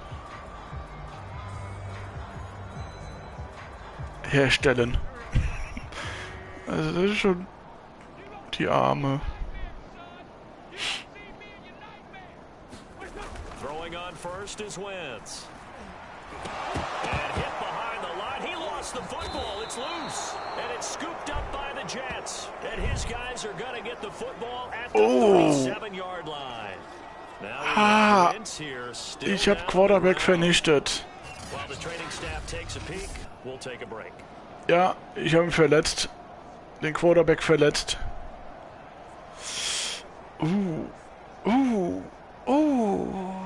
Nicht gut, nicht gut. Line of scrimmage, the 37 on 1st and 10. Nur, dass das keiner merkt, das wundert einen. Aber man prüft das doch eigentlich alles. Normalerweise.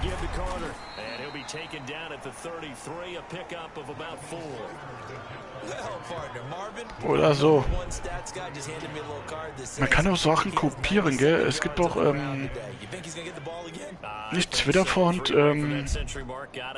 Emote-Font oder so. Und dann kann man sowas, glaube ich, irgendwie kopieren. Ist ein bisschen viel Arbeit, aber... Down to the 32. Call it a gain of a yard, and it's going to bring up 3rd and 5. Emoji, Person etc. Ja, okay, irgendwie konnte man das so machen, gell? They'll look to throw here. Finding Herndon here on the completion. And they move this all the way down to the 9. Ja, gell, ja.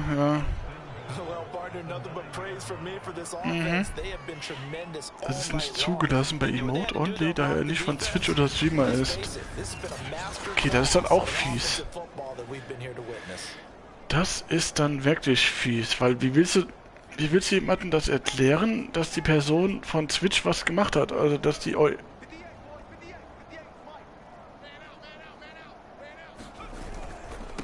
run with Carter. He gets away from one, and he's going to ball his way down to about the 1-yard line. Das ist so schwierig, gell? Gain of 7, and we'll leave them with 2nd and goal coming up. He wanted that end zone, powerful running, but he couldn't quite get there. And that's going to really make him upset. And right now, ja, gell, das ist, wie willst du dann das machen, gell? So. So he actually does get into the end zone, hopefully on his next carry. P. Ryan is into the end zone for a Jets touchdown. I'm not sure what other ground there is to cover here. I mean, this offense has been amazing. Just total domination. Ja, deswegen, von Switch gibt es ja diese Teile, die man da machen kann, aber für die Chief tut mir das ein bisschen leid.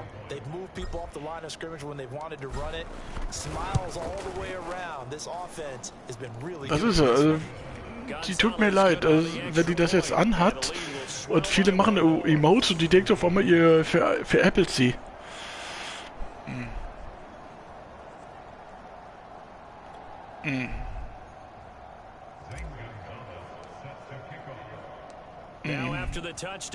Geht schon, aber ultra komplex. Ja, also es wird ja schon funktionieren, aber es ist schon... Rodgers will hold on to this one, and it'll come out to the 25. Now Jonathan Taylor and the Colts offense retakes center stage. And in the early going, the running game as we see. Der oder die Mods müssen doch das sehen. Bei GER, ist er der Romo? Ist er ihr Freund? Oder Ehemann? Ist er auch Moderator und der spielt ja mit ihr. Und sonst ist das ja eigentlich Picture so, also irgendjemand ist ja noch Mod.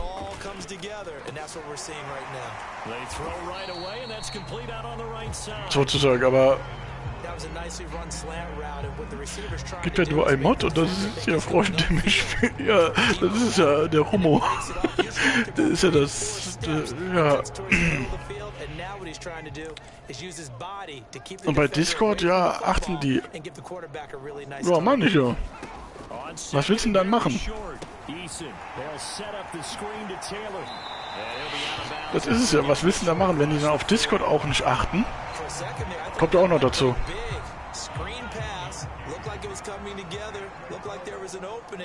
Ja, gell? Ja, nein, ja.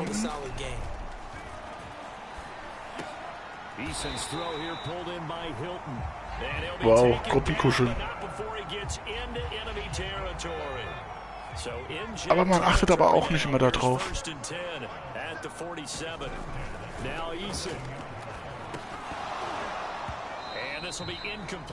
What? Okay, was war das jetzt für ein Sprung?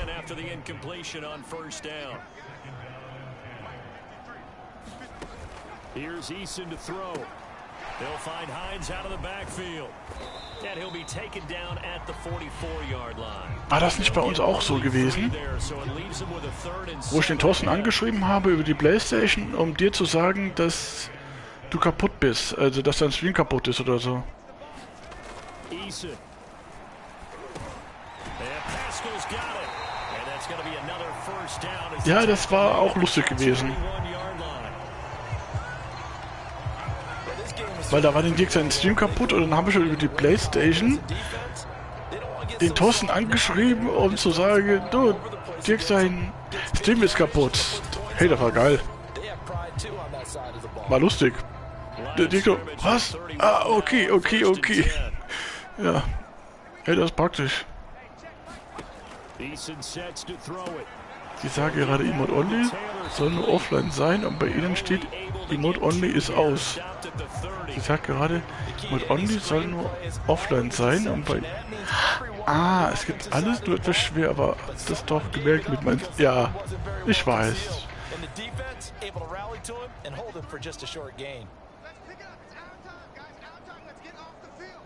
Ach so hat die das gemacht. Ah, okay.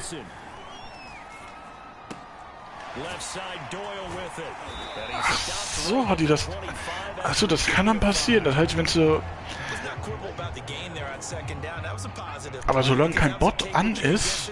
Okay, ein Bot ist doch an, ja, okay. Ich kann es verstehen. Ja, okay, da kann ich verstehen.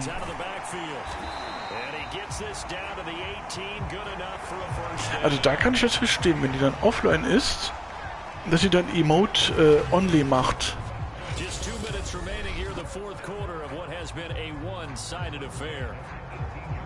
Dann kann, ja okay, dann fängt, ja, man kann das so machen, ja. Aber offline passiert ja nichts. Also du hast über Nacht den Bot an.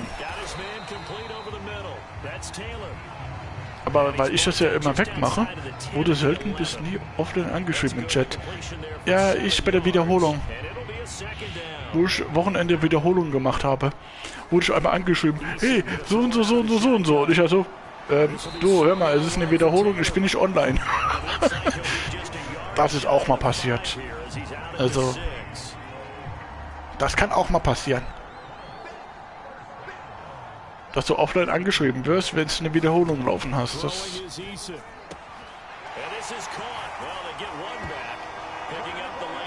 oh.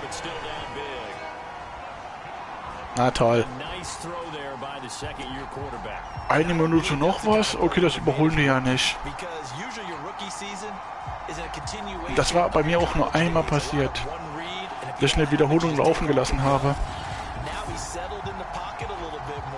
Wie bin ich hingegangen? Ich hab dann von der ganzen Woche die ganzen Spiele für Samstag und Sonntag gemacht. Bis ich gemerkt habe, das war eigentlich hirnrissig.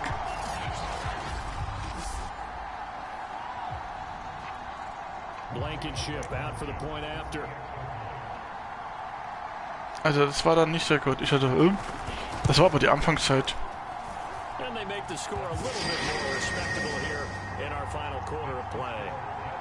11 von 12.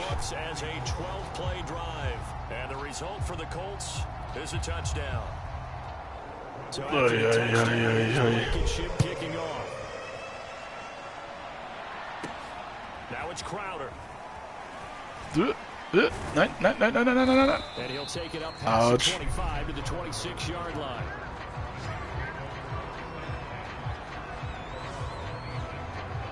Back on offense, New York gets set to take over. 224 Rush Yards.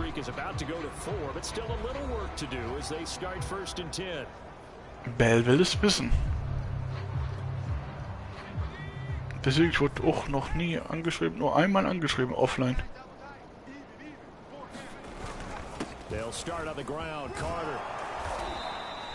First down. Ach, das war Carter. Ich hab gedacht, wieso war Bell?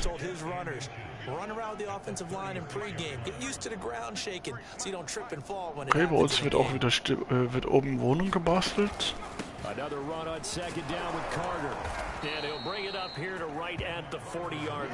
Also irgendwo wird bei uns oben gemacht, was mit Wohnung. Ist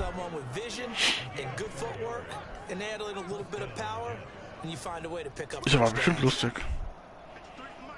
Emote Only Chat und dann alle so, wieso kann man den nicht anschreiben? kick this forward for about 3 at 2nd down. Also bei großen Streamer kann ich das gut verstehen, wenn die dann Emote-Only machen. Das hat, glaube ich, Lami hat das mal gemacht. Das fand ich lustig.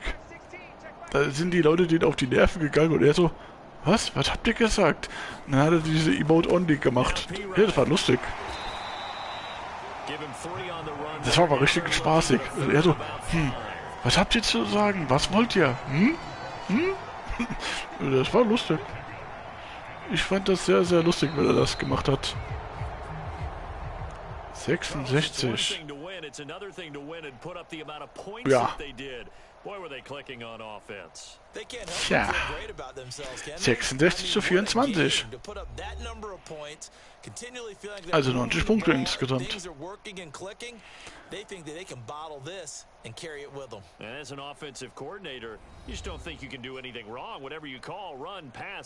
Ja, der zweite Quarter war am schlimmsten für die. So for the Jets, they climb to 6-2 on the year as they close in on the midpoint of this 17-game schedule. And now they'll get the weekend off as they get rush a little yards. extra time to prepare to face the Buffalo Bills. Meanwhile for Indianapolis, Ja, deswegen Passyards ist hier komischerweise selten. chance to redeem themselves next week at home against Jacksonville. 91,6%. I'm Brandon Gordon. Next game, guess what? Charles and I will be here again. It's the NFL on EA Sports. Ui. So, das war das. Stefan Dix. Es wird halt, glaube ich, gespeichert, weil ich will mir ja das eine mal angucken. Skippen. Skippen.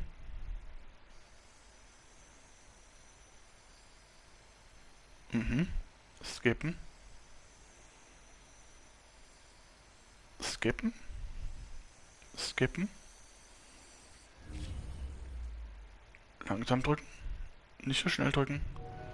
You know, as longtime fans of the NFL, we've gotten used to hearing worn-out quotes from coaches and players. You know that... Tja. Warte mal. Wieso sehe ich gerade, dass mein Akku auf 2 Balken. Wieso habe ich 2 Balken?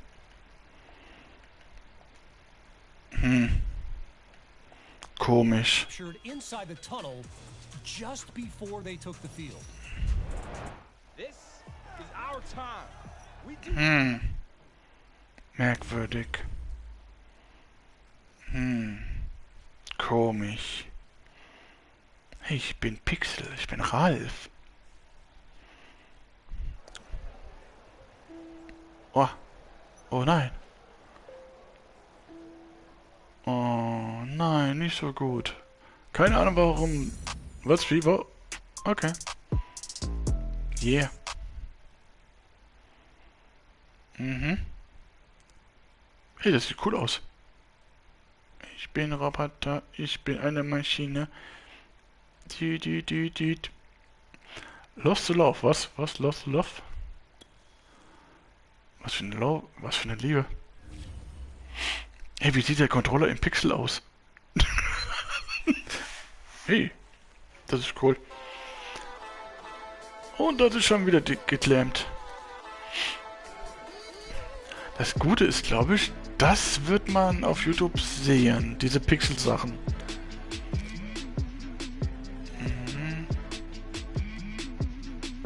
Hey, das ist lustig. Viele denken so, hä, was? Was kann er denn da machen? Ja, das kann lustig sein, es kann aber auch schwer sein. So, nächste Woche, damit das gespeichert ist. Simulation. Boss Battle. Warum Boss Battle? Man sieht die Augen so schön. Was für Augen. Ja, ich weiß. Man sieht kaum Augen, gell?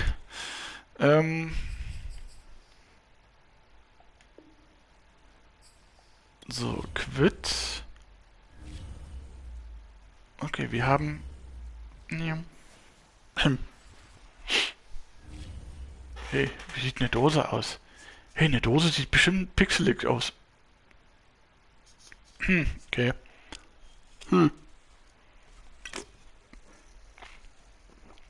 Dosenpixel. Hey, haben wir auch Flaschenpixel? Flaschenpixel.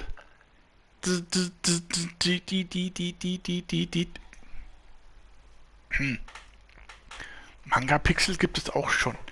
So, wir wollten... Okay, Franchise. Ich wollte eigentlich was testen. Aber erstmal Madden-Profil, erstmal da was gucken.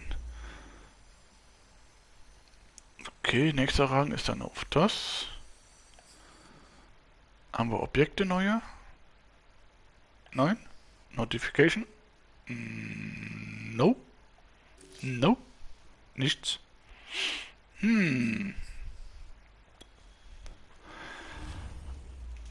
Okay, dann testen wir mal was. Face of the Franchise. So, Quarterback. Starte neue Karriere.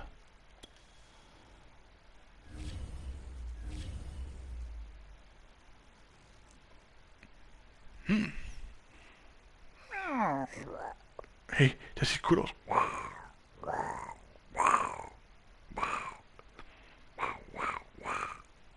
Hey, das sieht geil aus. Voll die Technik. Okay, also wir haben hier Quarterback, Wide Receiver, Halfback, Linebacker.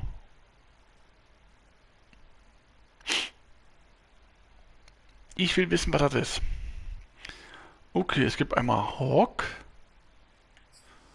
und Infiltrator. Bruiser. Gut, dass ich sehr viel verstehe davon. Ach, wie in den 90er mit der Cam. Ja, gell? 90er Cam, gell? Agil und Bruiser. Nehmen wir doch das.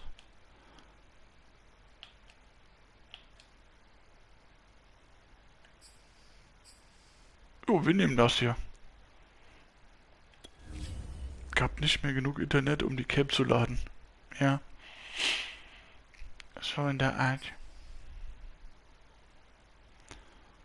90. 85. Aha. Das heißt also 90 ist Overall. Merken wir mir. Okay, also 90 bei Coverage. Gut. Wir nehmen 81.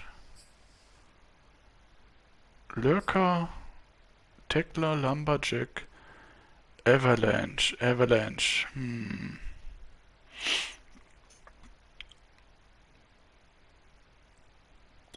Wir nehmen Hawk.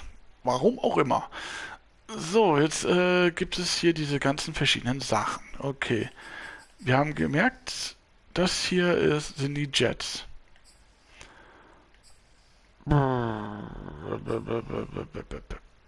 Oregon.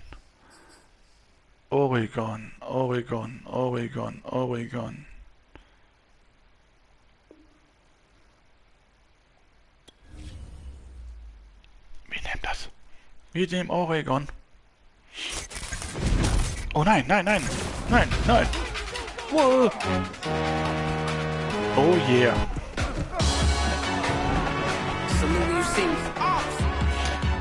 Die MCA. You either float or you sink it. Don't start me up, I got finishing moves. Look, salute when you see me. It's the real ones can vouch, they thought I was done, but all that out, you gotta pay my salute when you see me. Put in the car. Can you believe it? This kid just did the impossible. Oh yeah. Hey, der ist DMCA. I'm just getting started. Was? Wie? Starten? Was? War? Oh no. Oh. Love that closing line. Oh. Okay, es ist dieselbe Person. Okay, wir haben dieselbe Person.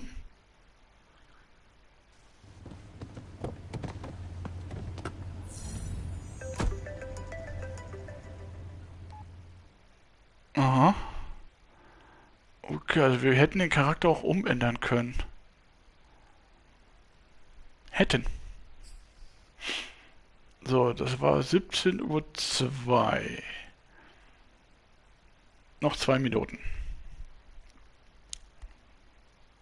Das waren noch Zeiten.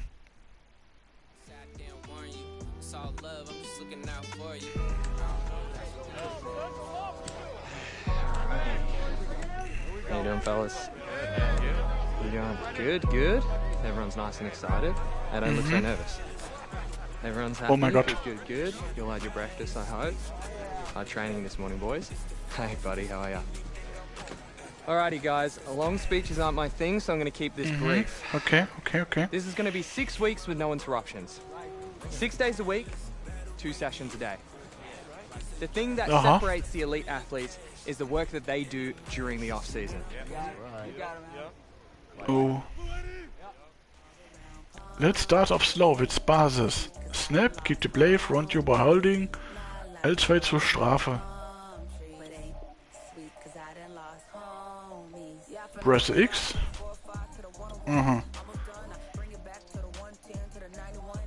Halte L2 zu einer Strafe, dann presse X, wenn in Range bist.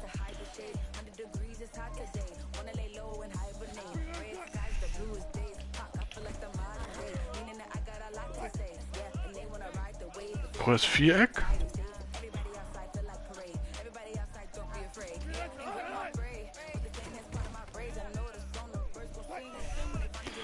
Use the hit stick to quickly R2 nach oben. Oder presse L1.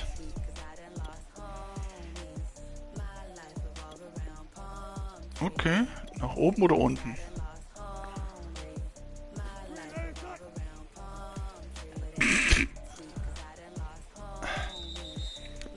Kann passieren.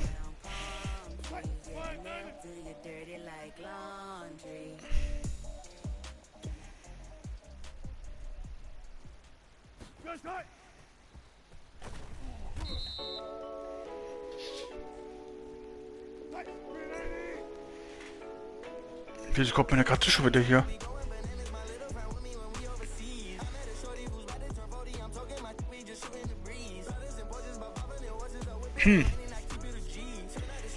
Okay.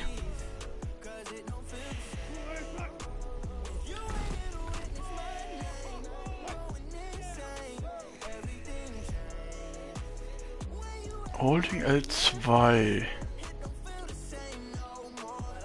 Ah, das ist dann die Snap-Zone. Viereck Intercept oder halt Dreieck?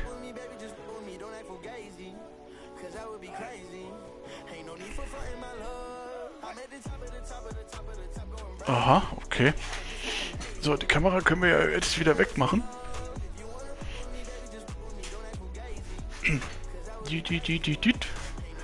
So, jetzt haben wir 17:13 Uhr. Ja, ein bisschen verlängert. Nur ein bisschen verlängert. So, so, Dirk ist ja K.O., hat er gesagt, gell? War das nicht so was? Hat er nicht gesagt, der wäre K.O.?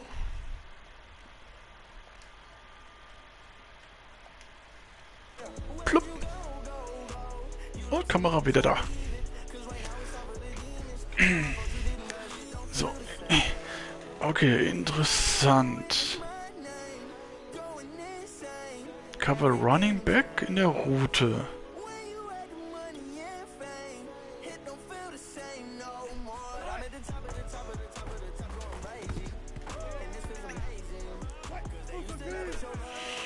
So, on a run play. Run, Space, 2 Line-Up, okay. Tackle the RB und prevent First Down.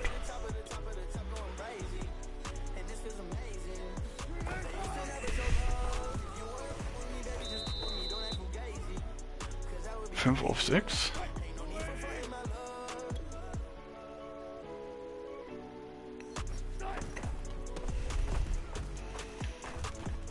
Oh, was war mein Fehler? 5 auf 6.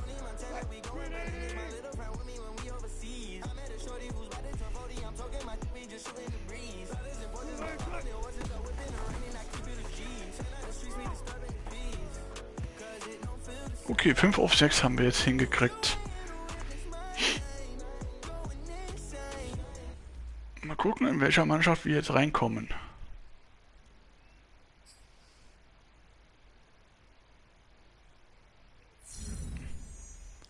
Gold Performance. Was? Next Level Play?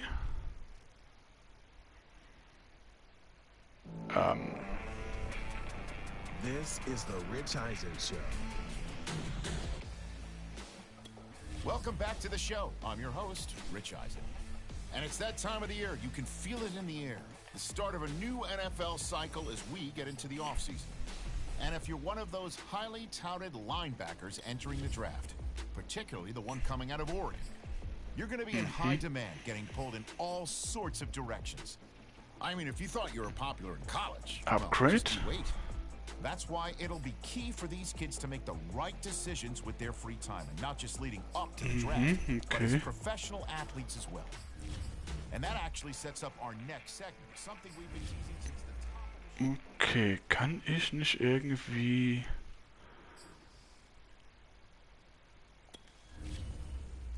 was anderes machen?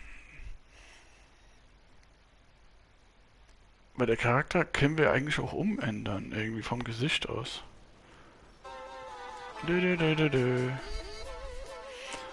Oh mein Gott, die MCA ist schon wieder. Bum, bum, bum, bum, bum. Getting extra working in. Mental. Wir nehmen diesmal das. Physical. Ja, was denn? Physisch will ich. Yep. Ganz genau. Change Direct oder Speed? Wir wollen Speed. Wieso auch immer. Ja, Speed.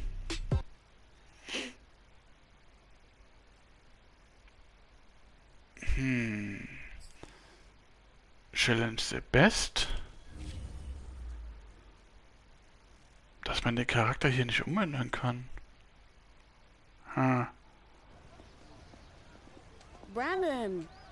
Brandon, was, wie Brandon, was, wie, wo, was war? Habe ich das geskippt? Ja, ich habe geskippt. Hey, so listen. Er hat Schuhe gekriegt von Nike.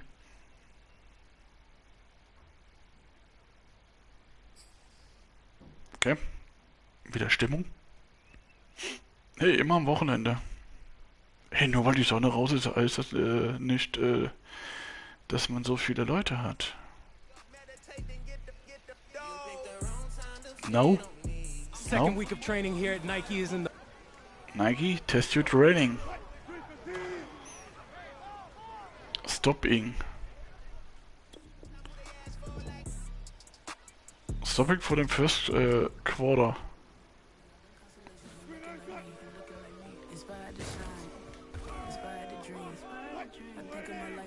Ist ja kein Thema.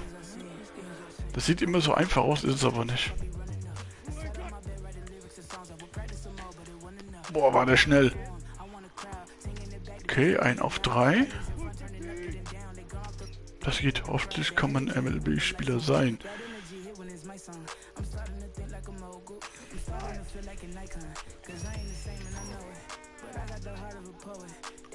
Ja, deswegen mal gucken.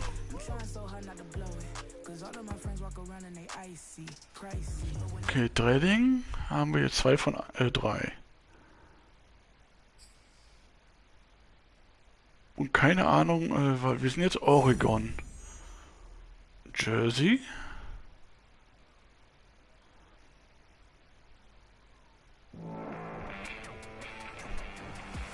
Alright, so let's get to the interesting part.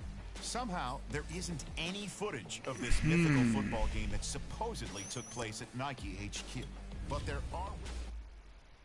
Mal gucken, was das jetzt ist.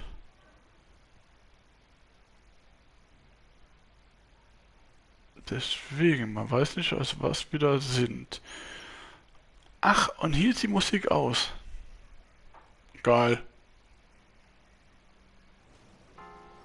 Oh, jetzt ist die Musik wieder an. Also was denn jetzt? Musik an, Musik aus? Entscheidet euch doch mal. So, jetzt machen wir auf mental. Weil vorhin hatten wir das andere rechts gemacht. Also jetzt machen wir mentale Fokussierung. Tackles plus 20. Yep. Ganz genau. Tackle plus 20. Oh yeah. Tackle plus 20 haben wir geschafft. So, warte mal. Upgrade. Ability Ball. Okay, das ist auch alles normal. Da nochmal gucken. Aha. Coverage. Das haben wir auch. Okay. Okay. Continue College Legacy. Mal gucken, ob das damit zu tun hat. Jetzt kommt, glaube ich, das dritte Training. Das war in dem Sinne diese normale Tackle-Übung. Sozusagen.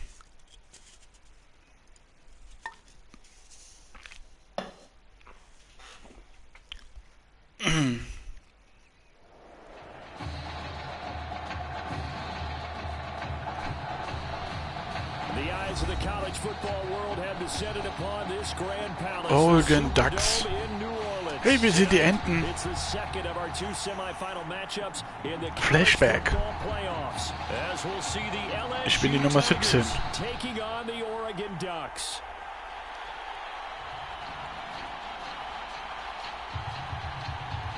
Oh yeah.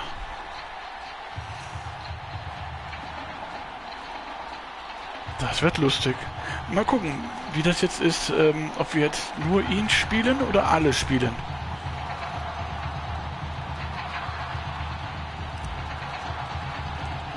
Kicken darf ich selber. For the right to play in next Monday's national championship game in Miami, we are underway here in New Orleans. And we will not see a run back on the opening kickoff. This will be a touchback. Okay, also ich selber darf.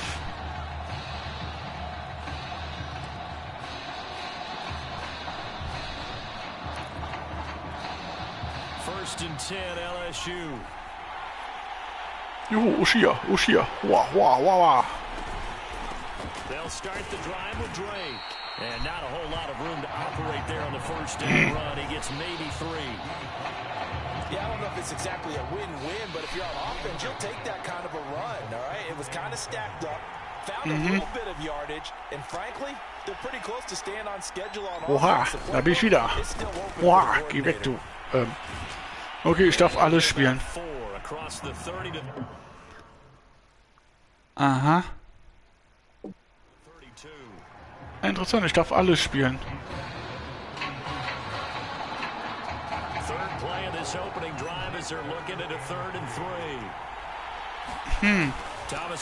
Ich habe es mir ein bisschen anders vorgestellt, dass du nur einen spielst. Ha. Jetzt verstehe ich auch, was andere Leute gemeint haben. Die spielen alle Leute. Mal wieder.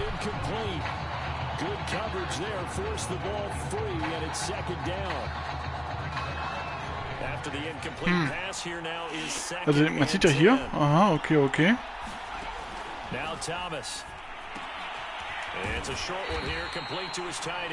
Ich spiele alle. Wieso?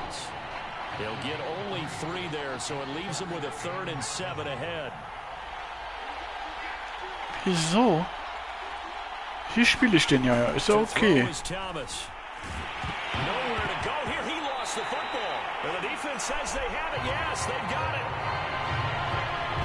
He was under duress, surveying, trying to find somebody to get the ball out of his hands. In the meantime, the defense, they took it out of his hands. And when the ball snapped, I know exactly what the defense is thinking. Get a sack, put him on the ground.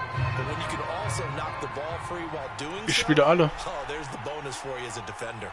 Weil das ja nicht wirklich hilfreich wäre, nur dich zu zocken. Ja, stimmt.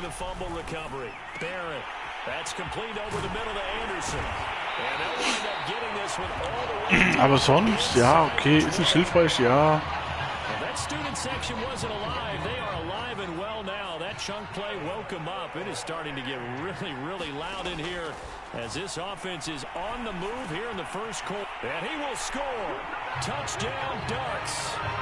A 16-yard touchdown. And the Ducks have taken the early lead. The call is to go for one and kick the extra point. It's up and good, and it'll give his guys a 7-0 lead. Ich denke mal, aber man muss dann alles trotzdem spielen.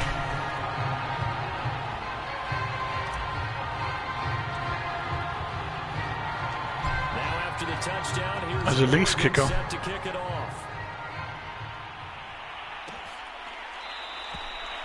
And no effort to bring this one out. It's a touchback.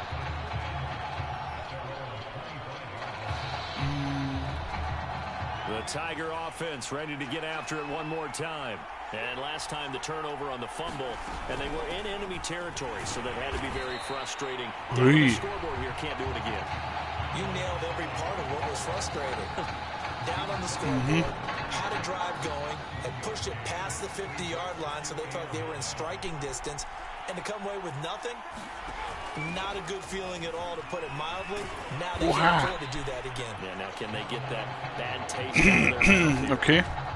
All right, Brandon, I know we're early going here, but those kind of runs. Also es ist kein Unterschied eigentlich, egal wen du spielst. Du spielst alle. Well, they've got man coverage on the outside, and my scouting report on these DBs tells me that they love to take matters in their own hands. They want man coverage, not zone. And there was good coverage there that forced the incompletion. Pulled in at the 24.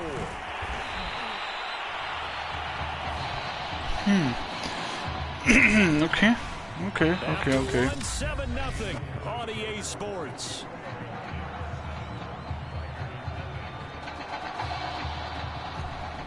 Da hinten, die kämpfen noch. The Ducks set to go on offense as they come to the line. And certainly they'll be hoping to hit pay dirt like they did on the last drive. Got the football back, so a chance to go up 2 scores. And they haven't been tentative at all in this ball game, because sometimes you start a game with your script to try and get information out of the opposing defense. How will they play you in certain situations? Sometimes you script to attack, and that's what I'm seeing so far. Here's a 1st and 10 Oregon. Here's Barrett on play action. But the man open here is Strong. And he gets this one inside the 15, just a yard or 2 shy of the 10. A big connection on that one, 34 yards. So how about this for field position after the big play? Inside the 15 now as they come up on 1st and 10. And that'll be caught. Touchdown, Oregon. A great play there. There to make the grab. And the Ducks have further advantage.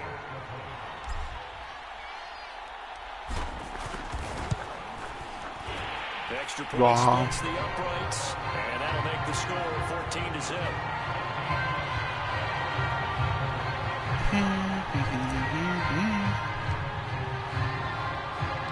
Now after the touchdown, here's Oregon set to kick it off. Das geht. Dass wir wieder alle spielen können. And he'll just sit on this one as their drive will start at the 25. Ich denke mal, das ist auch das, was viele... ready to get after it one more time. And it's been a rocky start for him thus far. They had the turnover and then the punt on those first 2 drives. He rifles one that's intercepted. Picked off at the 33.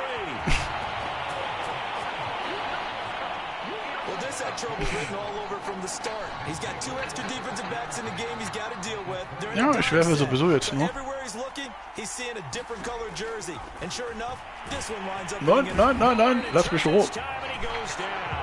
Sack back at the 29. He couldn't get rid of it. He takes a sack for a loss of 6 to bring up second down. Another try after the first down sack. Barrett. That went a little too high as it's knocked away and incomplete. The turnover put him in great field position. They don't want to squander it with third down coming up. No, not at all. And you know what else you do? You make your defense mad. Yeah. They got you the football, gave you a great opportunity. You got to cash in and get some points. This is Gibbons over the middle. And they will eventually get him down, but he's inside the 5 all the way to the 3. Ja, mal gucken, welcher Mannschaft ich reinkomme. Here's another conversion, and now this offense, they're in a position to go up even further as they've got it first and goal. Now a throw to the end zone on first down, but it winds up incomplete. Receiver coaches preach to their guys all the time, separation, that's what's going to make the play successful. That time there was very little, and I think they were actually fortunate that it was only knocked away and not intercepted. And a nice job to break free of one tackle, but it slowed his momentum somewhat, and he's taken down right after. Only 3 yards there on the completion. That'll lead to a third and goal. Throwing here, Barrett. Nein! Feeling the pressure here and taken down. A sack back at the 7. Now the defense going to use the first of their timeouts, as the clock will stop with 37 seconds to play in this first half. And this one is right through. And the lead will grow. It's now 17-0. Well, I don't know if they would have gone for it on 4th and goal anyway, but the sack on 3rd down pretty much made their mind up for them. You're exactly right about that. And this is a tough place on the field to take a sack because, as you just noted, it took the decision-making away from them. Now they have to go for a field goal instead of potentially going for it. The return man down to a knee, and this will come out to the 25-yard line. The Tiger offense ready to get after it one more time. And with a 3-score deficit staring him in the face, they might have to press the issue here and try to get points out. Pressure comes, and down he goes. Okay. It's a loss of 5, and now it's second down.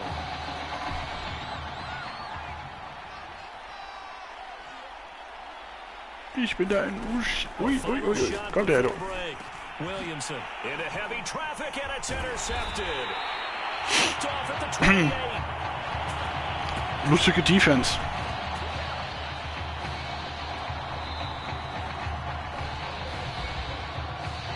Halbzeit. The winner goes on, the loser goes home as we start the second half of this semifinal matchup. This will be fielded inside the 5. Whoa. And a good return as he'll be stopped just shy of the 30-yard line. The Oregon offense on the field ready for their next possession. And they've got the lead. CD, what do you think the message was at halftime? I don't think the message was too drastic, I think, at the half, or that they need to change things too much. I do think the offensive line could play a little bit better. I think they'll try and help them out more. Okay, so geht's auch. A few more times and maybe add a running back to the formation to pick up those pass rushers, because they probably allowed a few too many sacks for comfort in the first half. On first down, Barrett to throw. Ja, das war typisch.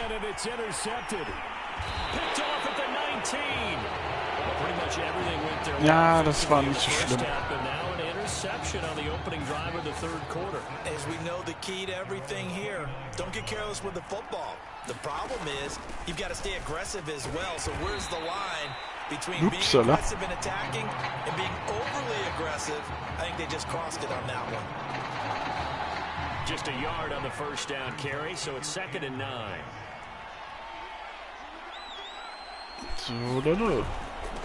Running for the shotgun with Dre.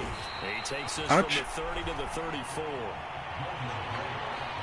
they certainly have been able to get him going and establish the run, so I think it's time to abandon that plan and start chucking it all over the park. And you know who's excited about that? The defensive front. They got to just pin their ears back and get after him now. Got it complete to Crabtree. And he's taken down at the 43, but not before picking up the first. I'm not sure that was necessarily a safety valve or a check down throw on third down. Sometimes just try and find the open guy and get him the ball. He did exactly that and found a way to pick up a first down. And he'll be brought down, losing yardage back at the 40. That's going to wind up a loss of a full 3 yards on first down. 13 yards remaining on second down.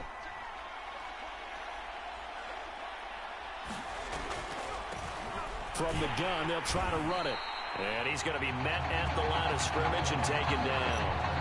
Calling no gain there. Now they're looking at a 3rd and 13.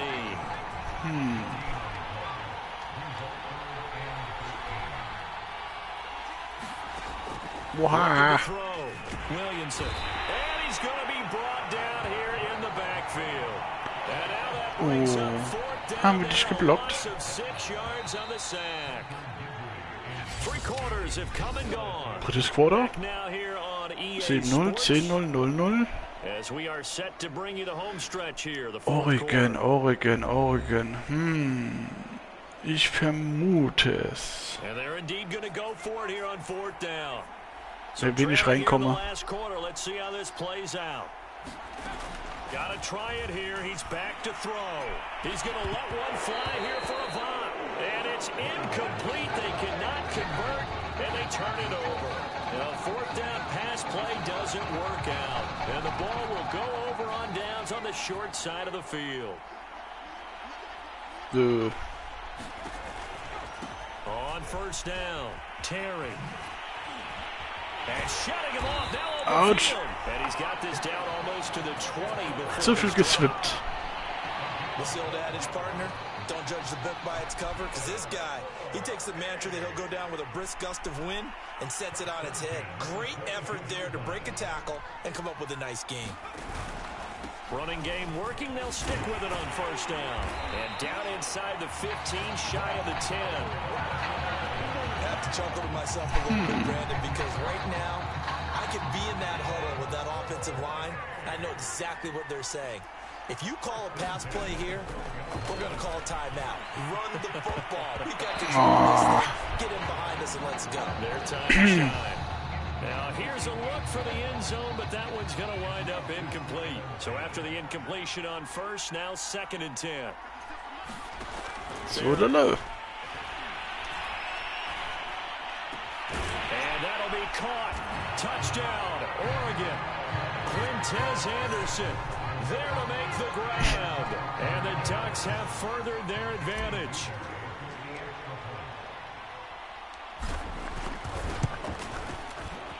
Extra point right down the middle. And the lead is now 24.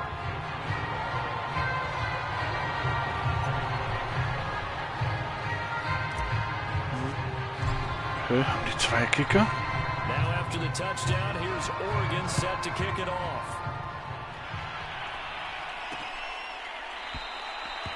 Okay, die haben 2 Kicker. Einmal rechts und einmal links. The Tiger offense ready to get after it one more time. And let's face it, this drive is not going to have any bearing on this game, but it's kind of important for one reason, isn't it? It certainly is. You got to get points. And okay, all right, I'm being facetious here. But you get points, you feel a little bit better about yourself as you move on to the next one. They're going to need to get up and set in a hurry. Throwing on first down, but this one winds up to be incomplete. Crabtree, the intended receiver. That'll bring up 2nd down. Geh nach links. Now a draw play with Dre. Absolutely nobody fooled there. He's going nowhere fast as he's stopped behind the line of scrimmage. Was? Now the offense going to use the first of their timeouts as they'll get it with just over 90 seconds to go in the ball game.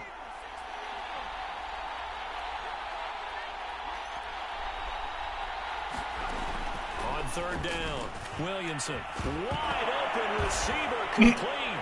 And it's out. He put it on the carpet. And the defense will get their hands on it. Oops. The other way. Okay, this isn't one where you want to take the game tape and hold it up as an example, do you? I mean, you talk about frustrating all the way through. Okay. And that last error, I think that crystallizes it, doesn't it? Absolutely. That's been representative of their entire game still being shut out. Room to run past midfield. And out of bounds on the other side of midfield at the 45. Bin mal ausgegangen, damit die Zeit nicht weiterläuft. Not totally home free yet, but it's looking good as they come up 1st and 10. They'll keep it on the ground. It's Terry, and he's going to get this one down to the 45-yard line. Credit him with a 1-yard gain there to make it 2nd and 9. Und Schubdidodi. Now a give right side. It's Terry, and that play will go nowhere. Losing yardage back near midfield at the 49. Okay, losing yards. It's 3rd down. They'll try the left side. Terry, and he'll get this down only to about the 46. Just a gain of 2 there, and it's going to bring up a 4th down. Oregon's punter out on the field, as he should be able to pin him back deep here with his first punt. Gucken.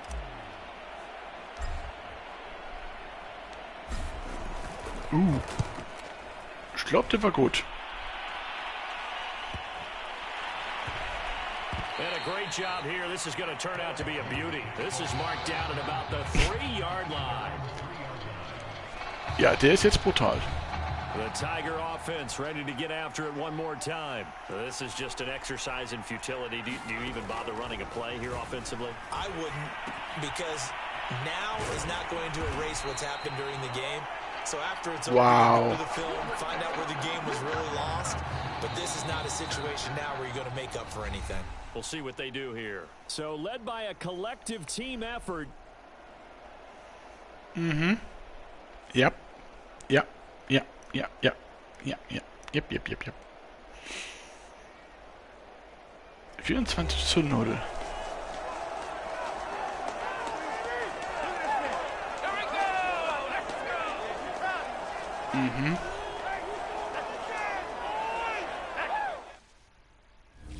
Ja.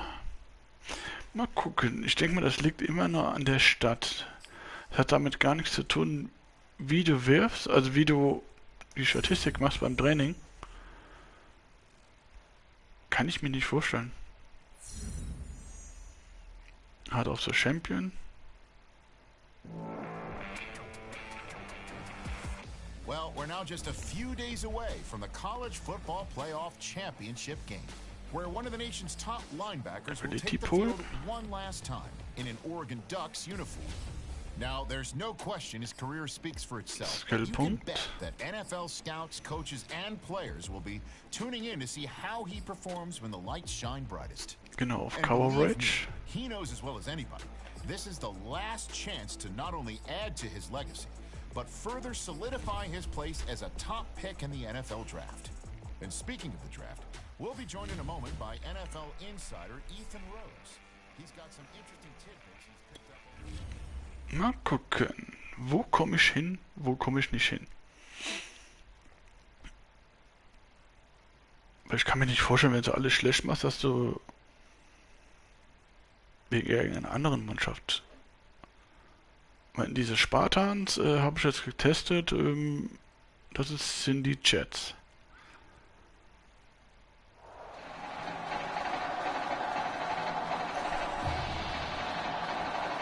Well, some of the biggest stars of the college football world will be on display tonight Tigers. as we welcome you to Hard Rock Stadium here in Miami. Tonight we play for the College Football Playoffs National Championship, as we'll see the Clemson Tigers taking on the Oregon Ducks.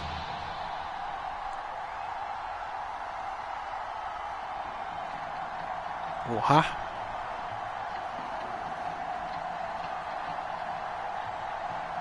Ja, okay, da heißt der Name, den wir am Anfang machen, der bleibt so.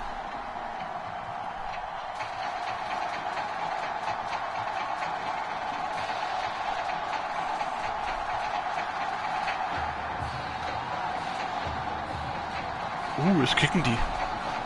set for football now in South Florida. Strap in, folks. It's going to be a good one. And we are underway in the national championship game. Wow. And all in all, a pretty solid return. Der war aber schnell. Got it to the 35. They'll mark him down officially at the 34.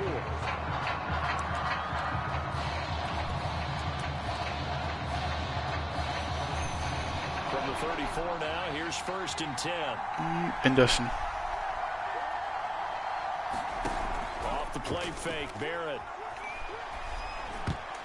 And his first pass here is going to fall incomplete. Ja, das war typisch. Missed opportunity for an interception. Let's face it, a lot of these defenders, they've got it all. Speed, athleticism, hands, a little bit questionable. Throwing again on 2nd and 10. Barrett. Hauled in by Anderson, left side. 9 yards, not quite enough, and they'll be left now with 3rd and 1. I think that was a pretty good read right there. They caught him in zone defense and went to the hitch. And because they're in zone, that creates a natural space between the defenders and the receiver, able to get it to him quickly and let him get upfield. I'm not sure he saw the linebacker there as that's batted down and incomplete. So the defense able to get off the field here on 3rd down. It's one of the goals of the game. They've got to be effective on passing downs. It's one of the few things defenses chart. How did we do on 3rd down? That's a nice start for them in this one. And the punt team on now as this one's sent away. Klatsch. So a change of possession here on the punt. And the offense will take over. Ja, ein bisschen nach links hätte ich machen müssen. Clemson now with a 1st and 10. Hallo? They will get 4 yards here on the 1st down run, and that'll make it 2nd and 6. End result of that one, a nice 4-yard gain, so you can use that to set up your play-action game, or you can come right back and continue to run the football because as an offensive play caller, you're on schedule and feeling pretty good about your next couple of calls. Window to throw. Coverage wasn't too bad there. Yeah, they had him under wraps pretty well, but somehow able to muscle his way open and catch the ball. They'll try to run for the first with Henry. And he's able to pick up the 1st down here before he goes down. Also von der Größe her bleibt aber auch.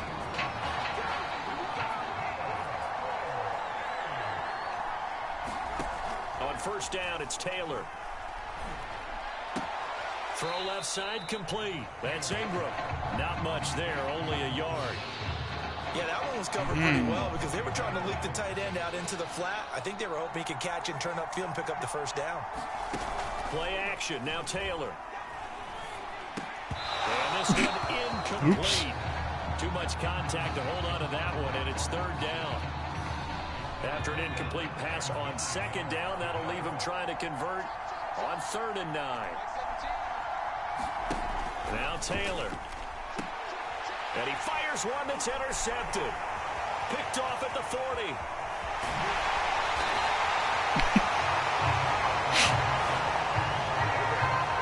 Yeah. That's a drive killer right there. Not a really confident throw either. This one was kind of up for grabs, and it's going to come down the hands of the wrong team. Barrett looks to throw on 1st. And that'll be caught. Touchdown, Oregon.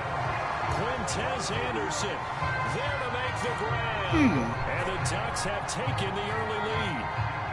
Now the try here for the point after. Okay, hier haben wir jetzt wieder einen anderen Kicker. And it's good to make it 7-0.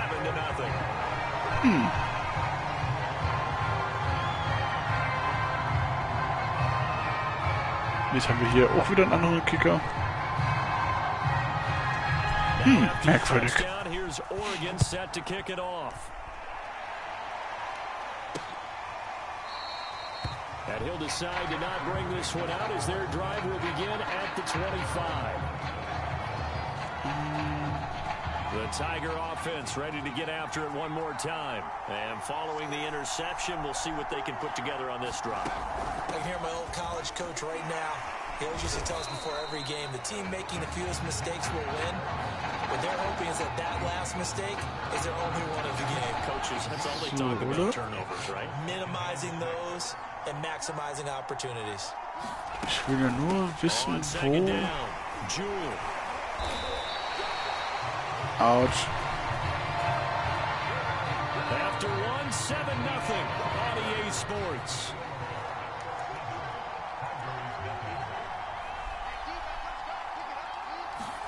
Now Taylor on first down. This one complete to Ingram. 5 yards on the catch there, brings up second down. Nice rhythm throw there on first down. He located his tight end, made it a nice easy pitch and catch. Hoping he can break a tackle or two. Wasn't able to do that there, but still good yardage. On second down now, Jewell.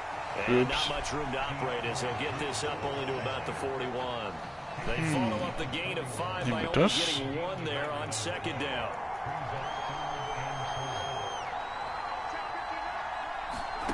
They go play action with Taylor. He's got it to Ingram, complete. Good defense holds him to only a yard, and it'll be 4th down. To lock onto a receiver, and he finally found his man coming left to right across the formation. But by the time he got the ball to him, not much of a chance to turn upfield and make anything out of it. This is taken at about the 14. Oh, fast. Excellent return that time, 26 yards. The Ducks set to go on offense as they come to the line. And they're hoping to redo their efforts in the last drive when they got into the end zone. And just think of what it's like now on the sideline, because when you score a touchdown, you have to go over and look at the tablet and see what you did on the last drive. When you scored points, it's a whole lot better view than when you're trying to figure out how to fix things there. Okay, Simpson. Bitte, Simpson klingt interessant. To throw again on second down, Barrett. And this is Simpson with a catch. And he'll go down, but not before getting this inside the 30. So many times in my career, I've heard coaches talk about completions are one thing. But as long as we're there at the catch and we get guys on the ground, we can live with that.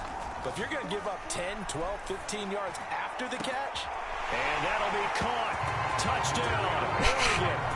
A great effort there. 28 yards. And the Ducks have furthered their advantage. Point after, right down the middle. Okay, also bis jetzt, wo geht er eigentlich?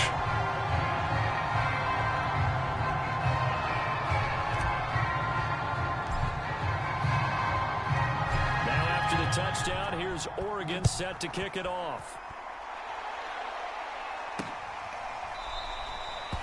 No run back here, down to a knee, and this drive will start at the 25. The Tiger offense ready to get after it one more time. And with him down 2 scores, you wonder if they might try and put something together, even if it's just to get into field goal range. Throwing now, Taylor on first down. Quick hitter here, it's complete. Timeout. Ach so, den machen die ja gerne mit Timeout. 30 seconds to go in the first half of play. So from the 39 now, they'll come up on a 1st and 10. Here's Taylor. He finds his man, complete. It's Ingram. That catch good for only a couple.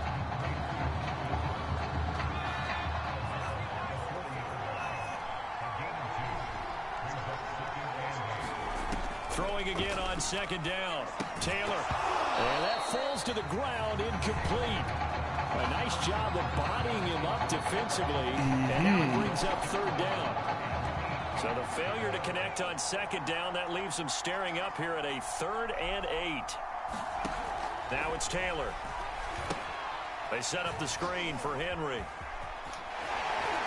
And he goes out of bounds. It looks like right at the Ja, ich hatte den gerade eben gehabt fast. Well, these guys have definitely been outplayed in the first half. I like their countenance. I like the way that they haven't panicked out there, the way they're carrying themselves.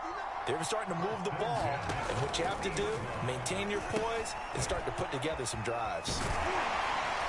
And get him down after a pickup of 8, 2nd and 2.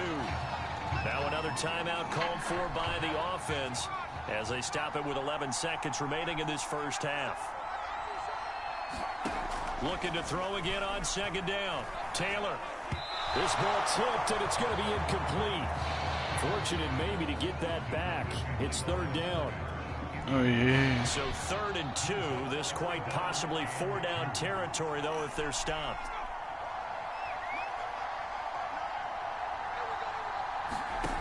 From the shotgun, it's Taylor. And this is incomplete with a clock showing just 3 seconds left. Ach du Kacke. So 3 seconds here remain in the half. On is the field goal unit to see about getting 3 points.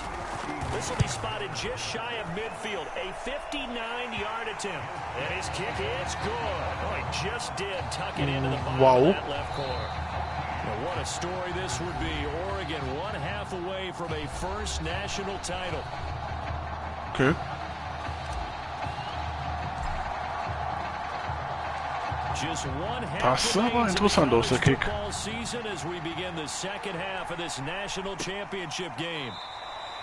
No run back here to begin the Okay, half, der Kick war gut. Der war gut. The Tiger offense ready to get after it one more time. And right out of the gate, they face what you'd think could be a pretty important drive. I would say so. You know, Aha. 2 scores, that's not the end of the world. It wasn't the strongest of first halves, but for them to start clawing back, they've got to start putting a little pressure on that defense, start cutting into this deficit. You can't have 3 and outs and expect to get that done. From the 27, Taylor.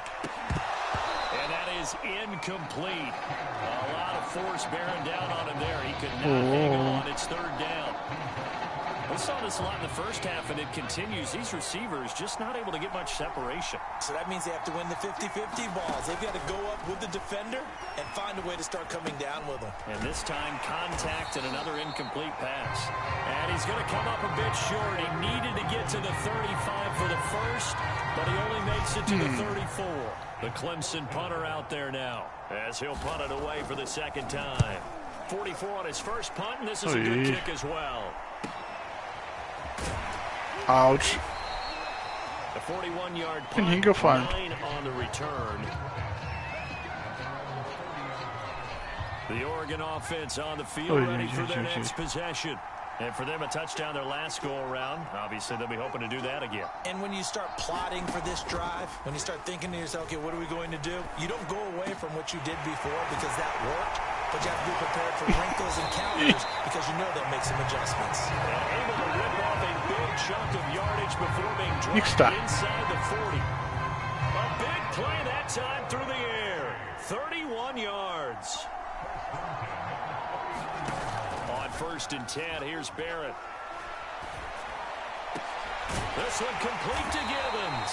And all the way inside the 15 before they drop it. And now we get into the psychology of the whole thing because a lot of teams with a 2-score. Wow, ich kann hier besser werfen, als wenn ich mich selber spiele. Geil. With this team, you got to figure at this point, this is a great spot for them to go into attack mode. Really try to put the hammer down and finish this one off. And incomplete, a drop there in the middle third of the field. That'll bring up second down. Here's Barrett looking to throw. That is caught at the 7. They get 7 out of that, so they're left with a 3rd and 3. I think a lot of people ask the same question all the time. Why do we see so many slants? Schon merkwürdig, dass ich besser spielen kann. Everything's more condensed. It has to be quicker, and you've got to deliver the ball on time. And he will score. Touchdown Ducks from 6 yards away. And the Ducks have furthered their advantage. Point after here coming up. Ja, und das ist das Finale. Glaube ich. And it's 21-3.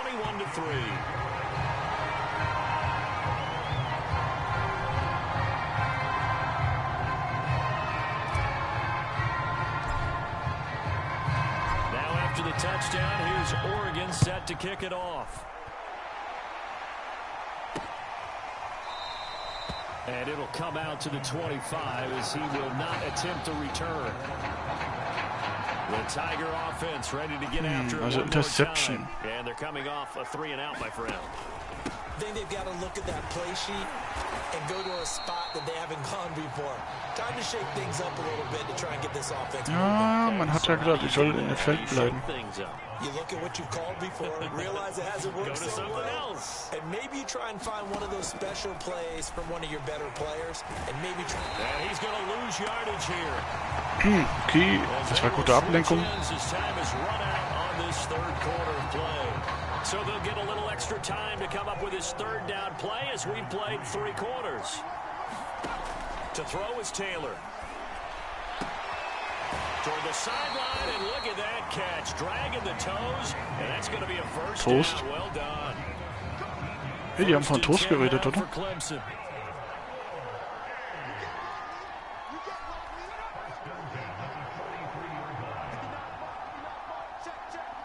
Check. Now Taylor to throw. And his throw is going to be incomplete. A lot of times it's that first read that you have. Maybe you get it in pre-snap, and he locked in on his target, but he was covered quite well, and that one's incomplete. Ich will ja nur wissen, in welcher Mannschaft ich reinkommen würde. Taylor, he finds his man, complete. That's Powers. They get 6. That'll leave them with 3rd and 4. You got the big lead defensively. Willing to give them that underneath stuff, right? And this is why you work on tackle them after the catch, inbounds, keep the clock running. Just go ahead and bleed the game out that way. And this effort won't be enough as they rally up to stop him a couple of yards short. Give him a couple on the run as it brings up the 4th down. Okay, Solidarität. Nein. Oh, wieder den falschen. Taylor on 4th down. And it's incomplete. They cannot convert. And they turn it Okay. over. The 4th down pass play doesn't work out. And this defense will take over. Das sah jetzt lustig aus. Liegestützen. Geile Liegestützen. Ouch. He's immediately taken down at the line of scrimmage. No gain on the play. It'll be 2nd down.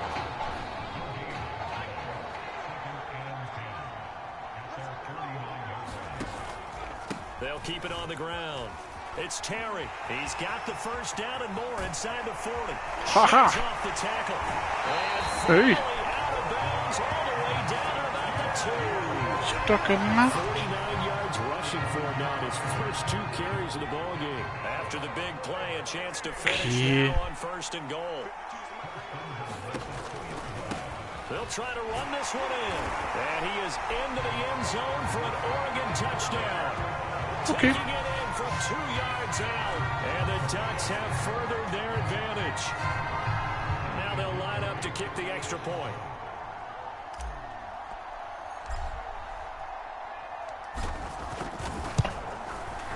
And they open the lead up now to 25 points.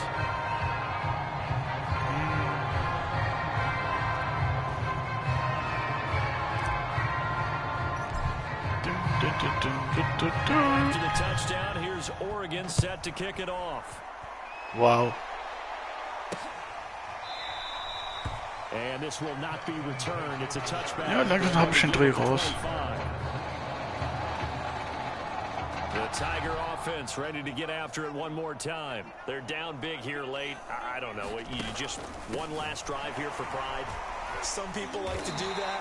I remember playing for a guy once. We were down huge, and someone said, "Coach, Oh ja, Gruppenkuscheln. I'm like, who cares? Let's get out of here and do something some other time." But some teams like to do something at the end to feel a little bit better as they continue to move forward. Yeah, probably just want to put this one behind them. Now the offense going to use Viertes the first Quarter, of their Timeout. As the clock will stop with 1:06 left to go in the game. Okay. On 3rd down, Taylor. Rifles one, and that's going to be intercepted. Picked off around the 41. So many times we end a game, and as we're recapping it, we're talking about what offenses did and how they won the game. Let's flip this one over. The defense, they frustrated the offense the entire ball game. That's why they're walking out of here with a victory. And they're going to love to walk out of here with that is their final act. And he is into the end zone for an Oregon touchdown. A great play there. His second touchdown of the night. And the Ducks take advantage of the short field and finish it off with a quick touchdown. Schwappdiwupp. Schwappdiwupp. Extra point splits the uprights, and that will extend this big lead.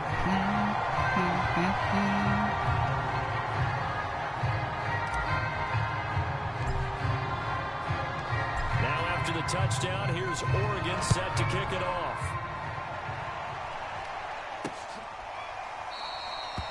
And the drive will begin at the 25-yard line. The Tiger offense ready to get after it one more time. Let's just be frank.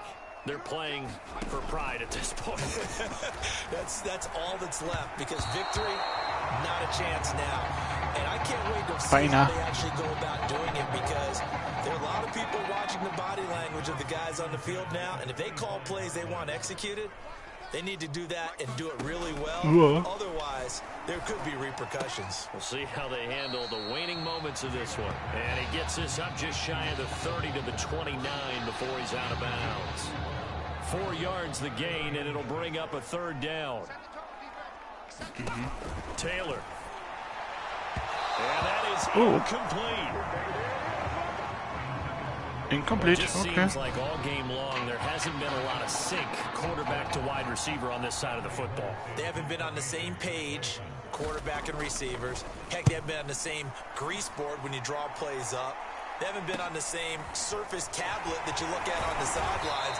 Nothing's worked for them. They've got to find a way to start matching each other's movements. That'll go as a 39-yard punt. Give him 9 on the return. The Oregon offense on the field, ready for their next possession. They'll run on first down. It's Terry. And he'll go down right around the 47 this time. 82 yards on the ground for him now, as he has gotten better, really, as the night's gone on. A good gain on first. Has him set up with second and just a couple of inches now from the 29. They'll keep it on the ground. Terry.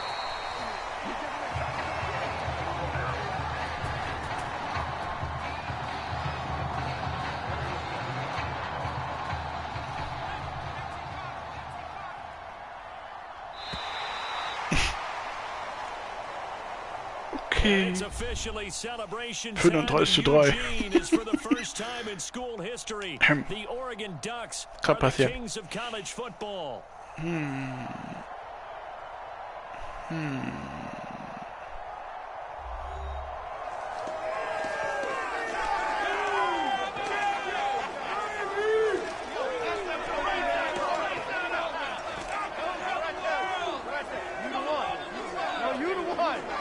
Wow, dreckig.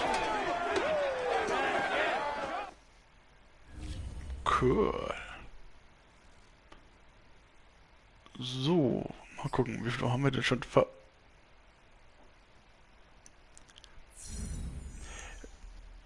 Okay.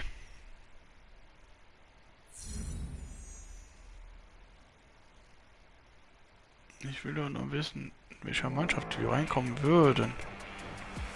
For all my listeners out there, Level 4. Put it to you this way. NFL teams love championship pedigree. It's one of the main reasons why Oregon's going to be represented near the top of this year's draft. By their star linebacker, of course. In short, there's plenty of amazing players. Oh, wir haben einen But Skillpunkt. when teams look at this kid now, they're inevitably going to think to themselves, winner, champion. Yeah, obviously his measurables are off the charts, but I think his championship experience sets him further apart from the rest of the pack. Anyway, let's shift into something I read before the show. An interesting post my wife Susie sent me about the upcoming... Continue. Interview. No matter the game. Genau, no matter. Was? Wie no matter? Ey, man kann skippen. Woche 4. The results from all your performance screenings were off the charts, which we expected. The DNA analysis helped too. Yeah, you guys don't mess around. Man, I felt like a science experiment or something these last few weeks. Everything counts. We track it all. Your sleep patterns, Wieso kann ich das jetzt nicht? lactate threshold, isokinetic testing. We need all that data to continue to personalize the plan for you. Yeah, I have definitely been exposed to some things I've never thought about. Like speaking with the sports psychologist last week. Take full advantage. It's not just how you perform on the field. I gotta be honest, I was a tad skeptical about you at first with all the buzz. Okay, wieso konnte ich das retten? 3 Tage zu Compine. Oregon to Indiana.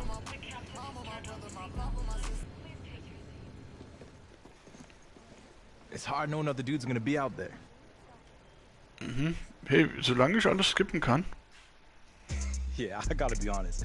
I didn't expect to answer any questions about my Das können wir nicht skippen. Not really my area of expertise. Interview. Well, this one is a little more straightforward. Teams that pick near the top of the draft Oh are yeah. generally concerned with how Mal gucken, guys was who wir... had a lot of success in college will handle Vielleicht liegt es it auch if that daran, was doesn't wir come hier overnight wählen. in the NFL. Obviously, we're picking first overall for a reason. Got a lot of holes in our roster that we need to fill. Wir sind ein Roster. This Was? is a process that Wir takes rosten some doch gar time. nicht, How oder? are we going to respond?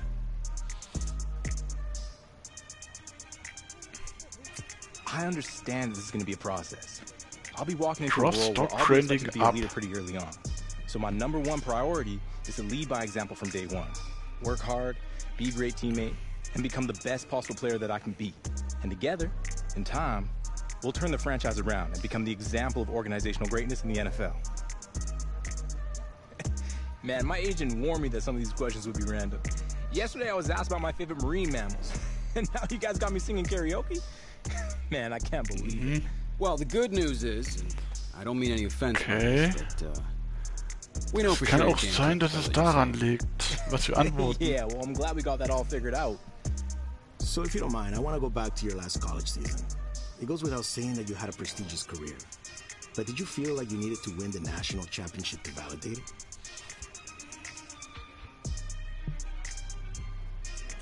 The night we won the national championship was the best moment of my life, no question. But I can't Aha, sit here and say I wir feel nehmen like ab a das, failure if weil I sonst lost habe the ich rechts unten das championship game. genommen. I had a lot of success and a lot of fun in college. And that was what mattered most.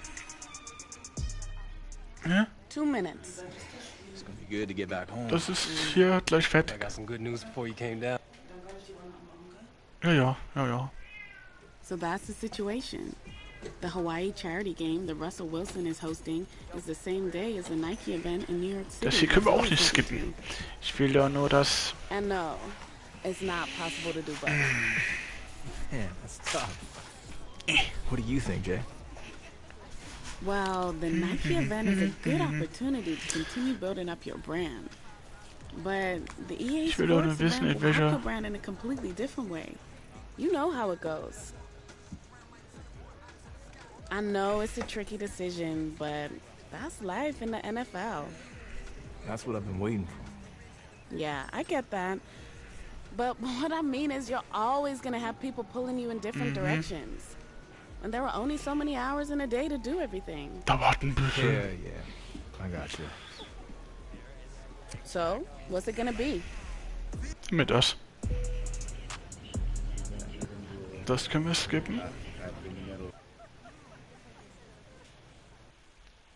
Ich will doch nur wissen, welcher Mannschaft ich reinkomme. Was? Wie Musik?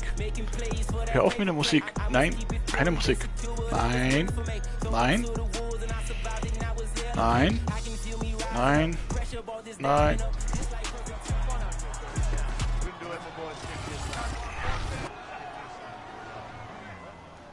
Kann man das skippen?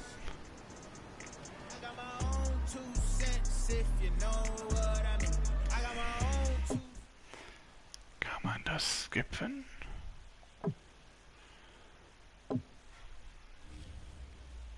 Oh. Okay. Also man hat es jetzt Ich wollte doch gerade aufhören.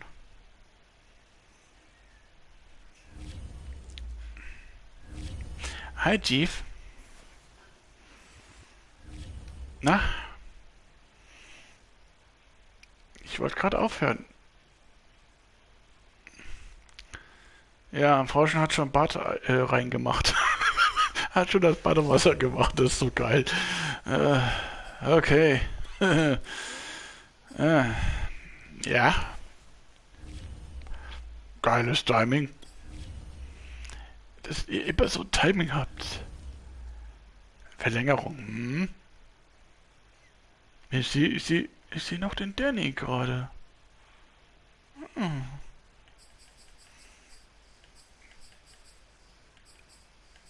Danny ist auch noch gerade unten, gell? Der freut sich bestimmt auch. Er sieht bestimmt lustig aus.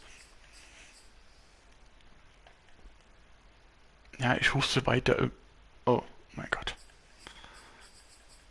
Was du hier alles machen kannst. Verrückte Sachen kann man hier machen. Von den Anzügen her. Oh, das ist das Neue. Cool, wir haben das Neue. Wir haben das Neue hingekriegt, okay. Light? Wie Light? Was ist denn bei Light? Was haben wir denn hier? Was haben wir denn da? Was haben wir da? Light? Okay, Flecko tut gerade mit Frauchen reden. Also so wie immer. Ja, unsere Katze redet manchmal sehr viel.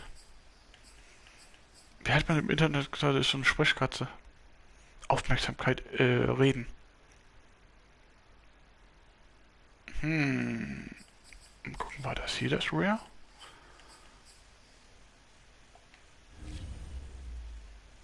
Okay,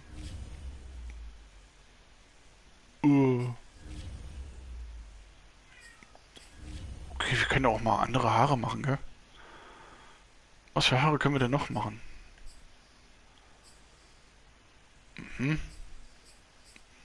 Gibt es nicht andere Haare, die wir denen machen können? Einfach mal so? Was können wir denn da machen? Black? Schnurres? Ich glaube, wir brauchen mal andere Haare, oder? Ja. Wir machen andere Haare. Ja, und NFL hat keine Musik. Wegen diesem DMCA-Kack habe ich das ausgestellt. Wie nein? Was heißt denn jetzt nein? Willst du das? Ja? Nö, du kriegst das hier. Wie nein? Wieso will er das nicht? Willst du das?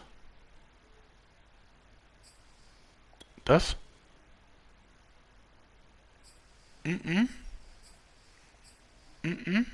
Das hier? Willst du das? Ja? Alles okay, willst du das? Gut, dann kriegst du das. Der soll aufhören zu nörgeln. So, das war Head gewesen. Das war Agyl, das war Balance. Warte mal, Haare waren wir doch schon. Hamiderchen. So, Info, brauchen wir Info was? Nein. Info brauchen wir nichts. Da brauchen wir auch nichts.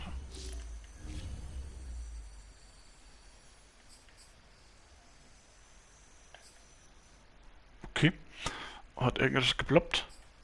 Notifikation? Gar nichts. EA-Tracks? Wir brauchen keine EA-Tracks. So. Das. Wir haben mit Franchise haben wir jetzt eben mal getestet. Einmal mit MLB und einmal mit Quarterback. So, Franchise will ich nur mal was gerade gucken. Badewasser dauert ja sowieso immer so 10 Minuten.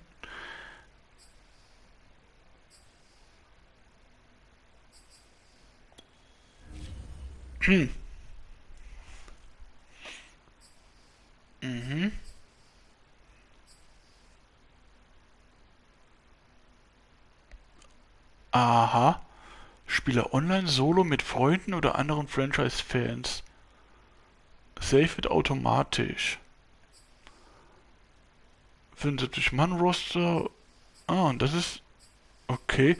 Ah, also hier kann man das einstellen. Also, ob man mit anderen Leuten mitspielen möchte oder nicht. Klappt aber nur, wenn man das Spiel selber auch hat. Geil. Interessant. Oh, was ist das?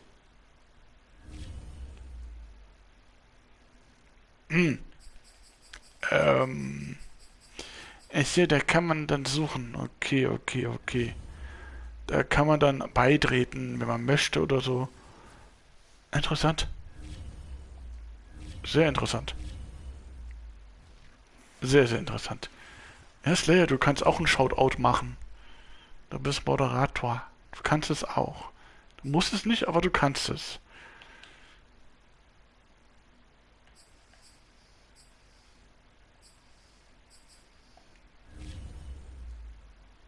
Jetzt so, was? Shoutout? Seit wann kann ich denn das? So. Wir haben schon einiges gemacht. Von Franchise haben wir schon getestet. Und ich muss sagen, MLB ist interessant. Ja, okay, man kann das spielen, ja. Aber persönlich finde ich Quarterback besser. Plus, weil du ein bisschen mehr Kontrolle hast. Okay, du hast in alle Charaktere, also Wide Receiver, also Linebacker, Running Back, also Quarterbacks, Wide Receiver, Halfback, Linebacker. Man sieht, überall spielst du alle. Warte mal, was steht denn da? Wide Receiver in the NFL. In the NFL.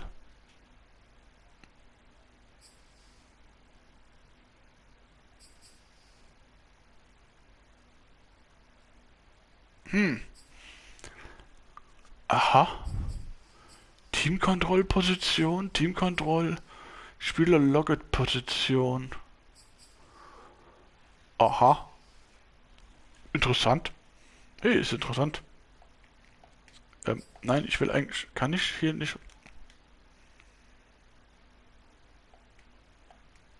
hallo? Kann ich nicht hier raus?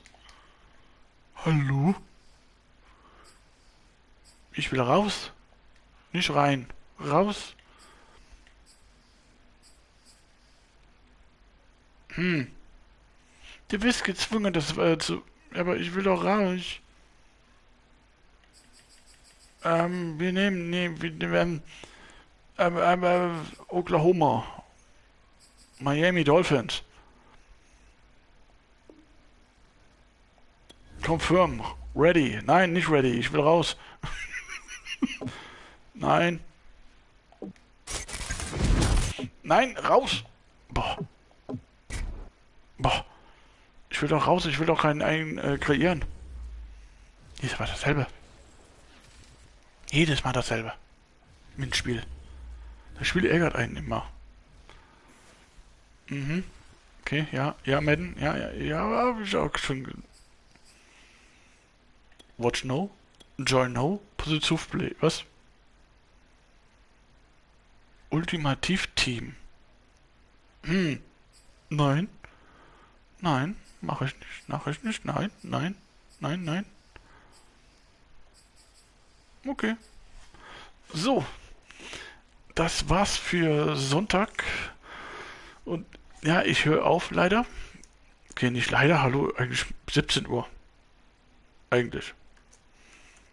So, dann bedanke ich mich für den Sub, für das Switch Baby von Mischa, dann für die 2 Raid-Attacken, wo das eine Spiel irgendwie verbuggt ist.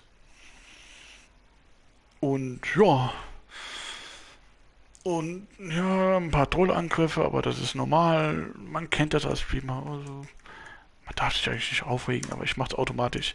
Ja, das sind die Zeiten für die Leute, die das noch nicht wissen, was das hier für ein Typ ist, der hier nur noch rumlabert und der jetzt gerade sagt, hä, wie, der will jetzt aufhören. Ich habe noch ein anderes Leben, was noch da ist.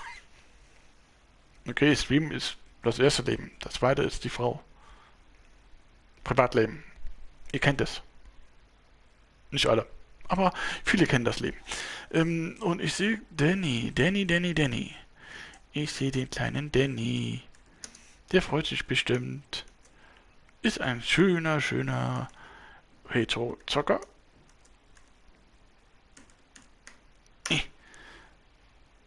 So, erstmal das. Und eigentlich muss man ja so machen. So. Okay, hat funktioniert. Hey, ich hab's noch hingekriegt. Schaut aus, können Moderatoren machen.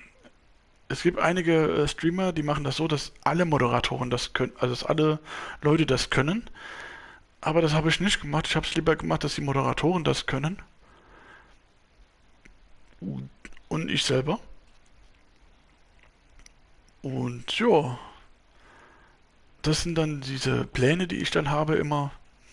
Also ich bin jeden Tag da. Wenn was dazwischen kommt, was ich manchmal, glaube ich, manchmal denke. Irgendwann kann es sein, dass da was passiert. Irgendwann, ja, mal gucken, wir schauen mal.